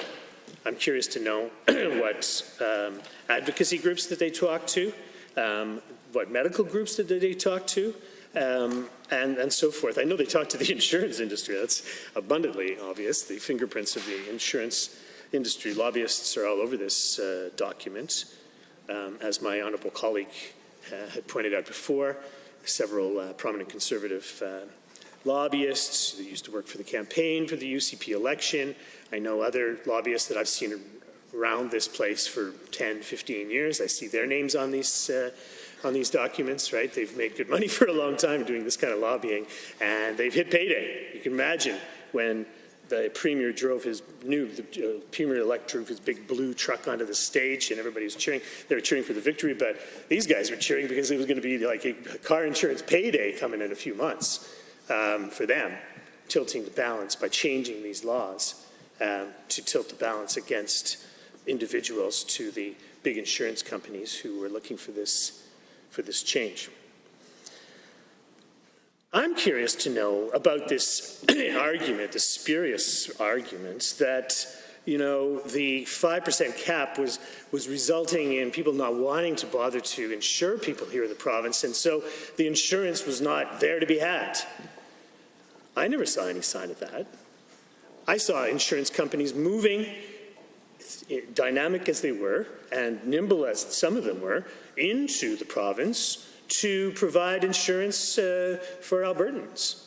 It's not as though there was perhaps less of a fantastic profit to be had with a 5% cap, but, I think that 5% cap pretty much reflected the Consumer Price Index, the CPI, that we used to measure inflation for all of the goods and services that we consume here in our society. 5% is not out of the question. I noticed and recall the comments from the honourable member from Calgary Mountain View. You certainly need to make a considerable argument to convince and to make something logical that you would exceed 5%. Like, what's the reason, right? Just because it was 5% and now it's time to make it 24% because the gates have opened and the sky is parted and the clouds have parted and it's back to the glory days for getting ripped off by insurance companies. I think, and I hate to give advice to the government here about politics because, but this one is, you have to think about it. Think about it hard. Think about it twice. Think about it tonight when you go to bed because it will haunt you. And that is when you're overconfident and you think you can get away, because I've heard these guys talk left, right, and center, Mr. Speaker, about the biggest election victory in the history of whatever, If you keep saying that to yourselves too much, you start to make mistakes. And I would suggest that this bill, 41, jacking up insurance rates, making life less affordable for Albertans, is a big mistake that's rooted, at least partially, in overconfidence.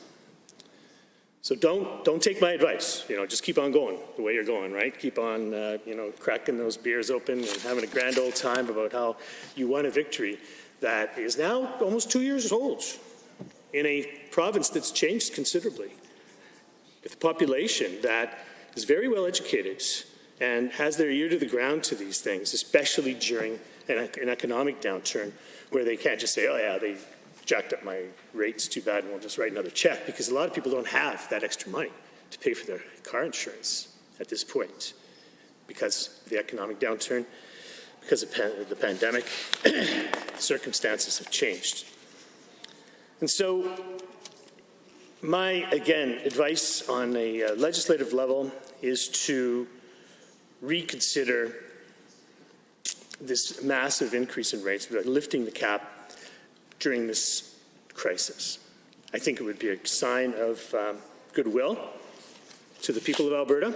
I think it would be a sign of recognition of the necessity for most families to have a vehicle and to have car insurance, and remind ourselves that this is not like buying a trip to Mexico or water skis or something like that. It is buying something that people are legally bound to possess based on laws that we make in this chamber.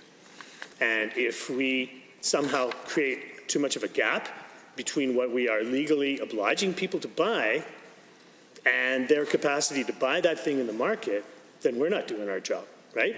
It's as simple as that. And we're certainly not saying that, well, go public auto insurance, because, that's not the consideration here. The consideration is to look for a practical solution that keeps cars on the roads and keeps body and soul together for Albertans during a very difficult time. That's where the cap came through. The cap was at 5%, and it matched CPI fairly closely, I would say, over the last couple of years. Now, more than ever, we need to provide that certainty for Albertans, for the essential services that they need to put a roof over their family's head, to put food in the fridge, and keep the car going, especially during the winter. So, those are simple things, but sometimes you have to boil legislation down to its different components, right? And people, we maybe not going to read through these bills like we have. Standing Order 29-2A is available. I see the honourable member for Edmonton Whitemud. Thank you, Mr. Speaker. One of the pleasures I have standing in this House as a newer member of a caucus with people who have incredible experience is getting to hear their ability to share their experiences, like the member from Edmonton Northwest, who has actually seen quite a bit of things in this House. He sat in many different roles and seen many different government caucus members come through these doors and different governments, been part of government, been a minister, and so his insights and perspective are always so valuable to me. And I'm reminded, I appreciate, and I'm certain perhaps the government members are not as appreciative of the advice that he gives, but I think they would be wise to take it, because he comes at it with an incredible amount of experience and having seen a lot of things, and certainly within his time in government, seeing the lobbying that happens from large companies, particularly insurance companies. I think what I appreciate from his comments was his ability when he was in government to be able to stand true to what he believed his obligations and what we believe the obligations of government are to Albertans, which is to create that level playing field in a relationship that is particularly imbalanced. And I think that that's a continuing theme that we've seen in a number of pieces of legislation where this opposition is incredibly proud to stand up for workers, for individual Albertans, for working parents, because there is often that power imbalance. And I think I very much appreciated the comments he made about the fact that, yes, car insurance is a legal necessity. It is not a choice. It is not an option. It is not something that most families can treat as a luxury. It's something that they absolutely have to have, and we require them to have that for good reasons, very good reasons why we require insurance in this province and across the country. But it does mean that we also have to make it so it's not impossible for average working families to attain, because as we know, we live in a very widespread province where driving is part of most of our lives, and it's a necessity not only for our work and to do our jobs, but also to do the things with our family that we all enjoy. And so finding that balance between, yes, you have to have insurance, but we have an obligation as government to make it something that's accessible and attainable, and not be driven by high pressure tactics from large corporations who are not driven by making sure that the average family can necessarily pay all their bills, but is really driven by a profit motive. I mean, that's essentially that is their rightful statutory motive, and their obligation, their fiduciary obligation to their shareholders is to create a profit. And I think what we have seen is that clearly that has not been a problem for insurance companies in this province. They made record profits, not just this year when, of course, the UCP government lifted the insurance cap on them, but they've had record profits even for years before that, even at the time when there was an insurance cap on. So part of the concern here, Mr. Speaker, and I hear it echoed from the comments from the member from Edmonton Northwest, is, simply making the profit margin bigger for corporations provides no assurances. And in fact, we hear no assurances, either from insurance companies or from this government, that that's actually going to translate to lower policies and lower premiums, or lower premium rates for Albertans. So really, where is the balancing that this government has a duty to do? They are here to represent not insurance companies. They're here to represent the individual constituents of their riding who will be affected.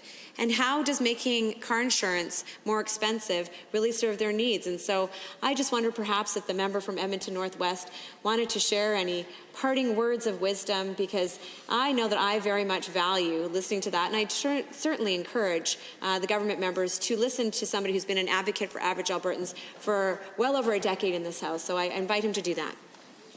The honourable member. Well, thank you, and and that no way reflects the comments from Edmonton Whitemud, the state of my. I'm here. I'm going to be here for a long time. I'm going to run again, so it's not like any parting words by any means. It's fun how time moves on, and then you go from being the junior member to the senior member. It's all good, right? The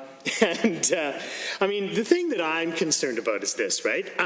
Insurance is real, and it does provide security and compensation for someone who's in an injury. People's lives are altered from these injuries and so forth. But it's also still a fairly abstract thing that is and quite arbitrary as well, as the honourable member from Lacombe-Panoka pointed out. Oh, Mr. Honourable members, that concludes the time allotted for 29-2A. Is there anyone else wishing to speak? The member for Calgary-McCall. Thank you, Mr. Speaker. I rise to speak to Insurance Amendment Act, and in brackets it says enhancing driver affordability and care, and can't think of anything further from the truth. The government's handling of this insurance file, auto insurance file, has been a complete mess, and Albertans are paying the price. These are the same companies who benefited from government $4.7 billion failed no-job corporate handout, and now they are getting another windfall from this government. And I have had the opportunity to talk about insurance with many of my constituents. I have had the opportunity to learn about insurance from many of my constituencies. Many of Albertans in my constituency, people from Calgary, Falcon Ridge, people from Calgary Northeast, those in particular who were impacted by the fourth largest natural disaster June 13 hailstorm. And I think based on those conversations, I can say that insurance is fundamental to how people manage the risk. It's fundamental for the smooth operation and functioning of our society. And when we were in government, we capped the insurance rates to make sure that all Albertans can afford and access insurance. Government disagrees that that was the right thing to do, but without any evidence whatsoever. Because government's own report says that over that same period, insurance companies, they made $820 million.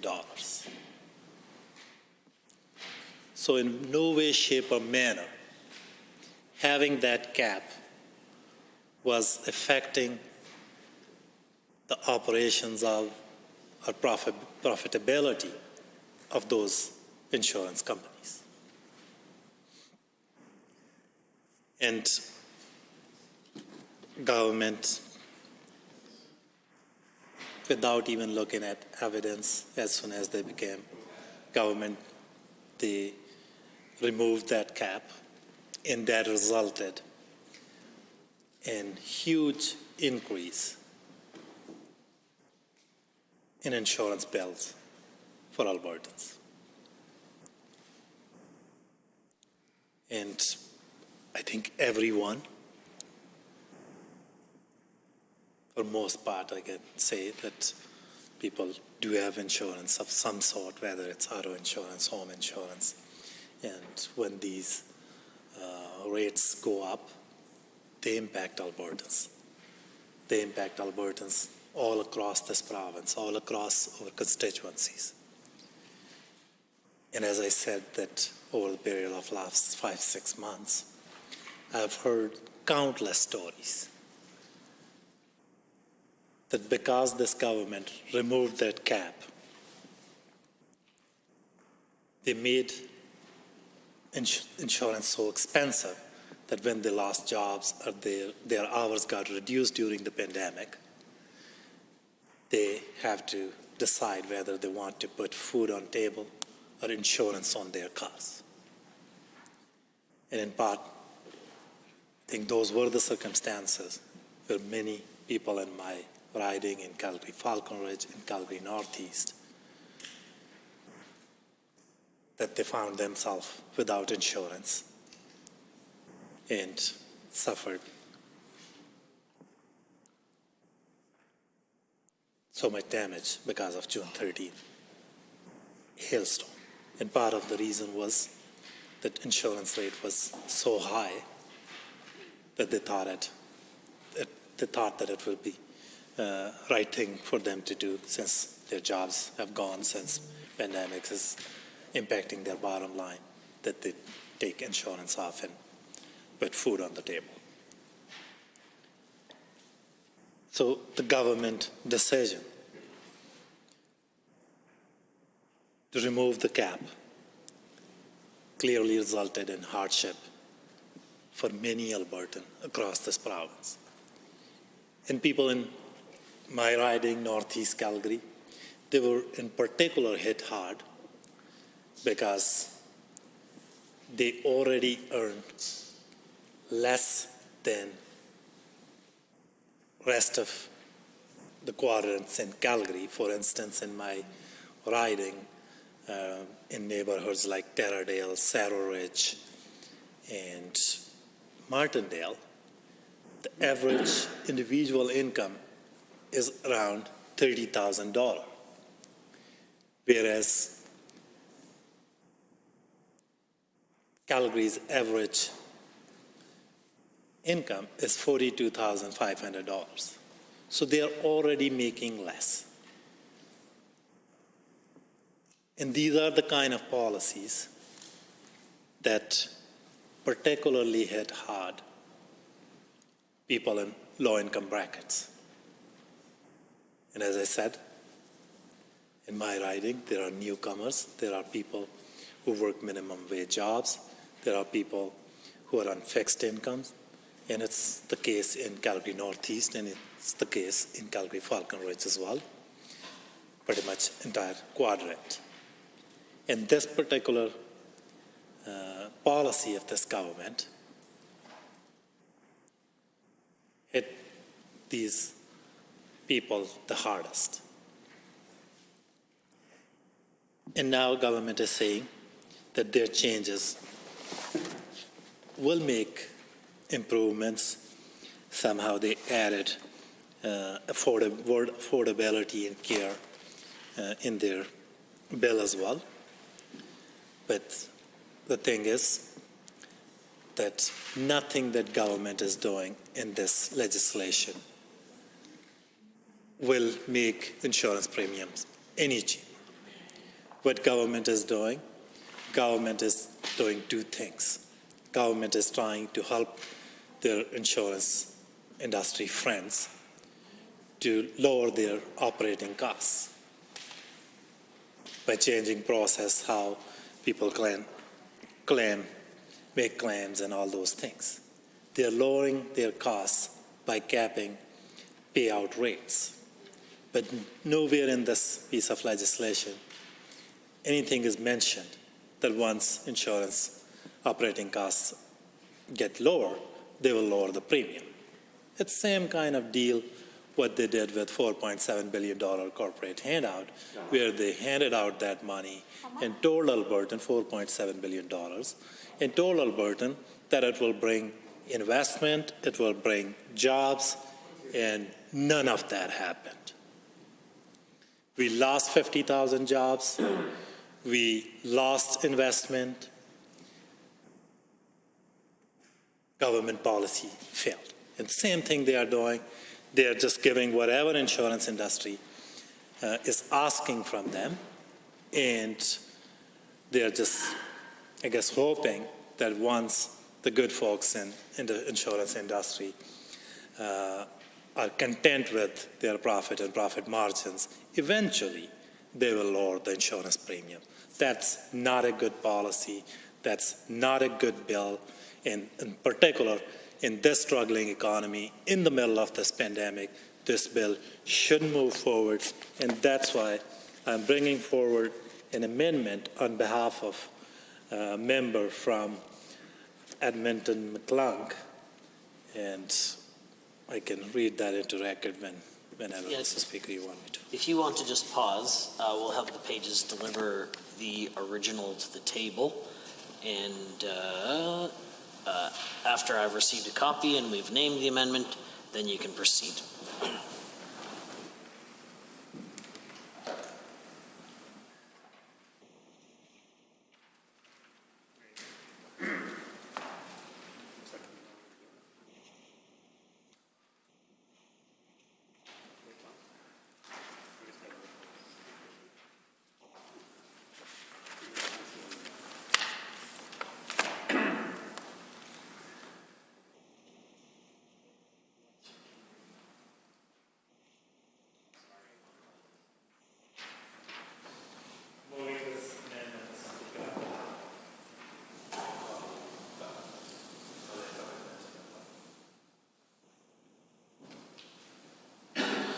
Honourable members, the amendment will be referred to as REF1. Is that correct, Jen?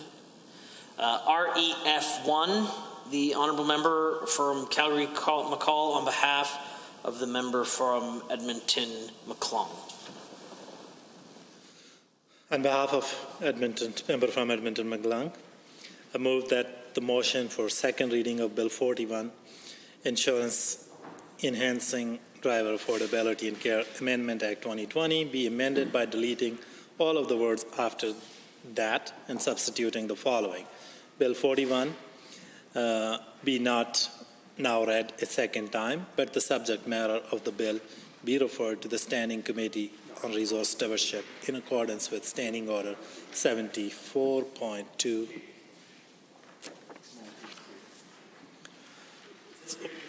4 minutes and 24 seconds remaining. Should you choose to use it? Sure. Thank you. The reason for this amendment is, as I said, that government has jacked up the rates of insurance on every single Albertan at a time when they are already struggling with slowing economy, when they are struggling with a global pandemic.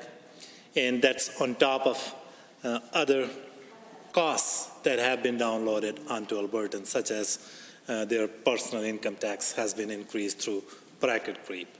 Their school fees has been increased transferred onto the parents. So there are many other additional expenses that have been offloaded onto Albertans.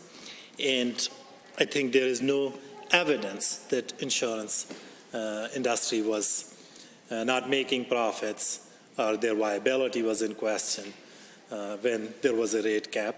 I think government decision is without any evidence or basis whatsoever, because over that period, as I indicated earlier, insurance industry made $820 million in profit. And these are the same companies who have all also benefited from the $4.7 billion handout that didn't create any jobs. And now the things that have been included in this act are that government is trying to sell to Albertans through this bill that by lowering the operational costs of insurance companies, which are at the expense of everyday Albertans, that at some point insurance companies will lower their premiums. It's not a good bill. The scheme or the process that has been included in this bill doesn't show that it will result in lower insurance premiums. Rather, what this bill clearly shows that after we pass this piece of legislation, if we pass this piece of legislation, that people will have less coverage for their injuries. People may have limited options in terms of coverage, and they will have fewer options in terms of how they proceed with their legal claims. So all these steps will result in lower protections for Albertans, will result in lower benefits for Albertans. And nowhere in this legislation is mentioned that there will be any decrease in insurance premiums. And as I said earlier, that it's exactly same kind of policy that was their $4.7 billion corporate handout, where they said that we will give money to corporations, and corporations will take that money, they will invest, and they will create jobs. And ultimately, Albertans will benefit. And what we saw, that didn't happen. They took money, and some of them moved down south. Some of them moved their investment down south. Most of them laid off Albertans, and Albertan didn't see any benefit. And in this case, it's exact same kind of policy that we will see corporations' operating costs going down, but Albertan won't see any benefit whatsoever. Honourable members, Standing Order 29-2A is available. I see the Associate Minister of Red Tape Reduction has risen. Thank you, Mr. Speaker. I have been listening to the debate this afternoon and trying to understand the rationale for the debate on the NDP side. And so then I heard a referral motion. I don't think that we've heard the NDP support one of our strong cases for Albertans to get it back to work, and it's unfortunate that we're continuing to see this. Now, I get that. I mean, I was in opposition once before as well, and I didn't really appreciate the direction the NDP took as well. But, Mr. Speaker, I believe that the arguments can be summed up from the NDP side. The arguments can be summed up from a fundamental misunderstanding of free market economics. And I think that the reason why the NDP misunderstand and really mistrust the free market economy is because they do not like business. They just don't like business. Now, I know that the honourable member has called me a point of order on this issue before, but if you take a look at the way that they speak about our job creators, they cannot come to say those words. They cannot come to say that these are actually job creators, that we have a symbiotic relationship in any thriving economy between those who employ and those who are the employed. They can't understand that a good, strong economy has to have those two parts. I applaud them for their for fighting for employees. And look, I've been an employee before. I understand that sometimes there are bad actors in the employer realm.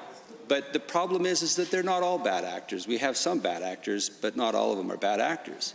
In fact, the large majority of them are good actors.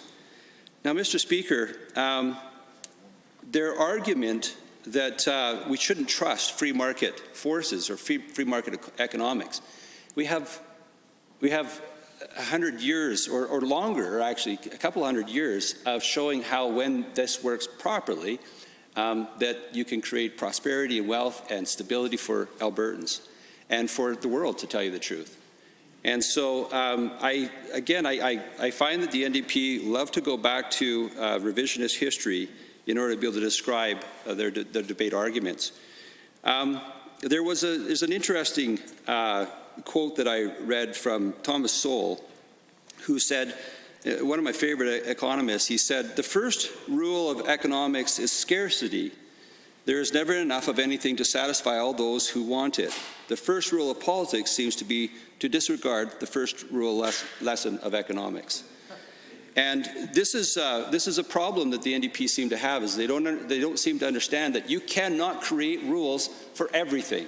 That when you jump in front of the speed of what a free market works in, you usually cause lots of problems. And this is what happened when the NDP decided to get involved in the insurance game.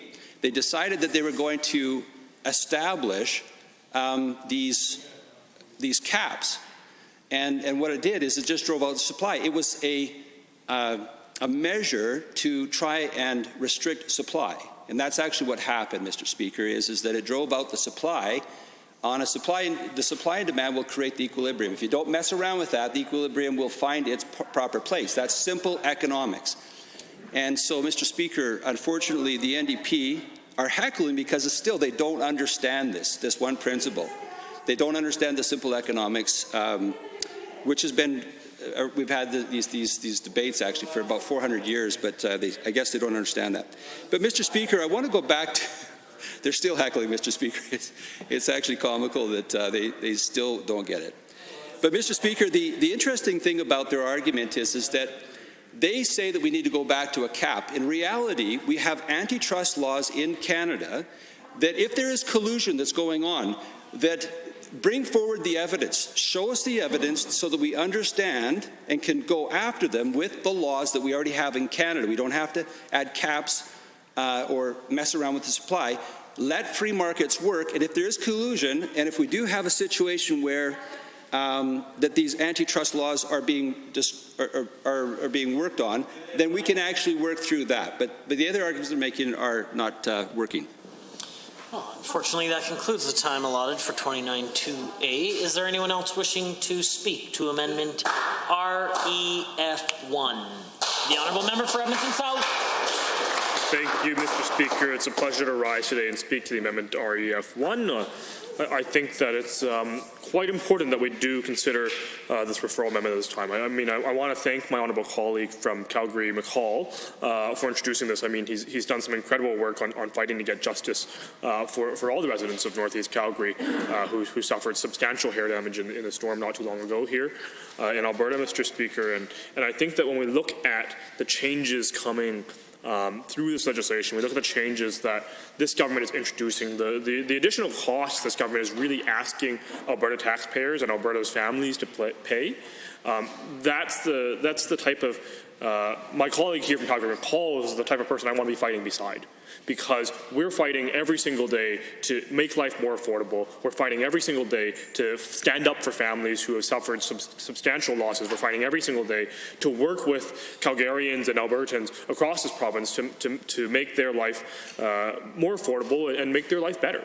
And I think that's the foundational basis of why we're here today, of why us in the opposition continue to fight. I mean, I think it's very interesting that the Associate Minister of Red Tape got up in this place just moments ago and spoke at length about the economics and the ideologies and all these things. I know my colleague here has a degree in economics. My colleague for Calgary McCall has a degree in economics, but certainly I think that when we look at these issues and we look at what we're fighting for in this place, it's about values, right? It's about who are we standing up for. It's about why are we fighting in this place. It's about why do we spend all this time trying to get elected and trying to fight for Albertans. And Mr. Speaker, to be very clear, the reason our opposition is opposed to this bill is because we believe it will make life more difficult for Albertans when they are already struggling because of this pandemic, because of the 50,000 jobs lost before the pandemic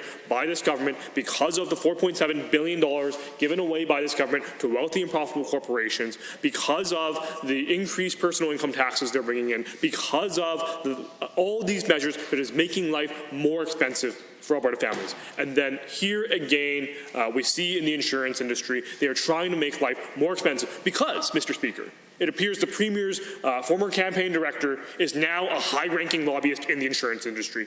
And that's what we're seeing. We see this legislation come in that rapidly removed the cap on insurance prices, and then suddenly now we're seeing changes that will cost families more.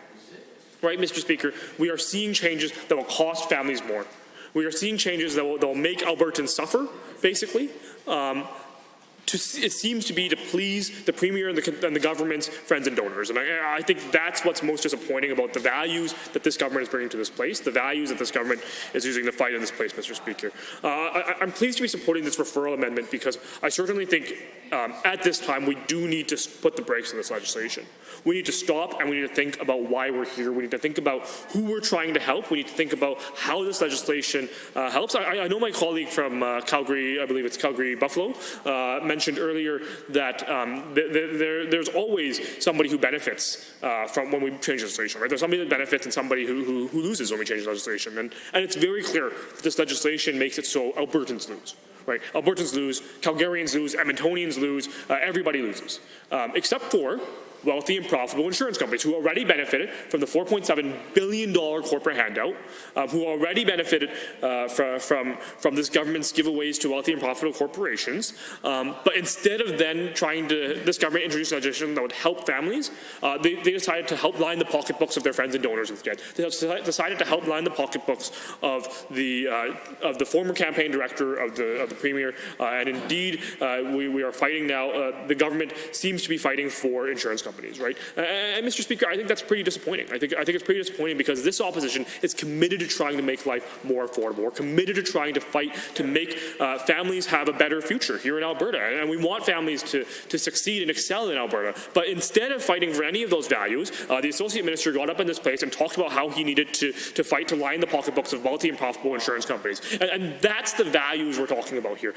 That's the type of discord we're having here in this chamber here today, Mr. Speaker, and that's what what's so disappointing is that we're not even talking about the same things. We're talking about trying to make life more affordable on the opposition, and in the government side, they're talking about giving $4.7 billion away to wealthy and profitable corporations. We know that this is the worst finance minister that's ever existed here in this province, Mr. Speaker, because we've seen time and time again he's lost $1.6 billion in the latest Auditor General report. He's given $4.6 billion away, and now families are getting the short end of the stick with his bill here as insurance rates are going to skyrocket and have been skyrocketing for the last year. Thank you. I hesitate to interrupt, but pursuant to Standing Order 4-1, the House stands adjourned until this evening at 7:30 p.m.